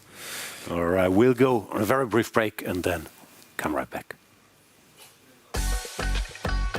Are you ready to witness the most intense and unforgiving format in chess? A knockout where one mistake can send you home. This is the 2025 FIDE World Cup. From October 30th to November the 27th, the chess world gathers in Goa, India for 1 month of chess. 206 players, 8 single elimination rounds. With a $2 million prize fund, every round is a test of nerve. 2-game classical matches, rapid and blitz tiebreaks, and even Armageddon if needed. For the top 3 finishers, the prize is even greater. A ticket to the 2026 Candidates Tournament. This is the chance to earn the right to fight for the World Championship. The FIDE World Cup 2025. Only the strongest will survive.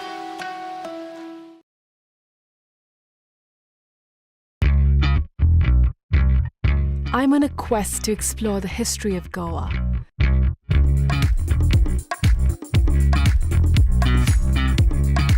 A land steeped in diverse and intersecting cultures and traditions.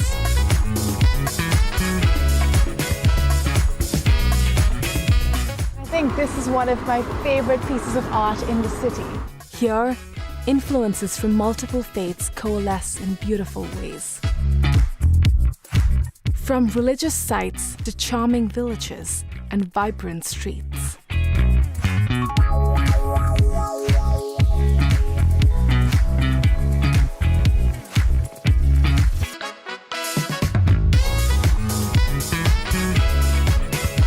Watch postcards from Goa on National Geographic.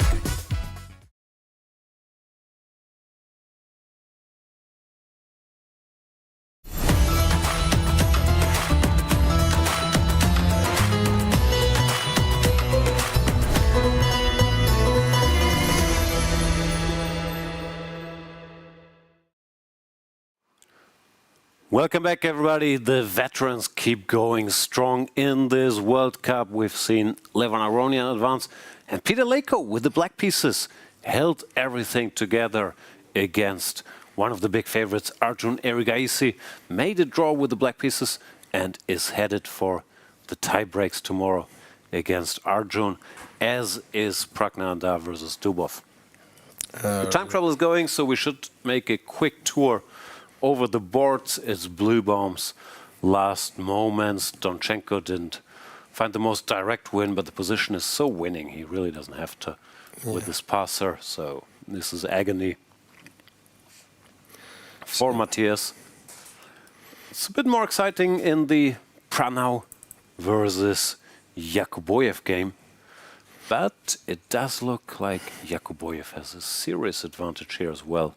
Now being an exchange up, has just not enough compensation apparently. Knight comes back, ready to jump. Yeah. I mean, some positions, like if we imagine again simplifications and 2 versus 2, some positions could be held, but also the structure, like if the pawns remain the way they are, say you win rook versus bishop, you win like a lot. Yeah, losing most of those you need. Even rook and 2 pawns versus bishop and 2 pawns, with this it's probably winning, but you have to get there. No, Yakuboyev, yeah, playing well.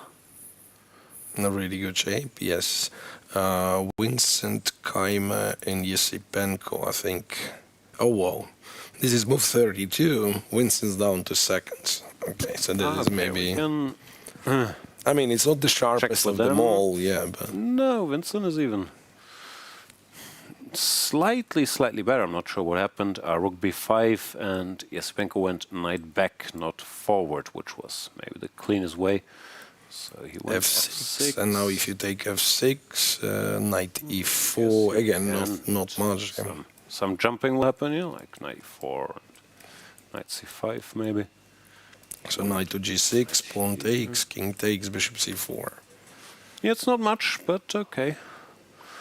Small advantage for Kaimer to work with. However, he will have 30 seconds per move for 7 more moves to get to the time control. But these young guys, they're so used to bishop c4. No panic, just checking the position. Yeah. Look, today somehow is a faster paced day. We didn't reach the time control yet. And don't worry. We'll slow down when we can watch Yu Yang after the time control. Yeah. For now, Wei is completely winning. And what else? Kartik with Quang Liem also looks like heavily in Quang Liem's favor. Yeah, some of the favorites showing why they are favorites today. Well, apparently Wei Yi on the verge of advancing to the next round.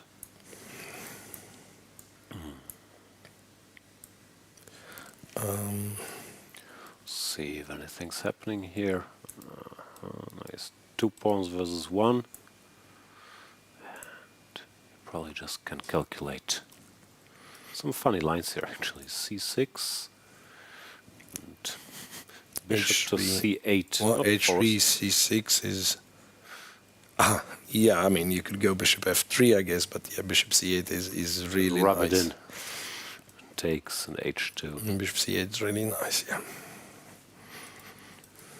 Yeah. If you want less drama, you can go here. Then.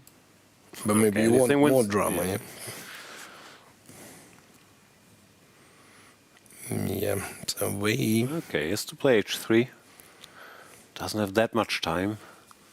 No, He doesn't these seem guys very do. concerned. These guys do. They made move They 40. made move 40, okay. yeah. The clocks just haven't switched yet.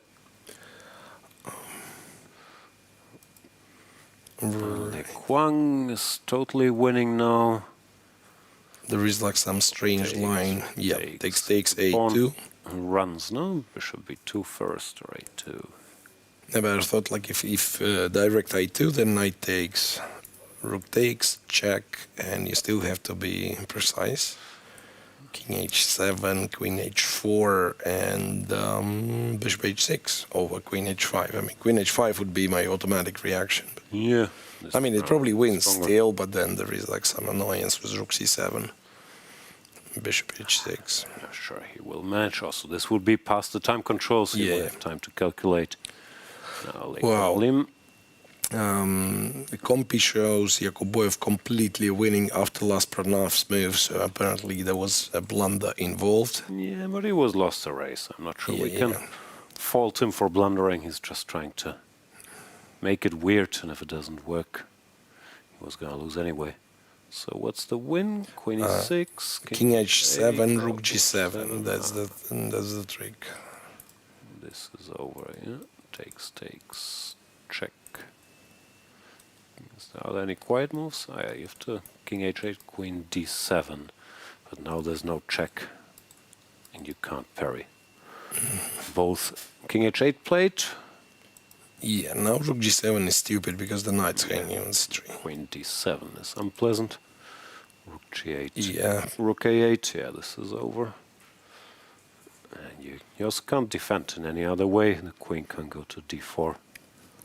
Goes here. Seriously impressed with Yakuboyev's ability, like to identify all these things, like very quickly. It's just very good. Because again, like I'm old retired grandmaster, but I would want to, solidify, exchange stuff, like make sure that my own king is not weak. Yeah. No. I mean, there is one target on the board, and it's the king on h8. Yeah, rook a8, he's seen it, just double checking, but yeah, here he goes, and the game is over. There is no move, Yeah, Praggnanandhaa can resign here. Still, very good tournament for the young Indian player. 19 years old, had a good run.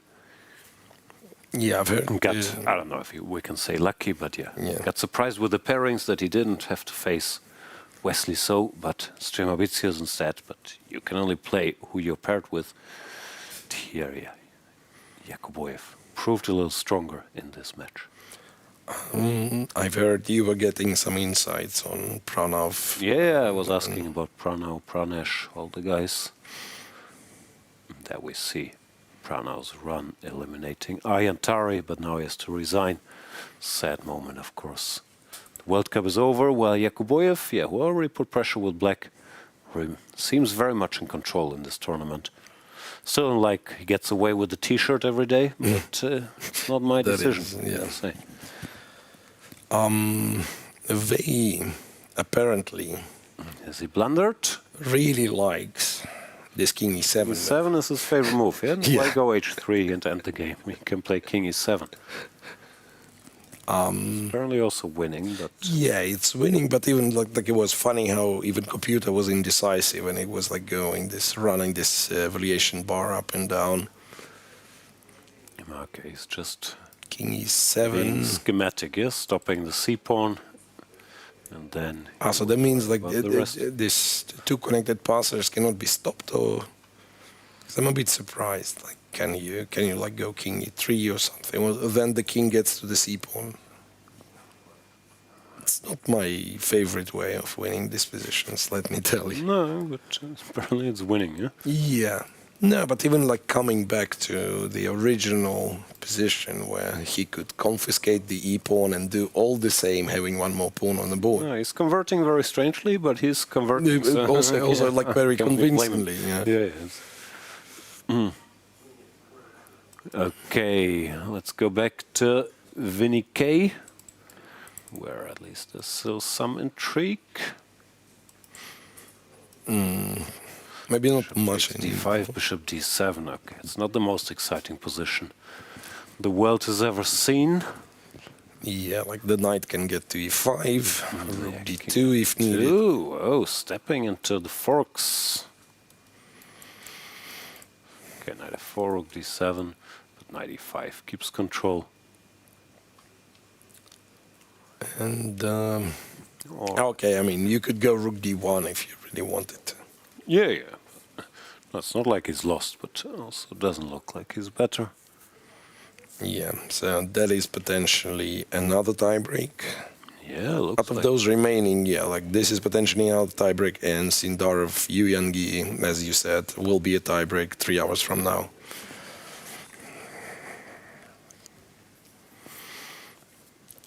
Okay, let's stick with this for 2 more moves until they made the time control. Doesn't look like there's any big blitz battles going on anywhere. So we might as well. Yeah, not a lot of drama through that. F5 played, also good move, just intending king f6. Yeah, Andrei is just a very controlled player, very good feel for whether doesn't want to go knight e5, just f5 king f6 and then choose the square f4 e5. Yeah.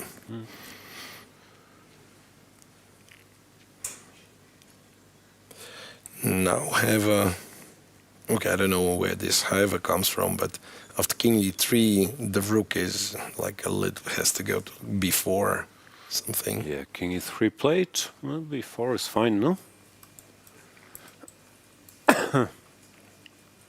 And b3, black has f4, right? Pushing the king back. Yeah, I'm even wondering if there could be a scenario where black is better.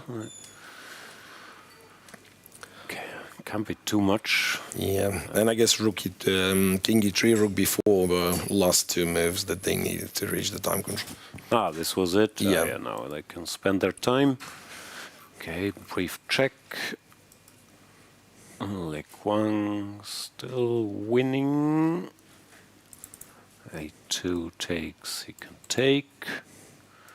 Yu Yang still doing Yu Yang things. Should be equal. Hang on a second. Leko just went a2, and it was move 40. Now, after knight a2, apparently if you take, there's g4. And I don't know why. You messed something up? I don't know why, but it's no longer winning. Oh. You would think queen f4 is a cool move. Oh, I would think queen f4 is a good move. But then apparently takes, rook c7 wins the piece back. Ah, so there's some intrigue left. So yeah, apparently bishop f4, bishop b2. He is winning, yeah, but it's a little bit trickier than just like rook takes knight. G4, queen f4, takes. Rook c7. It turns out white somehow survives. Even this I don't fully understand. But knight e5, check. We don't even take the piece, but we go for checkmate. Okay, there's some potential for drama. For now, we've reached the time control everywhere. There are 1, 2, 3, 5 games left. 4 or 5 games still going. We will be back in a couple minutes with the last shift of the day and to find out who makes it to the tiebreaks. The FIDE World Cup 2025 in Goa is one of chess's most intense events. A knockout that tests stamina, strategy, and nerves. Here's how it works. It's a single elimination bracket played over 8 rounds. In round 1, lower-seeded players face off while the top 50 seeds receive a bye into round 2. Each round runs for 3 days, 2 classical games, and if the match is tied, tie breaks on the 3rd day. The drama builds until two players reach the final. The semi-finalists who don't advance play a separate match for third place. And that match matters because the top three finishers qualify for the next candidates tournament. It's simple. Win the match and advance. Lose and you're out. Every game takes a player one step closer to the title and to a possible shot at the World Championship itself. From start to finish, it's a fight to survive, one match at a time. Chess is more than just a game. It's a tool for empowerment, connection and transformation.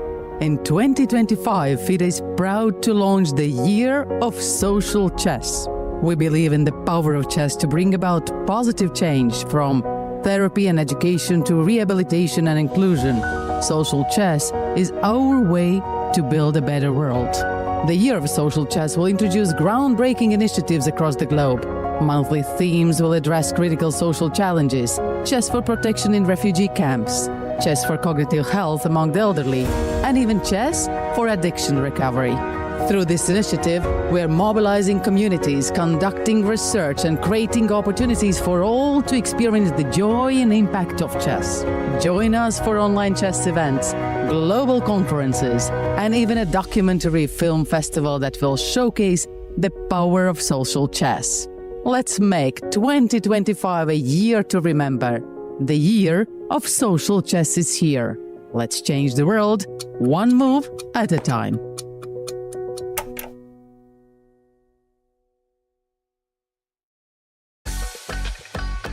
Are you ready to witness the most intense and unforgiving format in chess? A knockout, where one mistake can send you home. This is the 2025 FIDE World Cup. From October 30th to November the 27th, the chess world gathers in Goa, India for 1 month of chess. 206 players, 8 single elimination rounds. With a $2 million prize fund, every round is a test of nerve. 2-game classical matches, rapid and blitz tiebreaks, and even Armageddon if needed. For the top 3 finishers, the prize is even greater: a ticket to the 2026 Candidates Tournament. This is the chance to earn the right to fight for the World Championship. The FIDE World Cup 2025. Only the strongest will survive.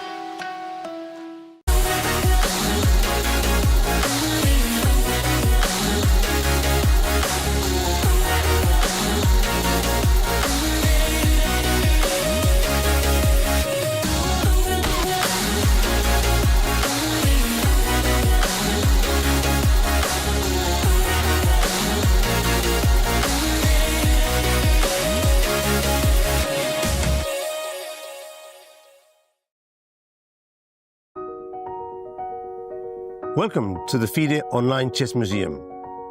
The International Chess Federation proudly presents the FIDE Chess Museum, an online space celebrating the rich history and evolution of chess.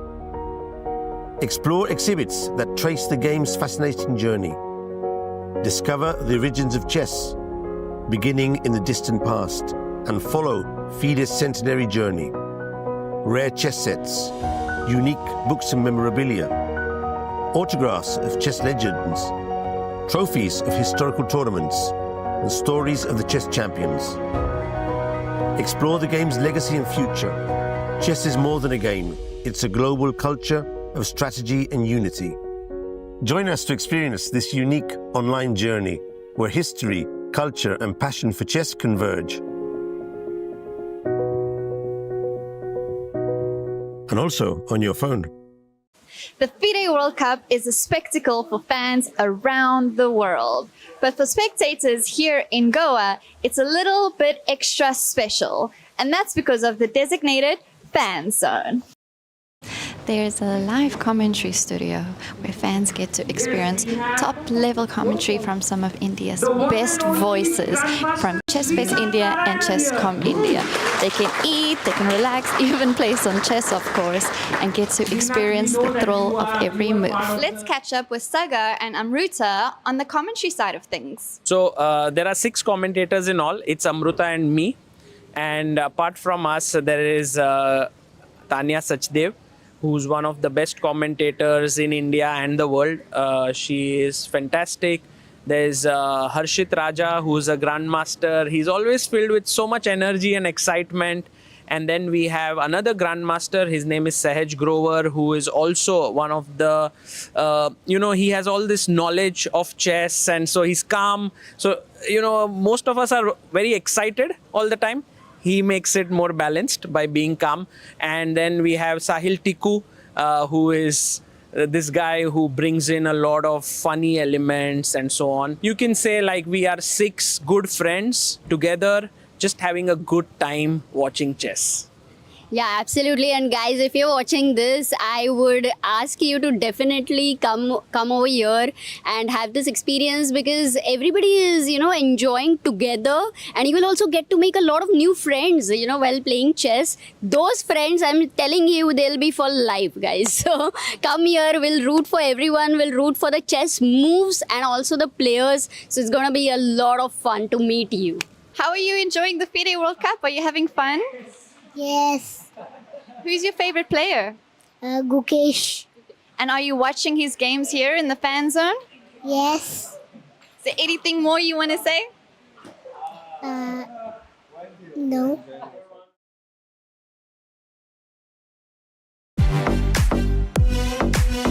In December, the world turns to Doha, Qatar for chess at its fastest and fiercest. The 2025 FIDE World Rapid and Blitz Championships bring the globe's elite to battle under lightning time controls.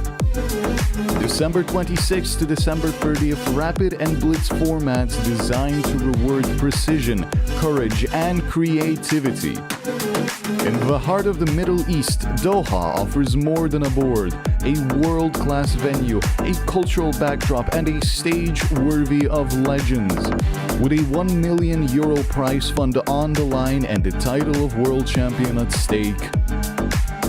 The 2025 FIDE World Rapid and Blitz Championships, the ultimate test of fast chess.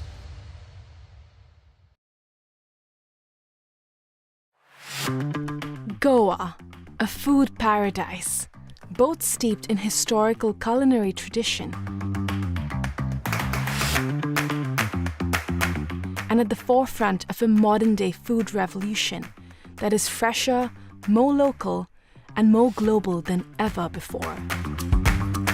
I'm embarking on a journey across the state to explore the very best of food here. This is honestly my favorite way to eat an egg. Break bread with some of Goa's most loved chefs and understand what food really means to communities here.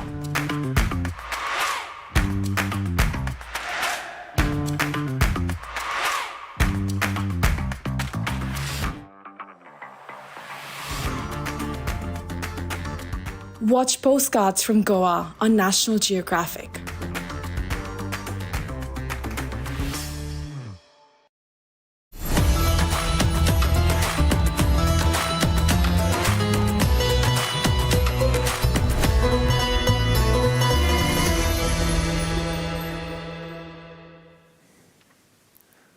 Welcome back, everybody. We have some results in this round number 4. That means some people are going home. We saw Pranav lost to Yakuboyev. Matthias Blubaum also lost to his compatriot Alexander Donchenko, who advances to the last 16.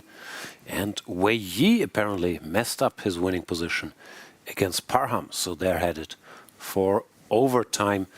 Ketty will show us what's happening with Quang Liem, who's still playing. Yeah, he's winning in this position, but at this moment when there was a 40 moves and the players had to make last move to get 30 minutes increment on the clock, here White decided to take the rook on c1 with a rook, and Black's 40 move is a2. This is a little bit inaccuracy. Much better move was bishop to f4. Pinning queen and the rook on this diagonal, and when queen moves away, you just take the rook on c1. Well, white has this move queen to f3 to scan this rook on a8, and after taking here, white can take here on a8, king goes on g7, and in this position, black's plan is very simple, to play queen to b1 next move, and bishop to f4 to checkmate white's king. It is very tough here for white to handle this position. Let's see some move that Arjun is suggesting, queen to a4, attacking the knight on d7. Black has a very nice move a4 and in queen a4, and in case if you take this knight, here we have check, another check, and checkmate after queen to f2. There's no way to survive in this position. So this did not happen. Instead of this, after rook to c1, a2, knight captures this pawn because this pawn is basically unstoppable. You cannot stop. Now black plays bishop to f4. So he wants to go to the same variation, but now white has very nice move g4, attacking the queen. And in this line, if we just go very deep here, first white takes the pawn on e6, wants to take the knight on d7 and then promotes the pawn. So black has to recapture this pawn back. And after knight to c1, there is one last move white can play here, rook e1, attacking the knight and pinning this knight. There's bishop to g5, and white is barely surviving in this position, but surviving.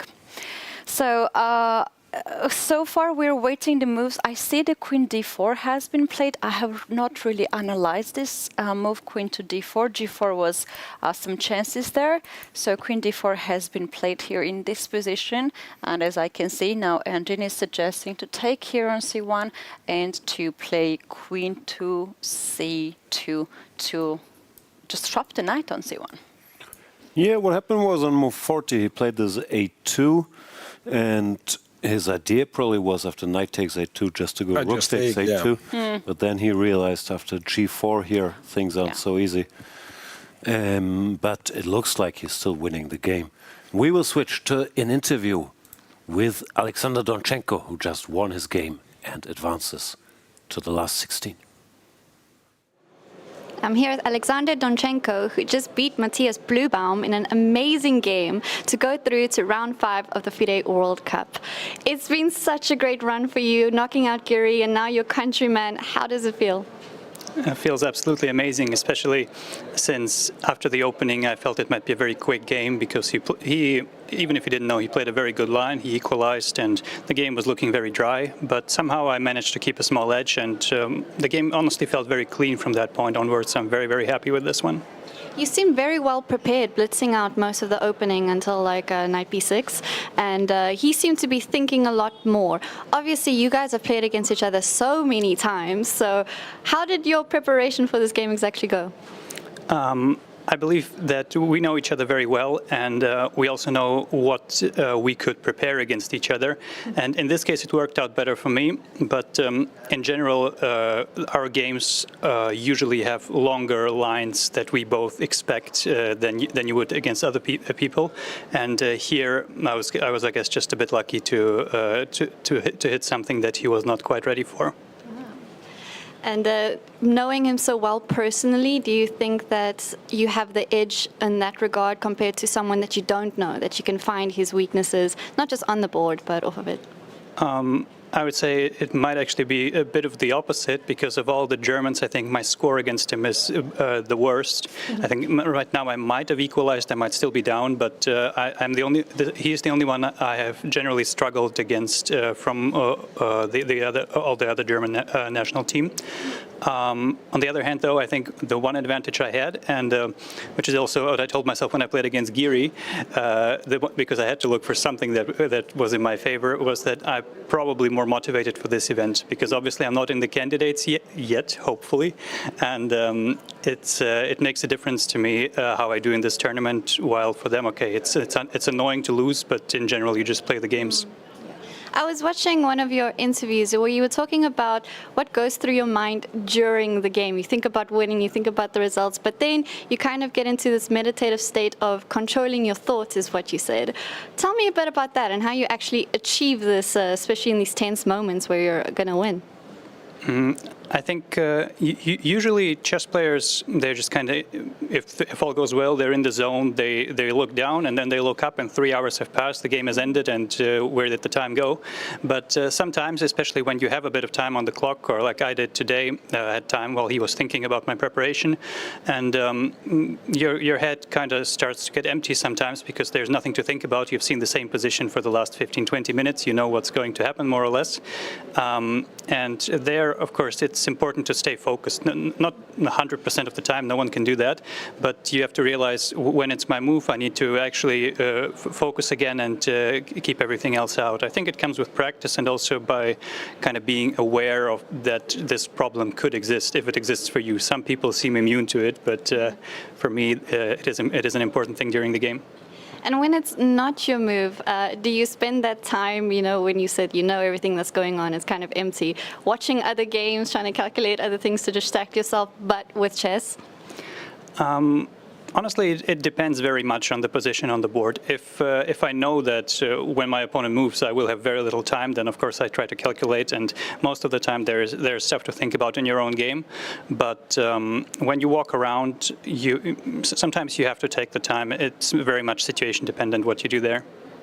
My final question is, you have managed to avoid the tie breaks so far. Are you happy about that? Are you nervous if you ever get to that point, or not even thinking about it? I was honestly ready for it in basically every match, but so far I guess I managed to play very well in the classical part. Honestly, this gives me all the more respect for everyone who has played tiebreaks and is still fighting it out, because even though you haven't played that many games here so far, still it's a very tiring event, and even taking away rest days by playing tiebreaks would be even worse. So I hope I can keep it up, yeah. Well, you have a few of your German colleagues who are in the tiebreaks tomorrow, so I'm sure you'll be watching that or preparing, resting. I'll definitely be watching that. Frederick is in the tiebreaks. Vincent's game also looks likely to be headed there. And there's generally, when already in the later rounds, people are very evenly matched, tiebreaks are much more likely. So I'll watch, I'll rest a bit, and I'm just happy to be one more round in.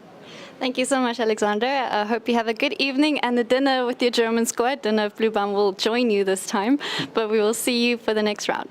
Thank you very much.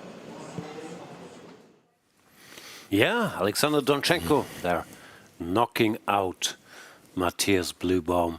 And as he mentioned, at least for Germans having more than one candidate chances, it's not bad, because Bluebam is already qualified for that candidates tournament. Let's have a look at yet another German, Vincent Keimer, where I was wondering if he's maybe drifting a little bit and has to be careful now. Doesn't seem like it's a big deal, but feels like Esipenko made a bit of progress over the last. You mean after this check, right? Yeah. So what I do see that Compi doesn't want to block with the bishop. Which looked natural, no? I'm not sure. Yeah, I mean, if we are worried, we want to trade pieces. That's what I've been told. Knight e5 check, king goes. What is this? Bishop takes. Why is black better? I don't know. Okay, it doesn't look like very much. But apparently some care is needed. Yeah, there is also like some silly line, rook takes. Oh, okay. Which also leads nowhere. Knight takes, you go f3. Ah, that's cute. Gf3, knight f3. Knight g5. Yeah, rook here, knight g5. In the pawn endgame, this could actually be trouble, maybe, yeah? Takes, king f6. That's a draw still. Still a draw, but it feels like the trend is slightly in Esipenko's favor. Vincent thinking about what piece to put here, I would guess. Yeah, because I was thinking, like, if you just go back to e2 and black goes rook d4, well, there is no big deal still, yeah, but still fine. Somehow. Okay, maybe not much going on, not the most exciting position, but it feels like if anybody has to be careful now, it is white. And Keimer, as we've mentioned, has a very bad score against Esipenko. Sometimes then, when you're no longer playing for free, that can also creep into your mind. Play tricks with your mind, yeah. tricks being played with some players' minds, I am sure, looking at Vachier and his favorite bishop e7 move, king e7 move. Yeah, that was strange. He was winning for such a long time, but somehow he didn't manage to seal the deal. And here, as you called out, such a good calculator, and h3 and direct stuff was very much winning the game, while he went king e7, king e5, bishop here, and now was already a bit tricky, but h3 was still winning. H3 was still winning. At bay, but g4 allowed King the king to f4. come, and now it's a draw. So uncharacteristic miscalculations by Vachier there in the endgame. But apparently now, and now it's not like even nothing to do. Yeah. So here, last move bishop h1, right? And I think after no, even then I thought a bishop h3. Is it possible that you, after bishop h3, king g5 is the only, it's such an obvious move because you take all the pawns, yeah. So, and I was just like looking for some try for black. king c5 played, but now it's unclear what he waiting. wants, yeah. The king is free to run around. If he runs too far, c7 will happen. And also now, yeah, it's just a draw. Very, very Parham puzzling, yeah. Dodges a bullet there. So let's say here, no, here. Can you already go c7? I think you do, right? King c5, king g5.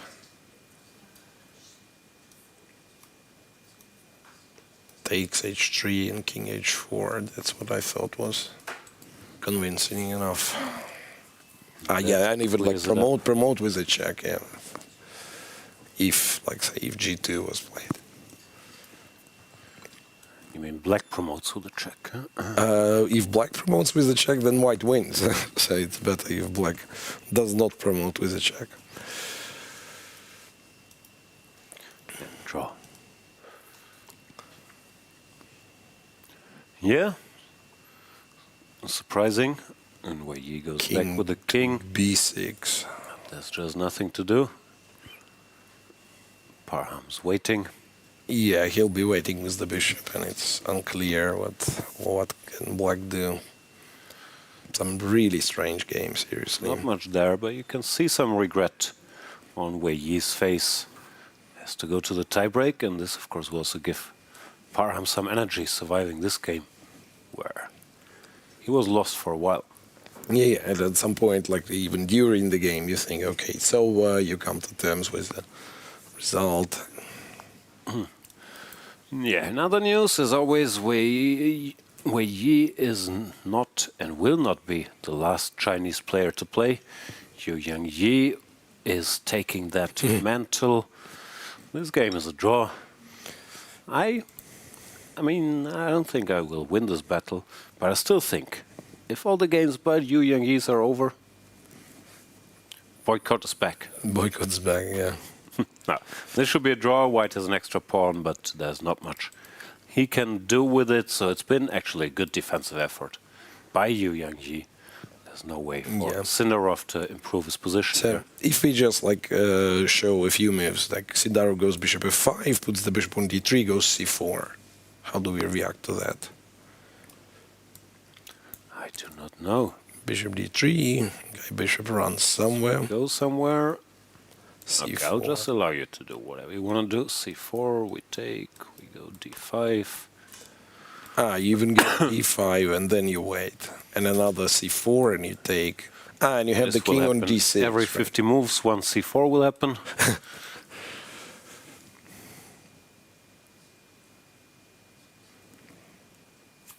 Yeah. No, white is entitled to try, but that's just not enough. It's not a6 blocking the inroads for his own king. Also being a target, I guess. Yeah. Yeah, can put the king here. Do nothing, yeah? Right. Okay, so there's that. Quang is still winning. Was it a bit of a... No. I'm checking back on Esipenko, and believe it or not, but maybe Kaima has a little chance. So after bishop e4... Vincent is better now. Yeah, check. King c2, king g6 was played. King g6 was bad. Now rook d1. Rook d1 and you try to a3. Too many squares, yeah? f3, g3. f3, g3 is of course a cool move. Black has only moved knight c6. 6 to have this square. And I guess then you go what, rook? You can go after the pawn. With the king d2, check, king e3. Oh, no, I guess it's still a draw, but at least white gets to have more fun now. Knight e5, yeah. Yeah, well, it's already kind of shaky draw. If this Random happens. chance though, will he spot this rook d1? I mean, looking for ways to surround the rook on b4 is normal. But f3, g3, of course. You need to be sure. But he's nodding. Yeah, rook d1 played. No, he's seen it. To remind our viewers, yesterday Esipenko had a sudden chance, which was much closer to a win would he find it, but it was, in the position where a repetition was taken. Of course, was. Now all of a sudden this is tricky. Knight c6 apparently is bad already after rook d5, activating the rook. So f3 is more or less forced, and then g3. No, that was a bit careless by Andrei. Yeah. Because his king g6, he didn't need it all. I mean, rook takes e4, what we looked at was funky, but also bishop takes e4. Yeah, and just after knight e4, move the rook. f3 or rook d4. Rook d4, knight g5. Okay, maybe not. Yeah, there are always tricks, huh? Yeah. There are always tricks. So now Esipenko needs to react carefully. It's the clock. Esipenko has more time. But yeah, this is slightly surprising development. And always tricky when the worst is over. You feel like you just have to make some moves, and now you're down to calculating lines with only moves: f3, g3, knight c6, whatever, king d3, or there were some other moves I think as well. Yeah. Rook f1 is also there. Rook f1 is some sort of repetition, right? Just rook f1. King d2. King d2 though is pretty forced. Rook d4 check. King e3. Rook takes rook. Knight takes rook. Spotted f3, trying to give his rook some breathing room. Is Kaima going to play g3? Yeah, gf rook will escape to h4, and white's not better. He's nodding. That's of course a big decision. Especially that's what's special about the World Cup also. You go g3, you miss something, f4 queens, you're out of the tournament. This can be fast. G3 played. He's done it. Knight c6 only move. Point is, no. This rook doesn't have a lot of squares. Yeah, Jan. And look, and after king d2 and a check and trade on d1, in fact, king e5 is what the compy wants. No, knight e5, you lose the pawn somehow anyway. Knight e5, knight f2, yeah, and then... King e5, okay. I mean, I guess it's a draw, but this is tense all of a sudden. Yeah. Takes what, king d4, knight b4. Knight b4, don't know what it means. Yeah, knight b4, and if knight c3, then king d4. Even this, like, yeah, I guess you win the pawn back. Okay, let's see. Really unnecessary, right? Black was like, any move was a draw, and now you really have to be precise. Margin of error became much smaller. Esipenko controlled the match nicely so far with white. Okay. It was complicated, but it was him who had the big chance. Yeah. Today he didn't have any particular problems. Now, I want to say with Parham, it's actually... Parham can make a draw by force now, using the same C7. And it's already played, by the way. Yeah, already played. C7, King D6, King G5, H3, captures H3, Takes goes King H4 is the big trick. Yep. On queen with check this time, but still queen. Yeah. But where he could queen with check. Come on, G1 knight. Live a little. There we go. He does this. Not a legal move. Funny. Let's break the DGT board instead of putting the kings in the middle.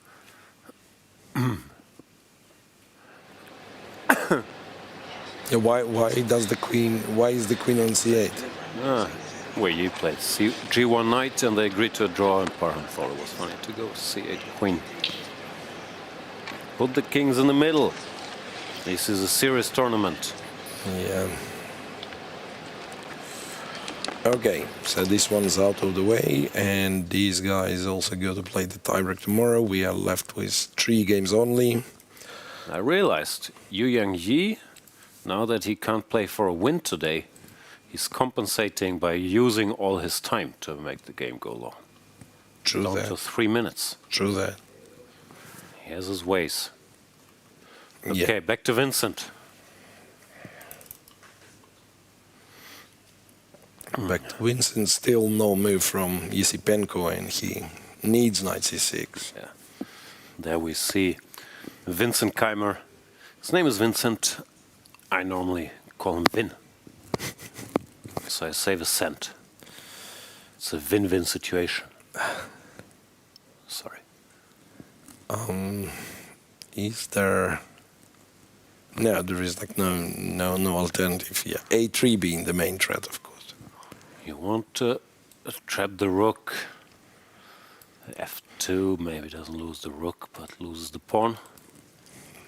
So now he has to find knight c6, which he will due to no other options. But then, yeah, king d2, and things aren't so simple anymore. Yeah, now already compy, after gaining some depth, it gives 0.5, even after the best knight c6. Yeah, timeless wisdom that knight endgames are like pawn endgames. Pawn endgame would probably be winning. Pawn endgame with an extra pawn, yes, because we believe in some of these lines, white actually wins the f3 pawn.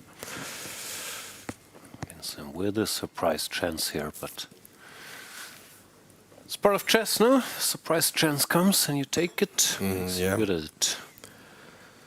Esipenko also looks a bit disturbed by this turn of events.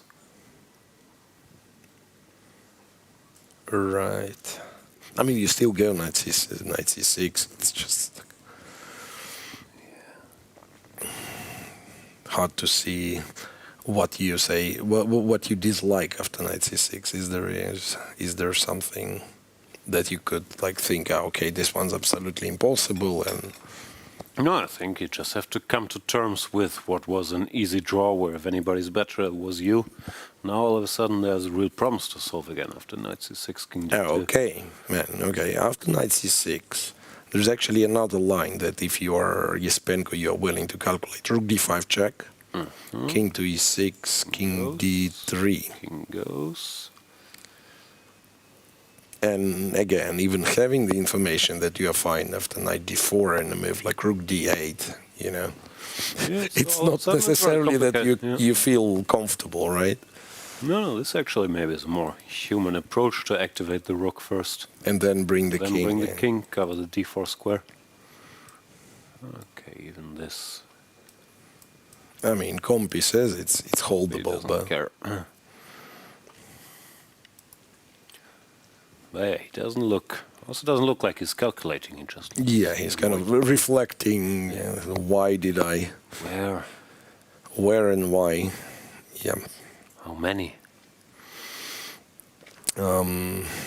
Leko absolutely should be absolutely winning now. Queens are off, pawns are equal, rook versus bishop. Yeah, that game is basically over. Yeah. No questions here. Yu Yang C4. So first C4 happened. Decisive breakthrough, which makes the position equal after it was equal. Well, what one has to be sad with all the complaining, that every day he has a boring endgame, either a pawn up or a pawn down. It's not always the same type of endgame. He's given us rook endgames, queen endgames. Today's a bishop endgame, a pawn down. So educational content is always there, right? Yeah. And the second C4 will happen as well, right? Eventually. Okay. Let's say if you don't play D5, I mean, like if black does something really random, just shuffles with the bishop, right? Say bishop G2. Oh yeah. So we go C4. C4, you'll take it. I mean, that's my or. Oh, you want to take on A6 even? Yeah, that's what I was thinking. C5, King B7, right? Also looks kind of draw. Yeah, so we can't go C4. Yeah, and I'm thinking if we actually can go C4, say we go bishop B5 instead. And let's pretend, okay, we probably have this information, D5 is a draw, right? But if somehow, magically, D5 doesn't happen, is this winning? Yes, we're pushing our luck, no? Yeah. I guess this one's too much.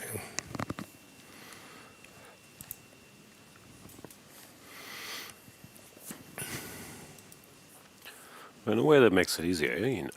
He has to go D5 and sit. Yeah, so the plan should be go King B6. And then next move D5. I think so. Okay, yeah, and A6 is targeting, yeah. Do you think Yu Yang, I know Maxime had this 9-hour tiebreak, but he must be the player who spent the most time at the board, no? Time for sure.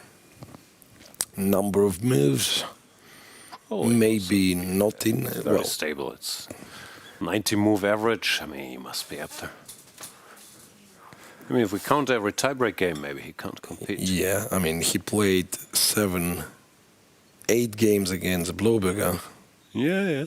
Then 4 games against Aronian. It's not like he's a stranger to playing tiebreaks, long tiebreaks. Hard to avoid if you always make 100-move draws in classical. Anyway. We have some other games in progress, is that right? Yeah, fairly. Yeah, G3, Knight C6, King D2 played. And Esipenko now with some tough decisions to make. I guess you sort of have to do this anyway, because your rook won't be happy with King like E3 if white gets King E3, then you don't need to win the rook, you just go King E3 and it cannot re-enter the game. Yeah. King E3. Already here, King E5 could be an option. There's stuff to think about, for sure. So maybe let's sum up a little. We have 3 games still going. We have 1, 2, 3, 4, 5, 6, 7, 8, 9 confirmed tiebreaks. Wow. And out of the 3 games still going, I would say Yu Yang Sindarov should head to tiebreak. Quang won't, and Keimer now is maybe 50-50. This is not this so is clear not cut pleasant anymore.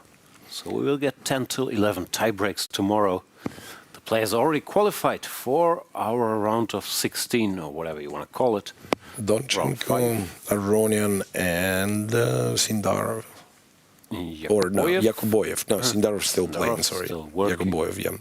And, of course, Jose Eduardo Martinez Alcantara. Yeah, who's done it in like 1.5 hours. Yeah, he qualified ages ago. Yeah. Was it even today when he was joining the studio? Basically yesterday, but formally he had to make the draw today. Right. What is there to say? There's nothing going on. Like Quang is winning, Esipenko is struggling to adjust to the new circumstances. Yu Yang is down to 2 minutes, in deep trouble on the clock.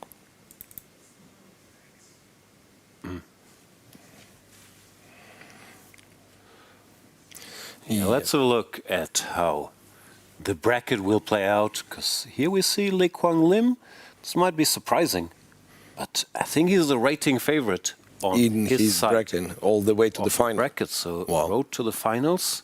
He can't face anybody much stronger, because here we look at the left side of the bracket.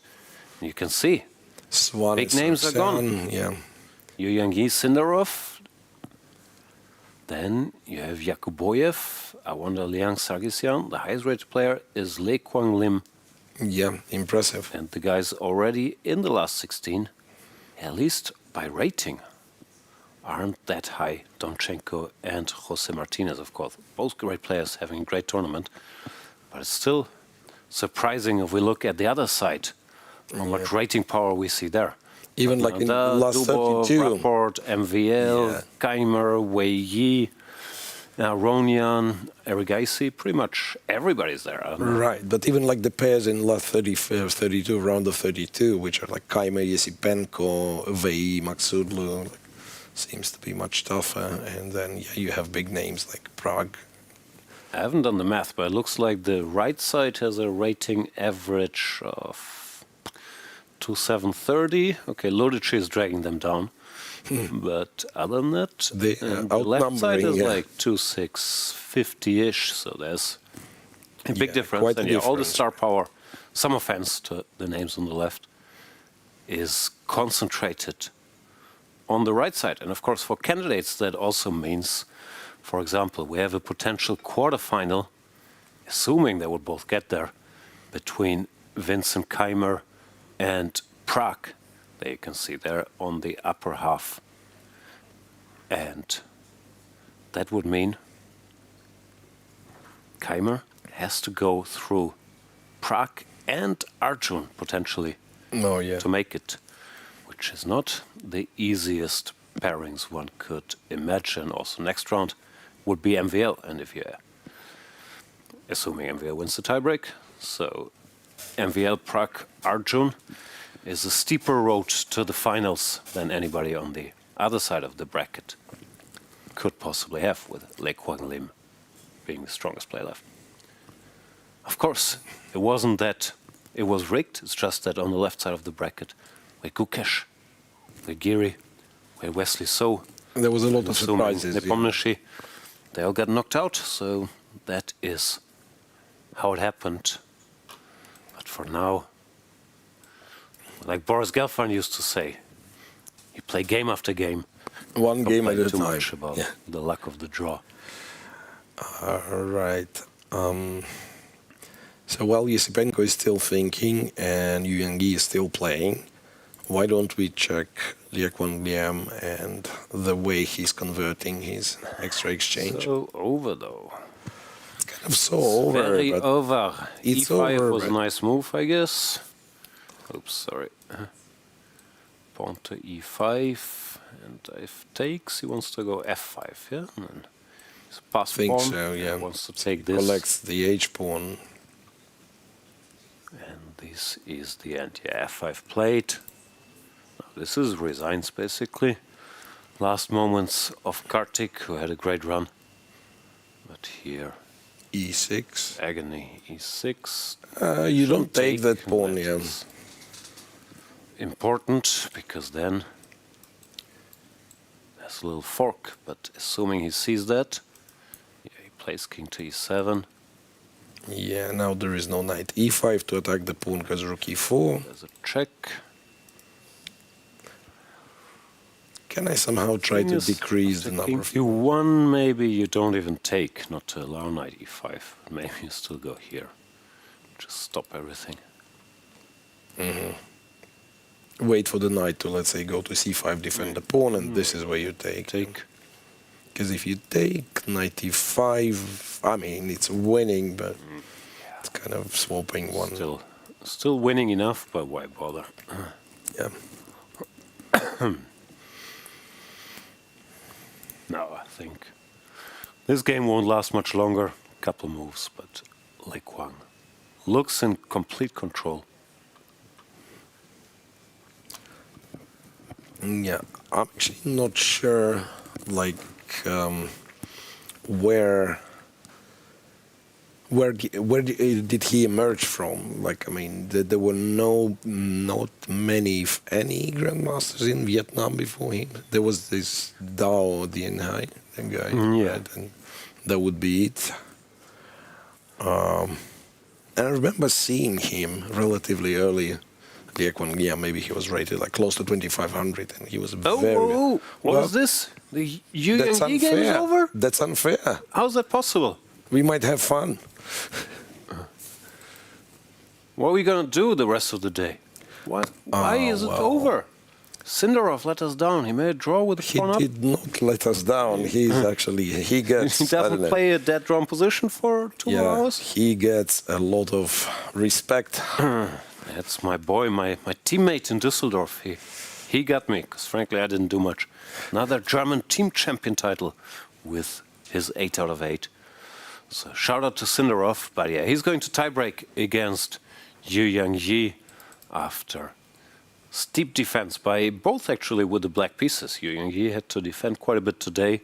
Sindarov was suffering a bit when he was black, but they both held, so tiebreak is.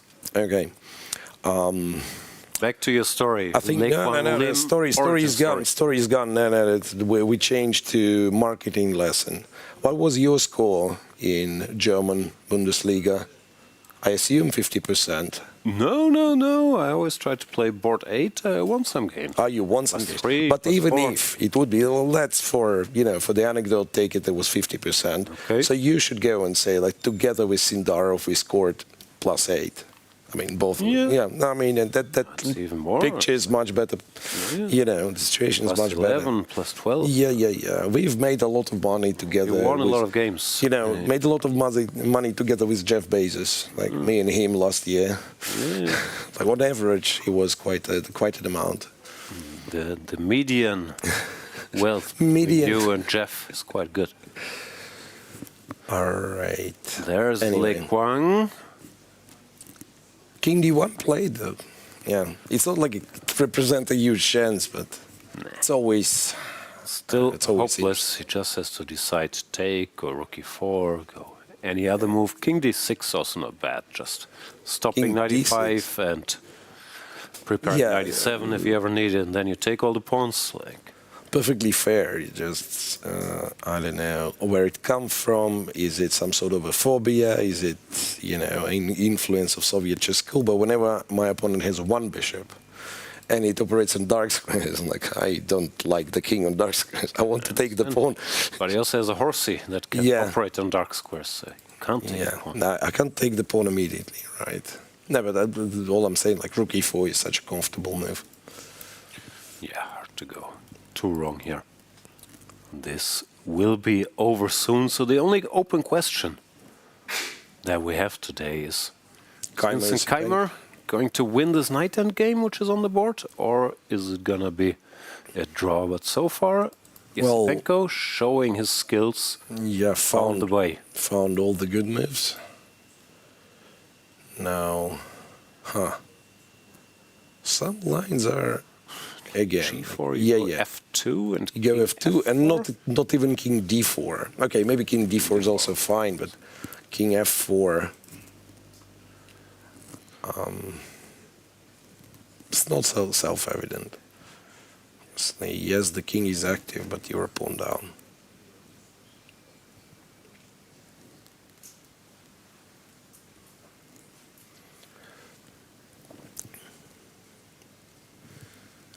And Vincent has, there's still a lot of time for the players.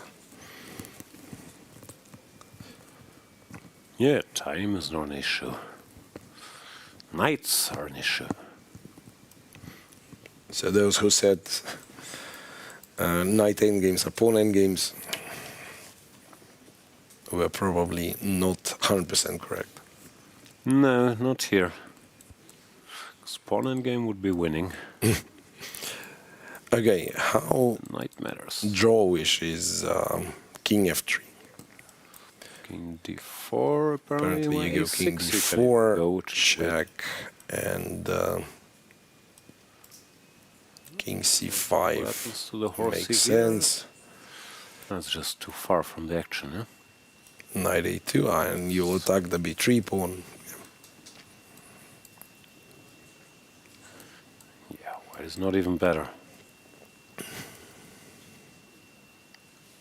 No valid attempt by Keimer, but Esipenko passed the test. I mean, the moves themselves weren't so hard, but to keep you cool, and also this final sequence of knight b4, king e5. Impressive, yeah. It's not bad. He's not bad, this guy. But yeah, I imagine white has a lot of tries here, strangely. Like, none of them are really serious tries, but now I see Compi also says h4 he can play, and so on. h4, and if h5, then we're faster building a passer with king. I guess, yeah. King takes, and then... by the way, in that case, you will have to play king f5. Yeah, you go h5, king takes, and if you were to try king b4... That is g4 immediately, by the way. Sorry? If you were to, h4, h5, king takes f3. King d4, g4. King d4, and g4, hg, king g4. Showing once again how bad is the knight. Knight not happy with h-pawn. What has he done? He went g4, I think, eh? Went g4, yep. Pawn. More logical, and yet Concord allows us f2, king f4, or f2, king d4. But this one's, again, not easy. No, but what else, right? I mean, you know. Yeah, like f2 you do g4, play. h4. Yeah, f2 you do play. King takes. And we figured, king d4 is... King d4 is also enough. Yeah.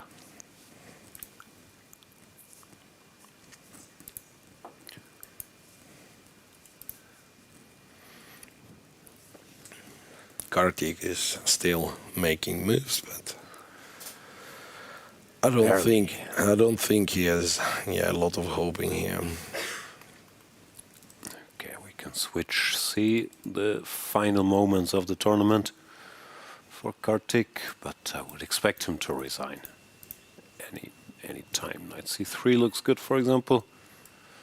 Knight c3 forces a trade of one of the minor pieces, right? Or, I think so. King c1. But king c1, rook e2, it's not like you're very happy.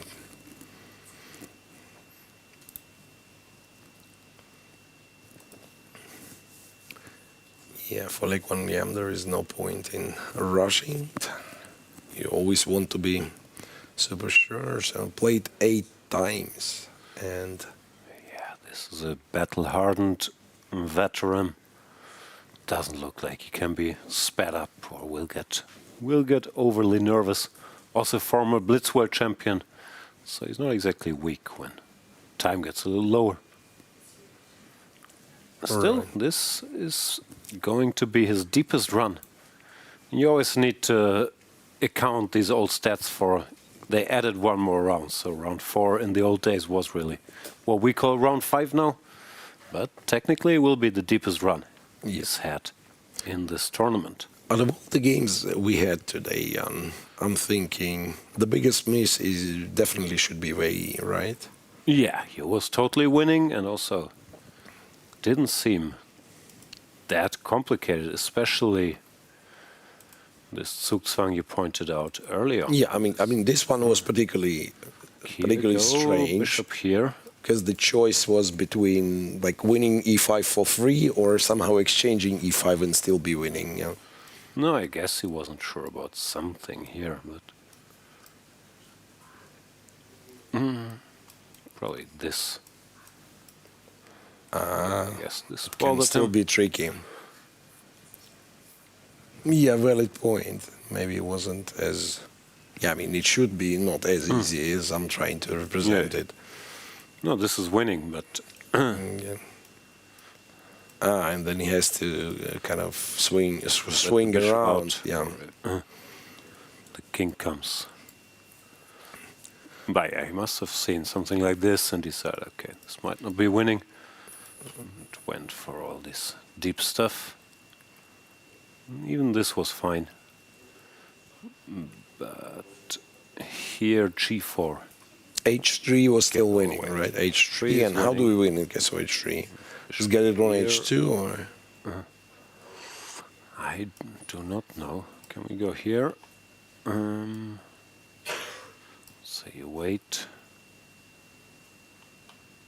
This is still complicated stuff for me, at least. Oh, okay. So, but yeah, this wasn't as straightforward. So let's say here, just trying to understand. Apparently we need to provoke c6 and then target the pawn. Yeah, but this is, then it's not as easy. No, it wasn't as easy as we made it out to be. Would have been strange, because he's pretty good at chess. But he will still be unhappy. Yeah, still he will be unhappy. Martinez technically didn't win his, his winning position, but he didn't need to. All the rest were, like most of them were quite solid. Maybe Grandelius had a chance against Hare Krishna. Yeah. No, Bluebone losing his game to Donchenko, of course, is a small surprise, but Donchenko, yeah. Playing great tournament, outplayed Giri and Bluebone back-to-back now. When he's in form, can beat anybody. Yep. Yakuboyev also convincing victory against Praggnanandhaa. That means 2 Indian participants are being kicked out now in Kartik and Praggnanandhaa. That leaves the big guns, no? Arjun, Prag, and who else? Who am I missing? Hare Krishna in the tiebreak.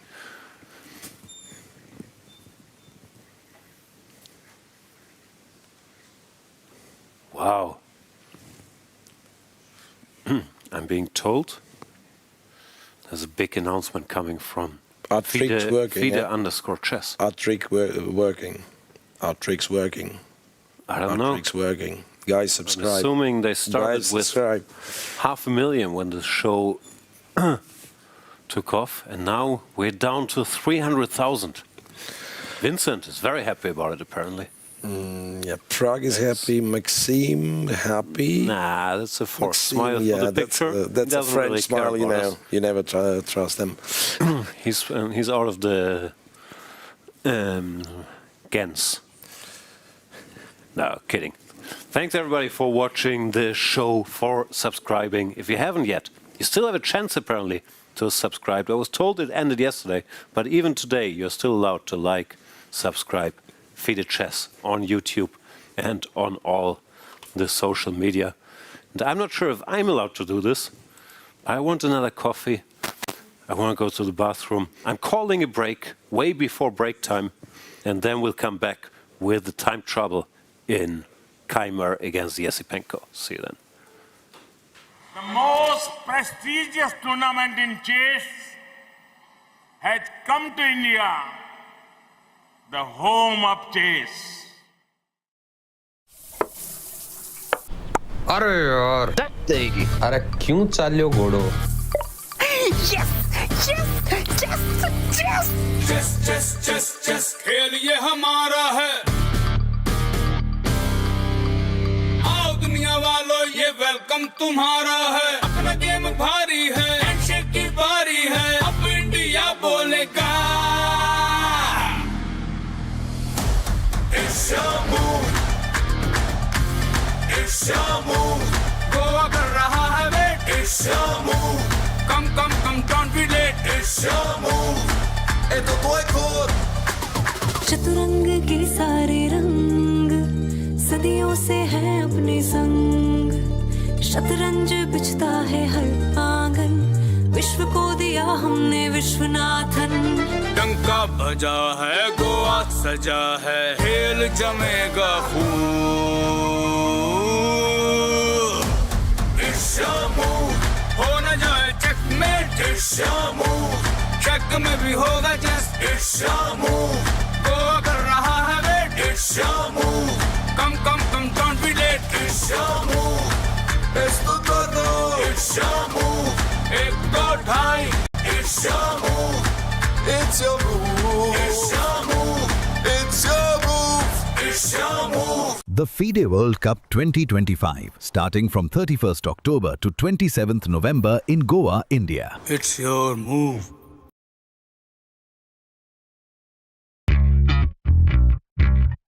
I'm on a quest to explore the history of Goa.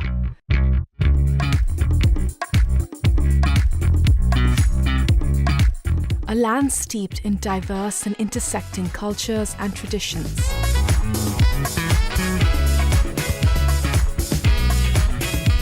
I think this is one of my favorite pieces of art in the city. Here, influences from multiple faiths coalesce in beautiful ways. From religious sites to charming villages and vibrant streets.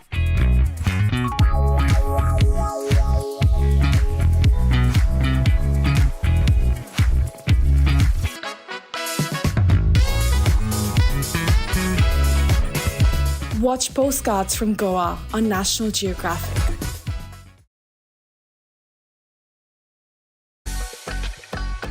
Are you ready to witness the most intense and unforgiving format in chess?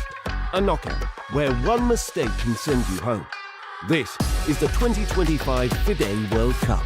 From October 30th to November the 27th, the chess world gathers in Goa, India for 1 month of chess. 206 players, 8 single elimination rounds. With a $2 million prize fund, every round is a test of nerve.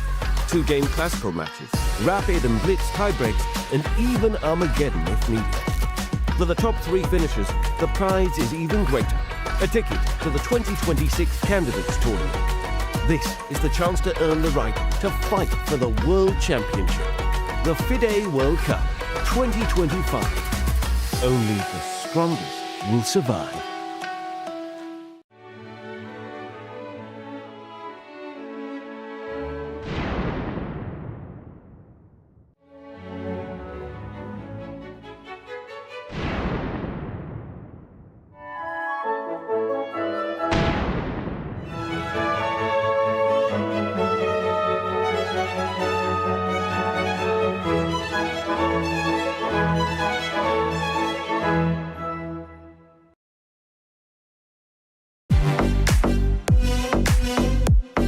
December, the world turns to Doha, Qatar for chess at its fastest and fiercest.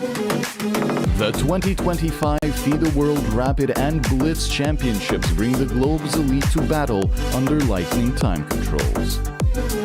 December 26th to December 30th, Rapid and Blitz formats designed to reward precision, courage, and creativity. In the heart of the Middle East, Doha offers more than a board, a world-class venue, a cultural backdrop, and a stage worthy of legends. With a €1 million prize fund on the line and the title of world champion at stake. The 2025 FIDE World Rapid and Blitz Championships, the ultimate test of fast chess. Move by move, the world changed.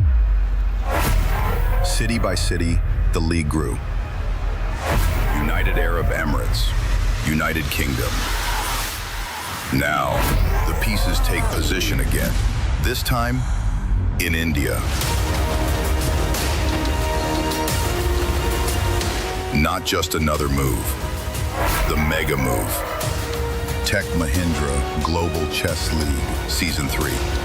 December 13 to December 24, 2025.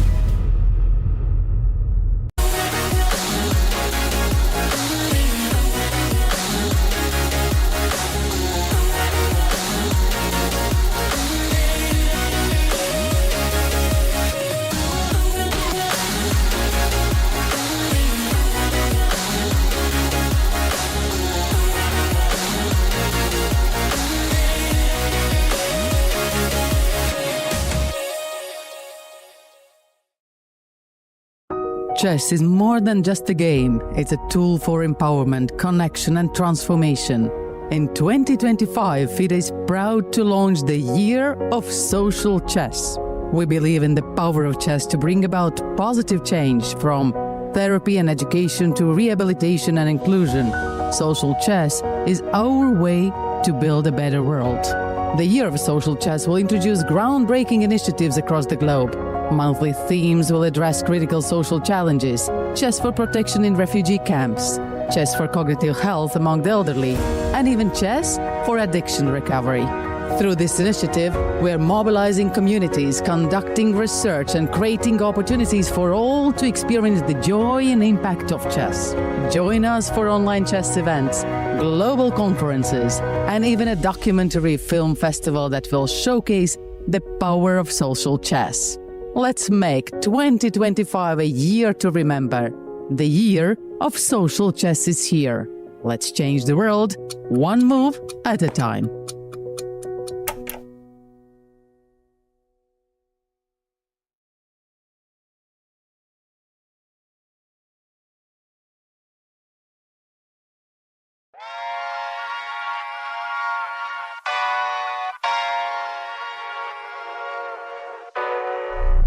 Oh my God, I'm just playing with them now, yeah.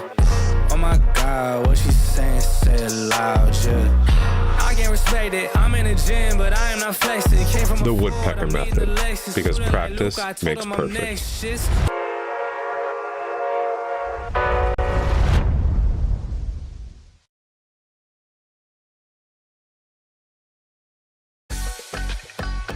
Are you ready to witness the most intense and unforgiving format in chess?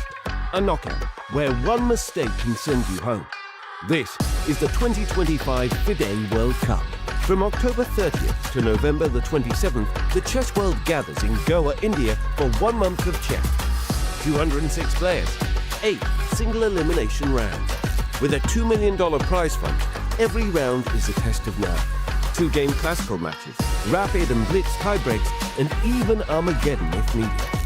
For the top 3 finishers, the prize is even greater: a ticket to the 2026 Candidates Tournament.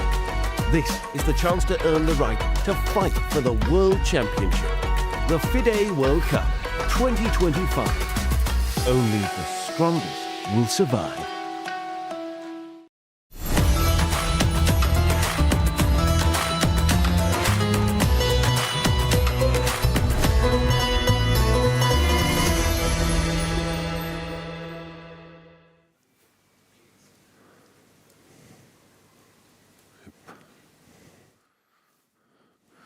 Welcome back, everybody. Just as we went on break, all the games decided to finish. We have a draw in Keimer versus Esipenko. That one is headed for the tiebreak. And Quang Liem won his game against Kartik, which means Quang Liem is going to the round of 16. Let's have a brief look at the results and the tiebreaks that are coming up, while we wait for Charlize to catch Quang to tell us about how he made it. See, an empty playing hall. But tomorrow will not be empty. Have you counted, Miro? How many tiebreaks do we have? That's what I'm trying to do. 11-ish. 11.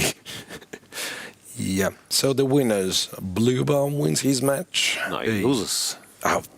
Donchenko wins his, pardon. Yakuboye wins his match against Pranav, so that's 2. Martinez against Sarana, that's 3.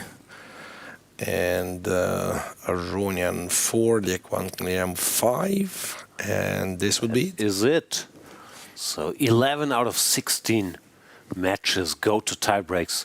Shows how tough it is at this level. Also maybe shows players were either a little fatigued or a little cautious.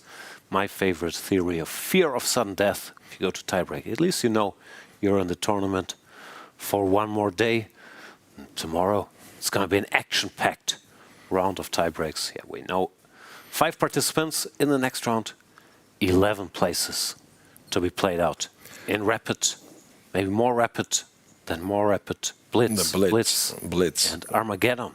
So you call those fear of sudden death. But yeah. There is also this, what was it? Endless horror versus horrific end. So people choose the endless horror. Here we see the tiebreak format. 2:15 plus 10. Then, if it's still 1-1, 2:10 plus 10. Still 1-1, 2:5 plus 3. And so on. And we are saying goodbye. You should continue to subscribe to the FIDE Chess channel. Now that we got 300,000, we have a new goal of 301,000 subscribers. So do it right now, and we will see you guys tomorrow with much more action. Until then. I'm here with Quang Liem, who is the last player to walk out of the hall today after winning his game against Kartik to advance to round 5 of the FIDE World Cup. Now, you don't have to play tiebreaks tomorrow, but I want to first know about your classical match. Starting yesterday, you were white playing London. Of course, you have your London Chessable course. I spoke to Kartik about that. He was aware, but not aware of the line. What do you think about what happened in that game? Yeah, yesterday I thought, okay, I would just try my line, and he played a very solid line, which didn't give me much. I was hoping for something more complicated, but it makes sense for him to play that line, of course, so I didn't have much. So I didn't really want to risk anything, just want to play a good game today, and very happy that I won today. Tell me about today's game a little bit more. Yeah, so I think he was better prepared because he was playing very fast in the opening. But I think I did a good job in equalizing. And somewhere around when I played Queen F5, I felt like I started taking over the initiative. And especially after Queen A5 and B5, I was very happy with my position. I thought maybe I could have pushed a little bit more to be more accurate. But the game was very complicated, and I was very happy that I found this G6, Bishop G7, Bishop E5 idea, and I didn't see the way for him to hold there. So I think I played quite accurately. Now, tomorrow you have a rest day, essentially, while we have so many other tie breaks going on. There were so many draws in the playing hall today. Tell me, at this point in the competition, how important do you think it is to get that extra rest day and not play tie breaks? Yeah, I'm very happy that I have a rest day tomorrow to rest a little bit and prepare. I think my opponent, Donchenko, he also won the match today, so he also has a rest day tomorrow. So in general, I'm feeling good, and I'm ready to play another match with him.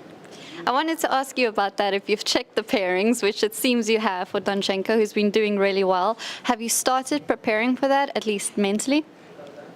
No, I mainly was just thinking about this match because it was kind of unexpected. He beat Anish, right? And then he beat Blue Bum, two very strong opponents.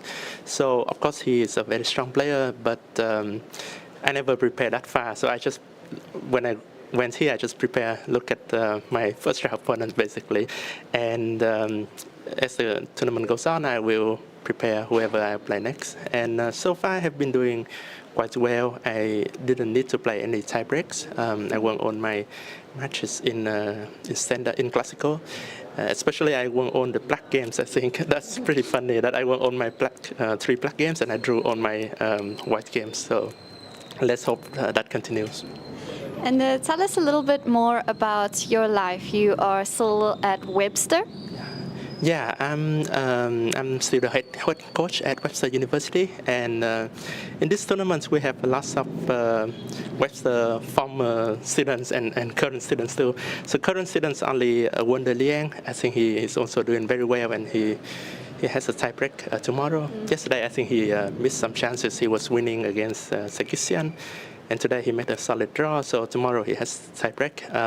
But he's also a very good player, and there's a good chance we may play in round 6, which is, I mean, if we get there, I think we could be really happy because whoever wins, we get to the semifinal, and if I don't win, I would be very happy for him too. So it's really a dream scenario. And also we have a lot of former students, so it's nice to catch up with friends here. Last time I counted, I think there were 8 or 9 former Webster students here. So. So we have a big group here, so very, very happy about that. So have you been juggling being a player and being kind of a coach / mentor, especially to a wonder? Yeah, so we have been working together quite a bit, a wonder and I, since August. And we didn't prepare specifically for this tournament, but more general, working on some ideas. I think so far we have been doing really well, and in general, I really like working with my students. I think it helps me as well, and I also play from time to time. I'm not very active nowadays, but I enjoy all the tournaments I play. And a final question, talking about paving the way for your students and the youth. Vietnamese youth chess is doing really well now. You've got a lot of up-and-coming stars, and of course you were a young star. And do you think you've kind of paved the way as a role model in that regard? Yeah, I think so. I think chess has been getting quite popular in Vietnam, and we have a lot of young promising players now, so it's still quite early to say if they will be able to realize their full potential, but I do hope so, and we'll keep watching them. Thank you so much. Hope you enjoy your rest day tomorrow, if you will be preparing and watching the nervous tie-break games, and we'll see you at the next round. Okay, thank you very much. For now, that's all. We'll see you tomorrow. Exciting tie breaks going on, and good night. We'll see you then.